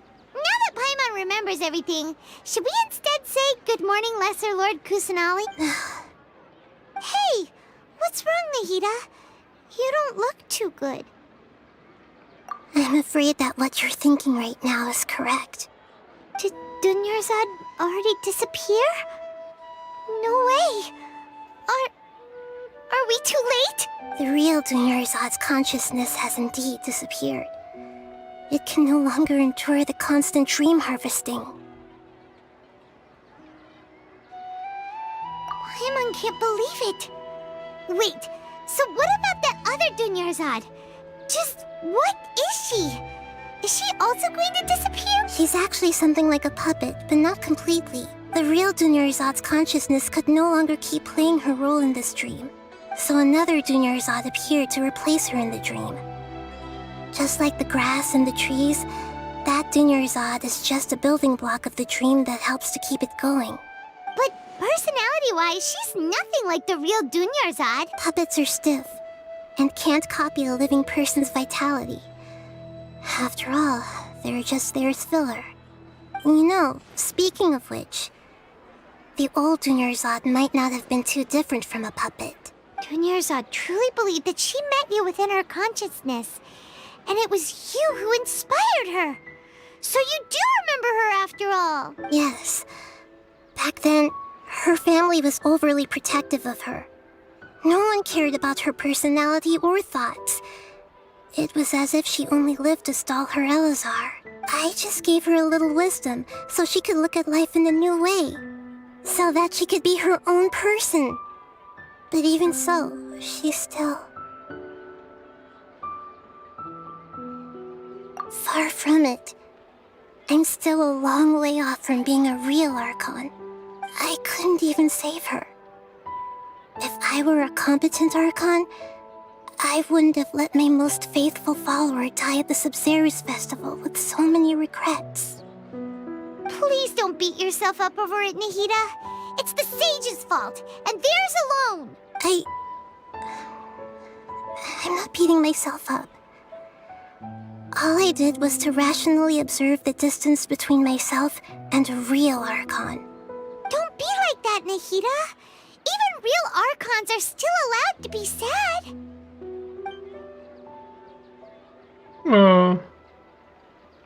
To prevent more tragedies like this, we must end the samsara as soon as possible. Great, but how do we do that? Although the Sub-Zerus Festival dream is under the Akasha's control, only humans can dream. Even the Akasha is unable to create them. That means this dream belongs to a host who created it. Huh?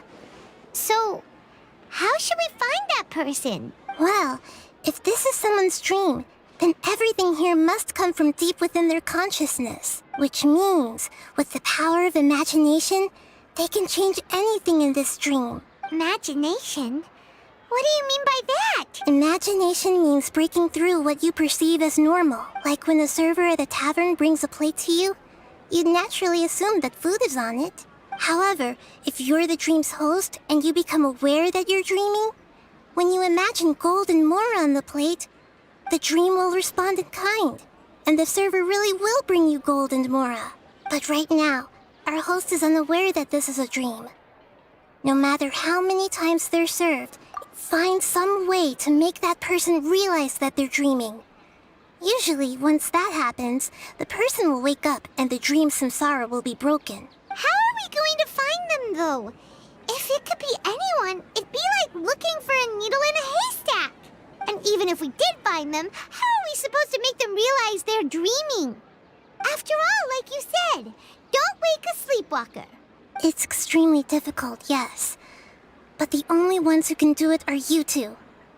Remember, everything you've achieved up to this point has all been for the sake of finding the host and ending the samsara.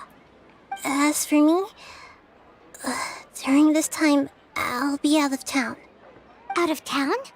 Are you going to that place full of dreams where the traveler went? Yes. I want to try something. There must still be a small wisp of possibility. Hurry and go. Dreams are supposed to be fantastical, romantic, and full of pleasant surprises. Unnecessary things like this samsara need to end.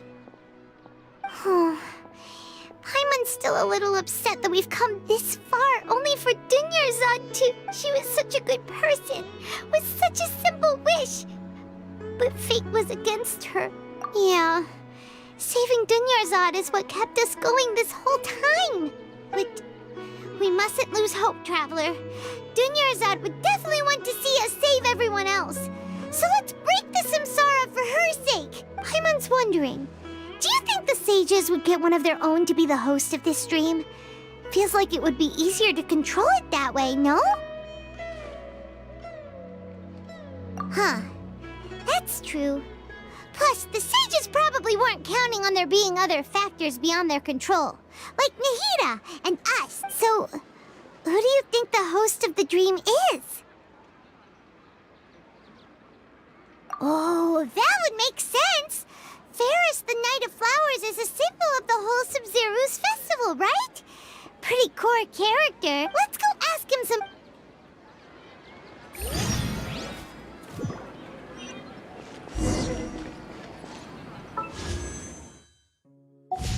Take it easy.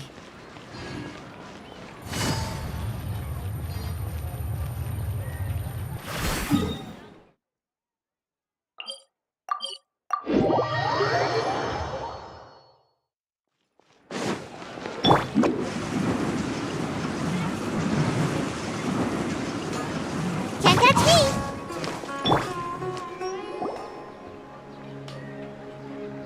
You're back. You left in a hurry last time. Is everything okay? Everything's fine, just... It's a little hard to explain. Would you mind taking part in a little experiment with us? An experiment? That came out of nowhere. I'm listening, though. What do you need me to do? Could you... make a wish? You want me to make a wish? Is that a new Sub-Zeru's festival tradition or something? Less questions, more wishing! Okay. My wish. Okay. I'm a little nervous saying this out loud, but I want Miss Dunyarzad to be happy. Oh. I noticed earlier that she looked a bit down. She just doesn't seem like herself. She's always so gentle and kind, and all the kids love her. I've also wondered if... So, you have a crush on Dunyarzad? Oh, is it that obvious? After what I just said, I guess it is. When she placed the hat of the Knight of Flowers onto my head, she said to me, I want everyone to have a happy Sub-Zeru's festival. What she didn't realize was that I'm not that interested in how everyone else feels. In that moment, I just wanted to be her Knight of Flowers for the rest of my life. 50 years? 100 years? I'll serve her till the end of time. Okay, yeah, that was a bit much. Okay, I'm ready to make my wish. I would like Miss Dunyarzad to appear in front of me right now with a smile on her face. Here goes. Please come true. I'm gonna open my eyes. Oh, you're... What? Fucky? Sorry, but only one portion of Yalda candies per person. Back home you go. Nice try, you two. Anyway, never mind. I don't need to see her appear right in front of me. As long as she's happy. Guess he isn't the host of this dream after all. Should have expected it wouldn't be this easy.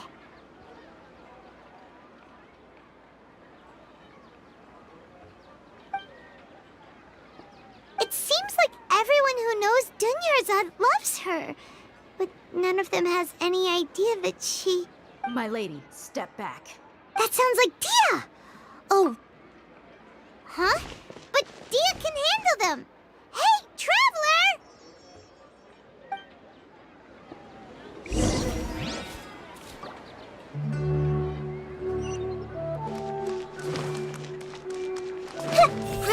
Roll!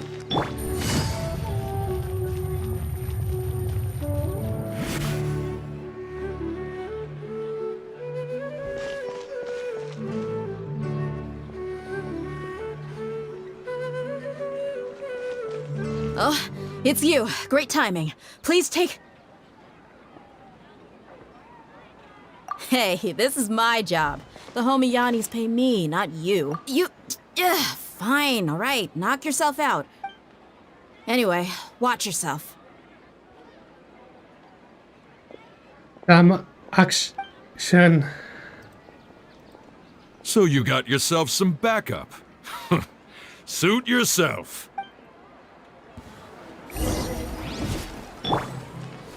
Everyone hold hands! Things are about to get tight. Sharing my knowledge! Need. No more tricks up your... You want this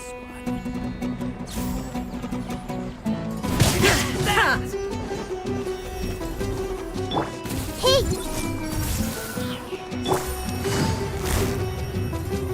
Quietly now. Inazuma shines eternal! I'll be back. Traveler, were you just taking your anger out on those guys? You and Nahida both.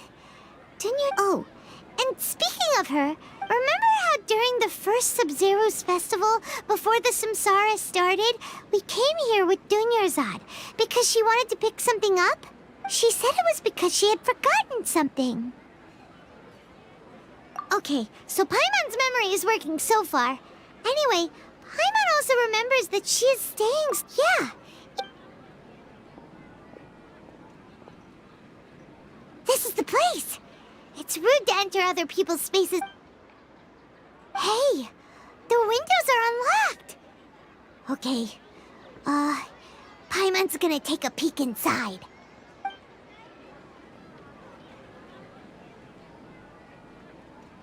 This was only a temporary residence, so there was pretty much nothing inside except this book on the table. Should we open it?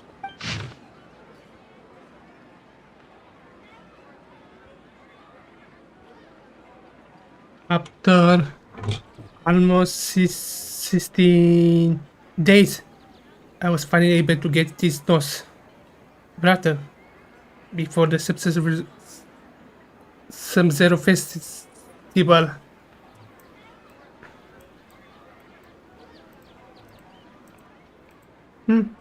Wow, Dunyarzad wrote all of this. Sounds like she was always thinking of us even while we were away. Even though she was also busy preparing for the Sumeru's festival and had all her health problems to worry about, she must have wanted to give this to us as a gift on the day of the Sumeru's festival, right? If we hadn't found this book, we never would have known. But now that we know, we can't even thank her. Hey! Where are you off to now?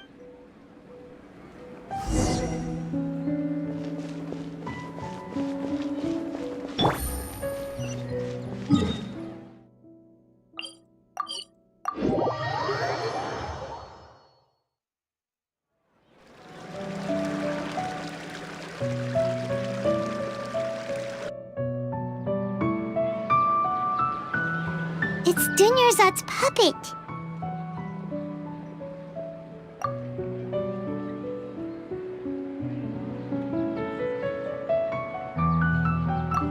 Traveler?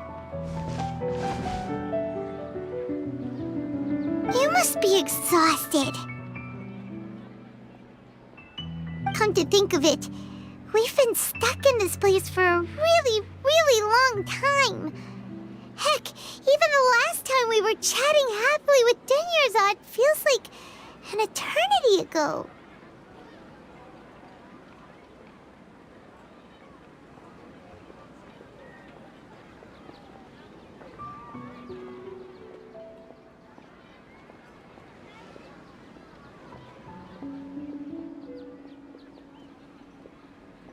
Paimon still remembers when we were sitting here, and the way her eyes sparkled when she talked about Nilu's. There will always be frustrations in life, but I know that the point of living is not to leave behind any regrets.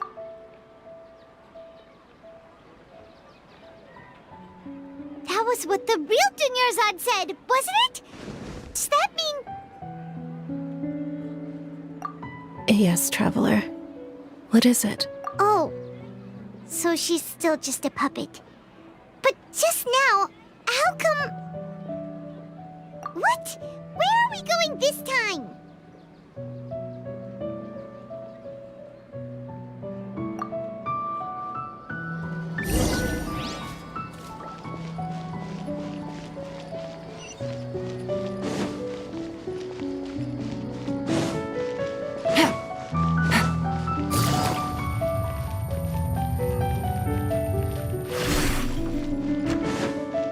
Take it easy.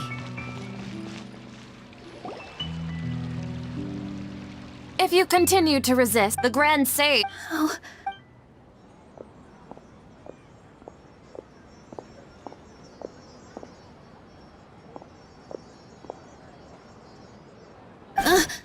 Traveler? You don't have to get involved. He's a sage from the academia. I don't want to drag you into this. Traveler? Traveler? What the heck are you doing? If you get arrested by the academia, that's another day gone to waste!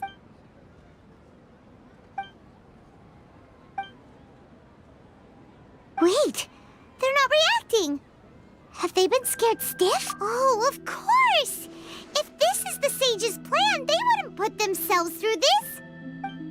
So they're just substitutes! What is this? What happened to the Grand Sage and his entourage?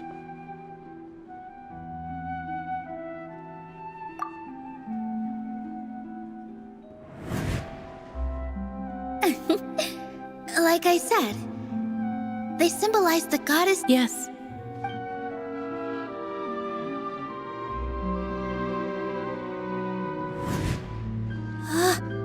That beautiful shade of purple. Aren't these flowers real Padisaras? Just like the ones from the legend? But didn't you just say all the real flowers went extinct after the goddess of flowers passed away? Yeah. What's going on here? Huh? You guys are acting weird. But okay, I'll try.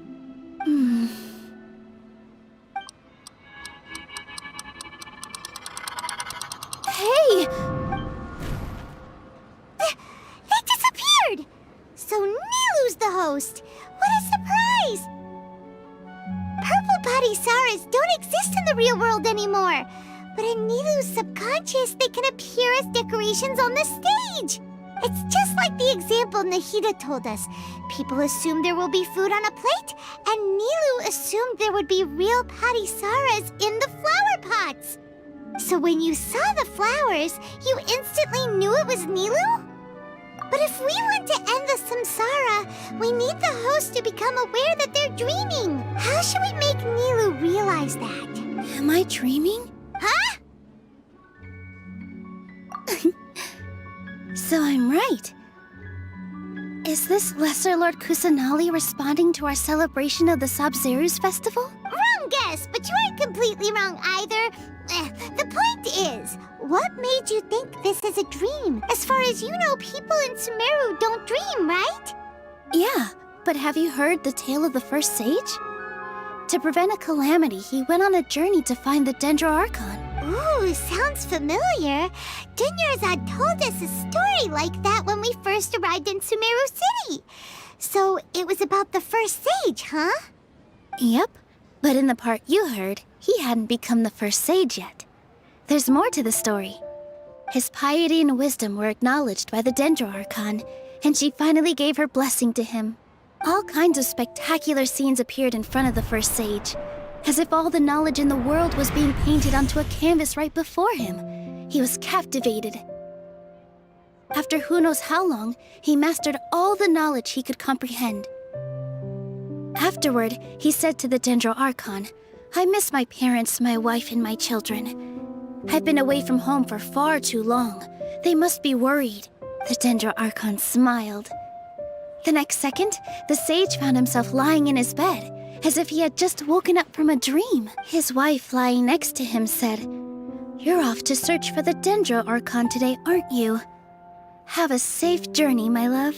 In the end, the first sage took care of many disasters in Sumeru City and founded the Academia.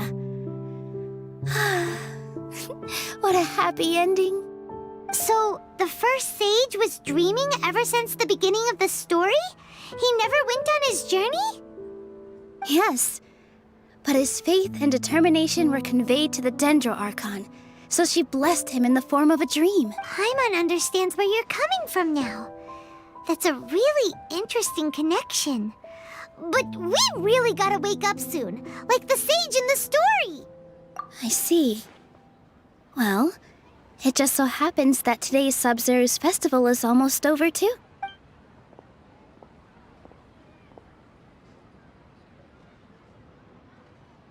Since we're in a dream, let's make this final dance of Sub-Zeru's as beautiful as we can.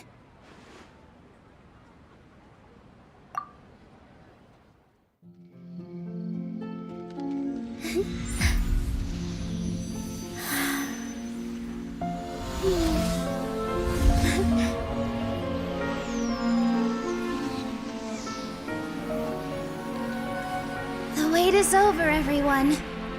I dedicate this to our god, the Dance of Sub-Zerus.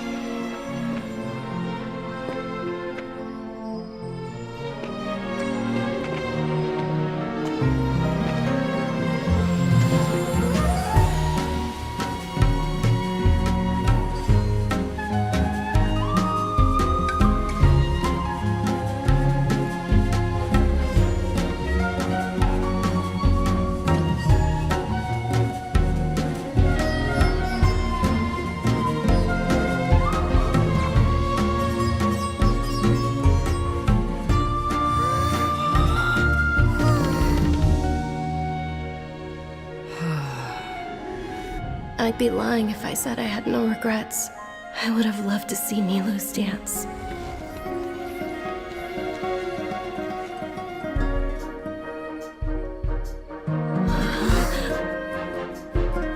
Oh my gosh!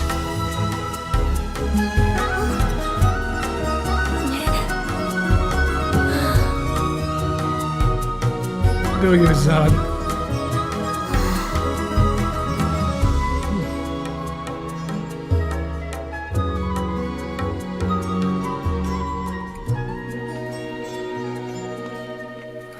A dream.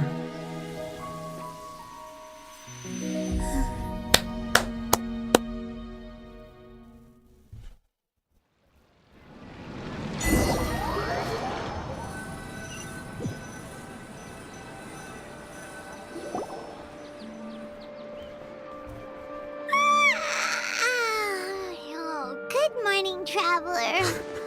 Oh, Paimon feels like she's been asleep for the longest time. Paimon's head feels super heavy. Did we oversleep? Do you even remember going to sleep last night? Paimon thinks it was after the Sub-Zero's festival. The Sub-Zero's festival! Have we finally escaped from the Sub-Zero Samsara? Quick! Take off your Akasha terminal!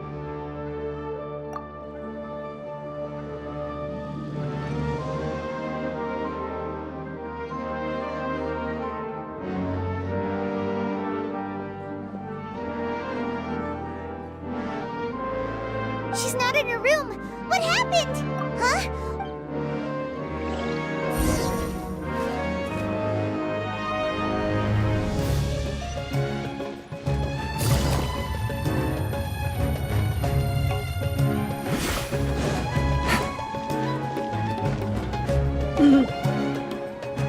Catherine! Well done, Traveler and Paimon. And thank you, Dunyarzad, for organizing the Sub-Zero's festival for me. I'm sorry, who are... Dunyarzad! You're okay! Oh, Traveler Paimon. I have something amazing to tell you. I just had a dream. And I saw Nilu performing the dance of Sub-Zeros.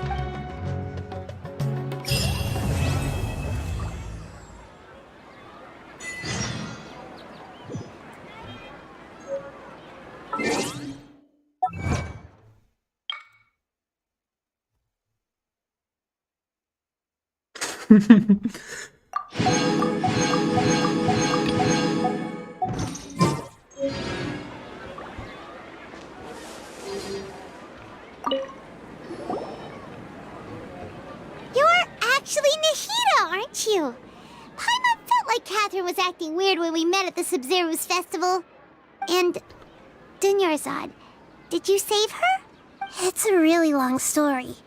We shouldn't disturb her. Her consciousness is still weakened. Let's chat somewhere else. How about by the Traveler's favorite bench? Oh my.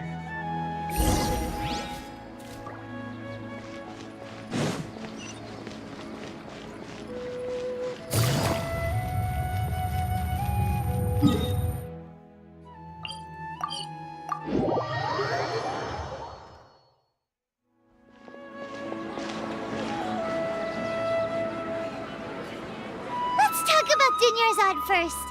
It's such a relief that she's all right. After we parted on the last day of the Sub-Zero's festival, I left the city and saw what the Traveler had described. Among the countless dreams, I found one that was growing fainter and fainter. This proved my suspicion. Once Dunyarzad could no longer bear the Akasha harvesting her dreams, her consciousness began to dissipate. But this also meant it escaped the Akasha's control. Such a small fragment of consciousness can't last for very long, though. It will return to its original dream, where both will gradually fade until they completely disappear. I used all the power I had to keep her dying dream alive as long as possible. But it still wouldn't have lasted for much longer if it hadn't been for you two breaking the samsara. So it looks like we did manage to save Dunyarzad in the end. Huh? Why are you two smiling so happily? I thought you'd be so moved that you'd start crying. I need to spend more time observing human emotions. Both are fine. Everyone reacts differently. All right. You two must have a lot of other questions for me, right? After all, you saved my faithful believer. As your reward, I will answer any and all questions. At the Avidia forest, there was this incense that made the Traveler fall unconscious and dream of a huge tree and a red sky. You also heard someone's voice, right? It said world and forget me. Yeah, so you do know. We've been wanting to ask you what that was about, and if the red sky was related to Conria. It seems like the Traveler established a connection to Irminsul. That was a message left by Greater Lord Rukkhadevata's residual consciousness in Irminsul. Perhaps her last memory before she died. As you two probably know, Greater Lord Rukkhadevata disappeared after the disaster in Conria. The timings of these events do line up, so your suspicions are reasonable. A message from Greater Lord Rukkhadevata? We thought it was from King Deshret. King Deshret? That god who died even longer ago? Some present-day desert dwellers still worship him. You probably just heard some of their conspiracies. Okay, so what does the message mean? I still haven't managed to decipher it. Even the Akasha isn't currently capable of doing that. Greater Lord Rukkhadevata's residual consciousness in Irminsul seems to be contaminated with something that has a very dangerous aura to it. Many devoted scholars go mad as soon as they connect their consciousness. I've warned the Academia about this many times, but people still keep falling victim to it. But I believe this is the key to saving Irminsul. That's why I've kept trying to decipher it. So the tree in the vision was Irminsul? Oh, Tainari also said that Irminsul is sick! Is it because of the contaminated consciousness? But even if you can't figure out what that vision was all about, it seems like our search for you was all in vain. The Traveler wasn't affected after coming in contact with that consciousness. I've never seen anyone like that. With you here, we may have a chance at deciphering it. No, we must decipher its secrets. I've already eliminated all other factors that might affect Irminsul. This is the only one left. This puzzle has life and death at stake. It could determine Irminsul's fate. As to be accurate, I'm using the Akasha as a medium to occupy Catherine's consciousness. How did you do that? Poor Catherine. Does this mean you can also occupy other people's consciousnesses? Theoretically, I can enter anyone's mind as long as they're wearing their Akasha terminal. The Akasha is the legacy of Greater Lord Rukkhadevata. As Lesser Lord Kusanali and the first Akasha terminal, my consciousness has always been linked to the Akasha. I've always respected my people's free will, so I've never actually occupied their consciousness. When necessary, I just borrow this bionic Snezhnayan puppet. Hold on. Did we just learn some deep, dark secret? So Catherine is... No wonder Paimon felt something was off about her. What about your own body? Why do you need to borrow other people's? Don't you live in the sanctuary of Surasthana? That story begins a long time ago. After Greater Lord Rukkhadevata disappeared, the sages found my newly born self and took me back to Sumeru. At that time, I was young and weak. The sages kept me in the sanctuary of Surasthana, ostensibly for the sake of protecting me. But I've hardly heard from them since. However, I do understand that they had hoped to find Greater Lord Rukkhadevata instead of me, a symbol of her passing. So, the sages basically put their new Archon under house arrest? How dare they! Why don't you teach them a lesson, Nahida? In some ways, they aren't wrong. Greater Lord Rukkhadevata was omniscient and omnipotent. Even after her death, the Akasha is still empowering this nation. And I'm still really far away from being able to call myself the God of Wisdom. Moreover, the Academia is also more proficient at governing this country. My existence has little meaning. Yeah, you got a lot of believers. Just look at the Sub-Zero's festival. Everyone who showed up truly loves you. Thank you for the kind words. But I honestly don't need physical freedom as long as I can connect my consciousness to the Akasha. Trying to find a way to save Irminsul is my life's mission and top priority. I will work on that, and try to live up to being a deity in the meantime. Every once in a while, I will also take up the duties of the God of Wisdom and enlighten a lost soul here and there. There has never been any big problems with the Academia's governance of Sumeru. This is the first time I've seen them step out of line.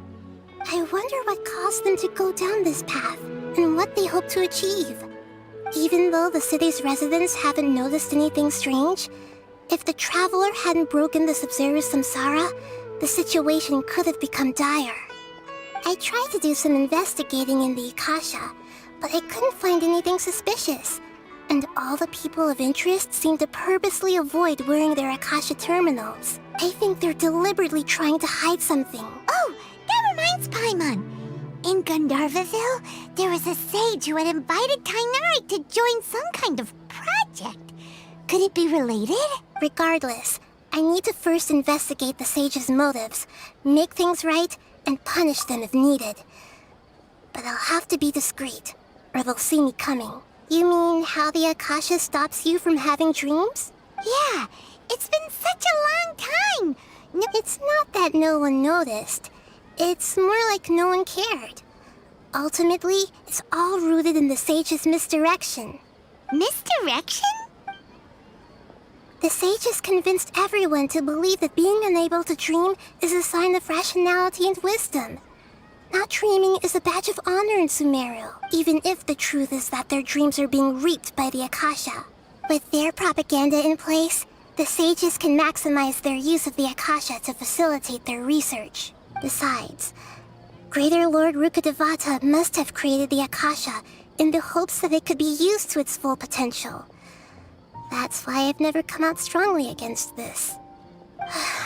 Anyway, the perspective advocated by the sages drowned out any voices of doubt.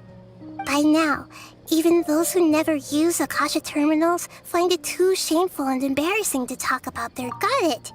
I hope my answers were satisfactory, seekers of knowledge. To be honest, maintaining Dunyarzad's fading dream took a lot of mental energy. I think I may need to rest for a while. Oh, and you don't need to worry too much about the sage's activities for now. The Akasha won't be able to conduct another project on the scale of the Sub-Zero Samsara in the immediate future. Go and get some sleep. Leave everything to us. What a relief. This is truly the most exhausting birthday I've ever had. Traveler? Paimon? Why am I here? Do either of you know? Maybe you were sleepwalking. You know you can't wake up a sleepwalker. We happened to walk by, so we thought we'd wait for you to wake up. I see. Huh. I should visit my maintenance personnel sometime. Oh, I'm fine. I better go. Thank you. We've spent quite some time in Sumeru City, but ever since we last said goodbye to Lesser Lord Kusanali, we haven't heard anything from her. Oh.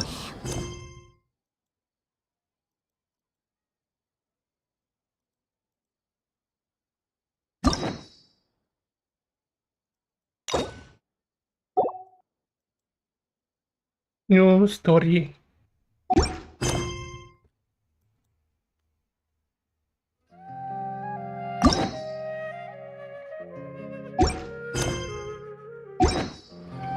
So was the live. Thanks for watching.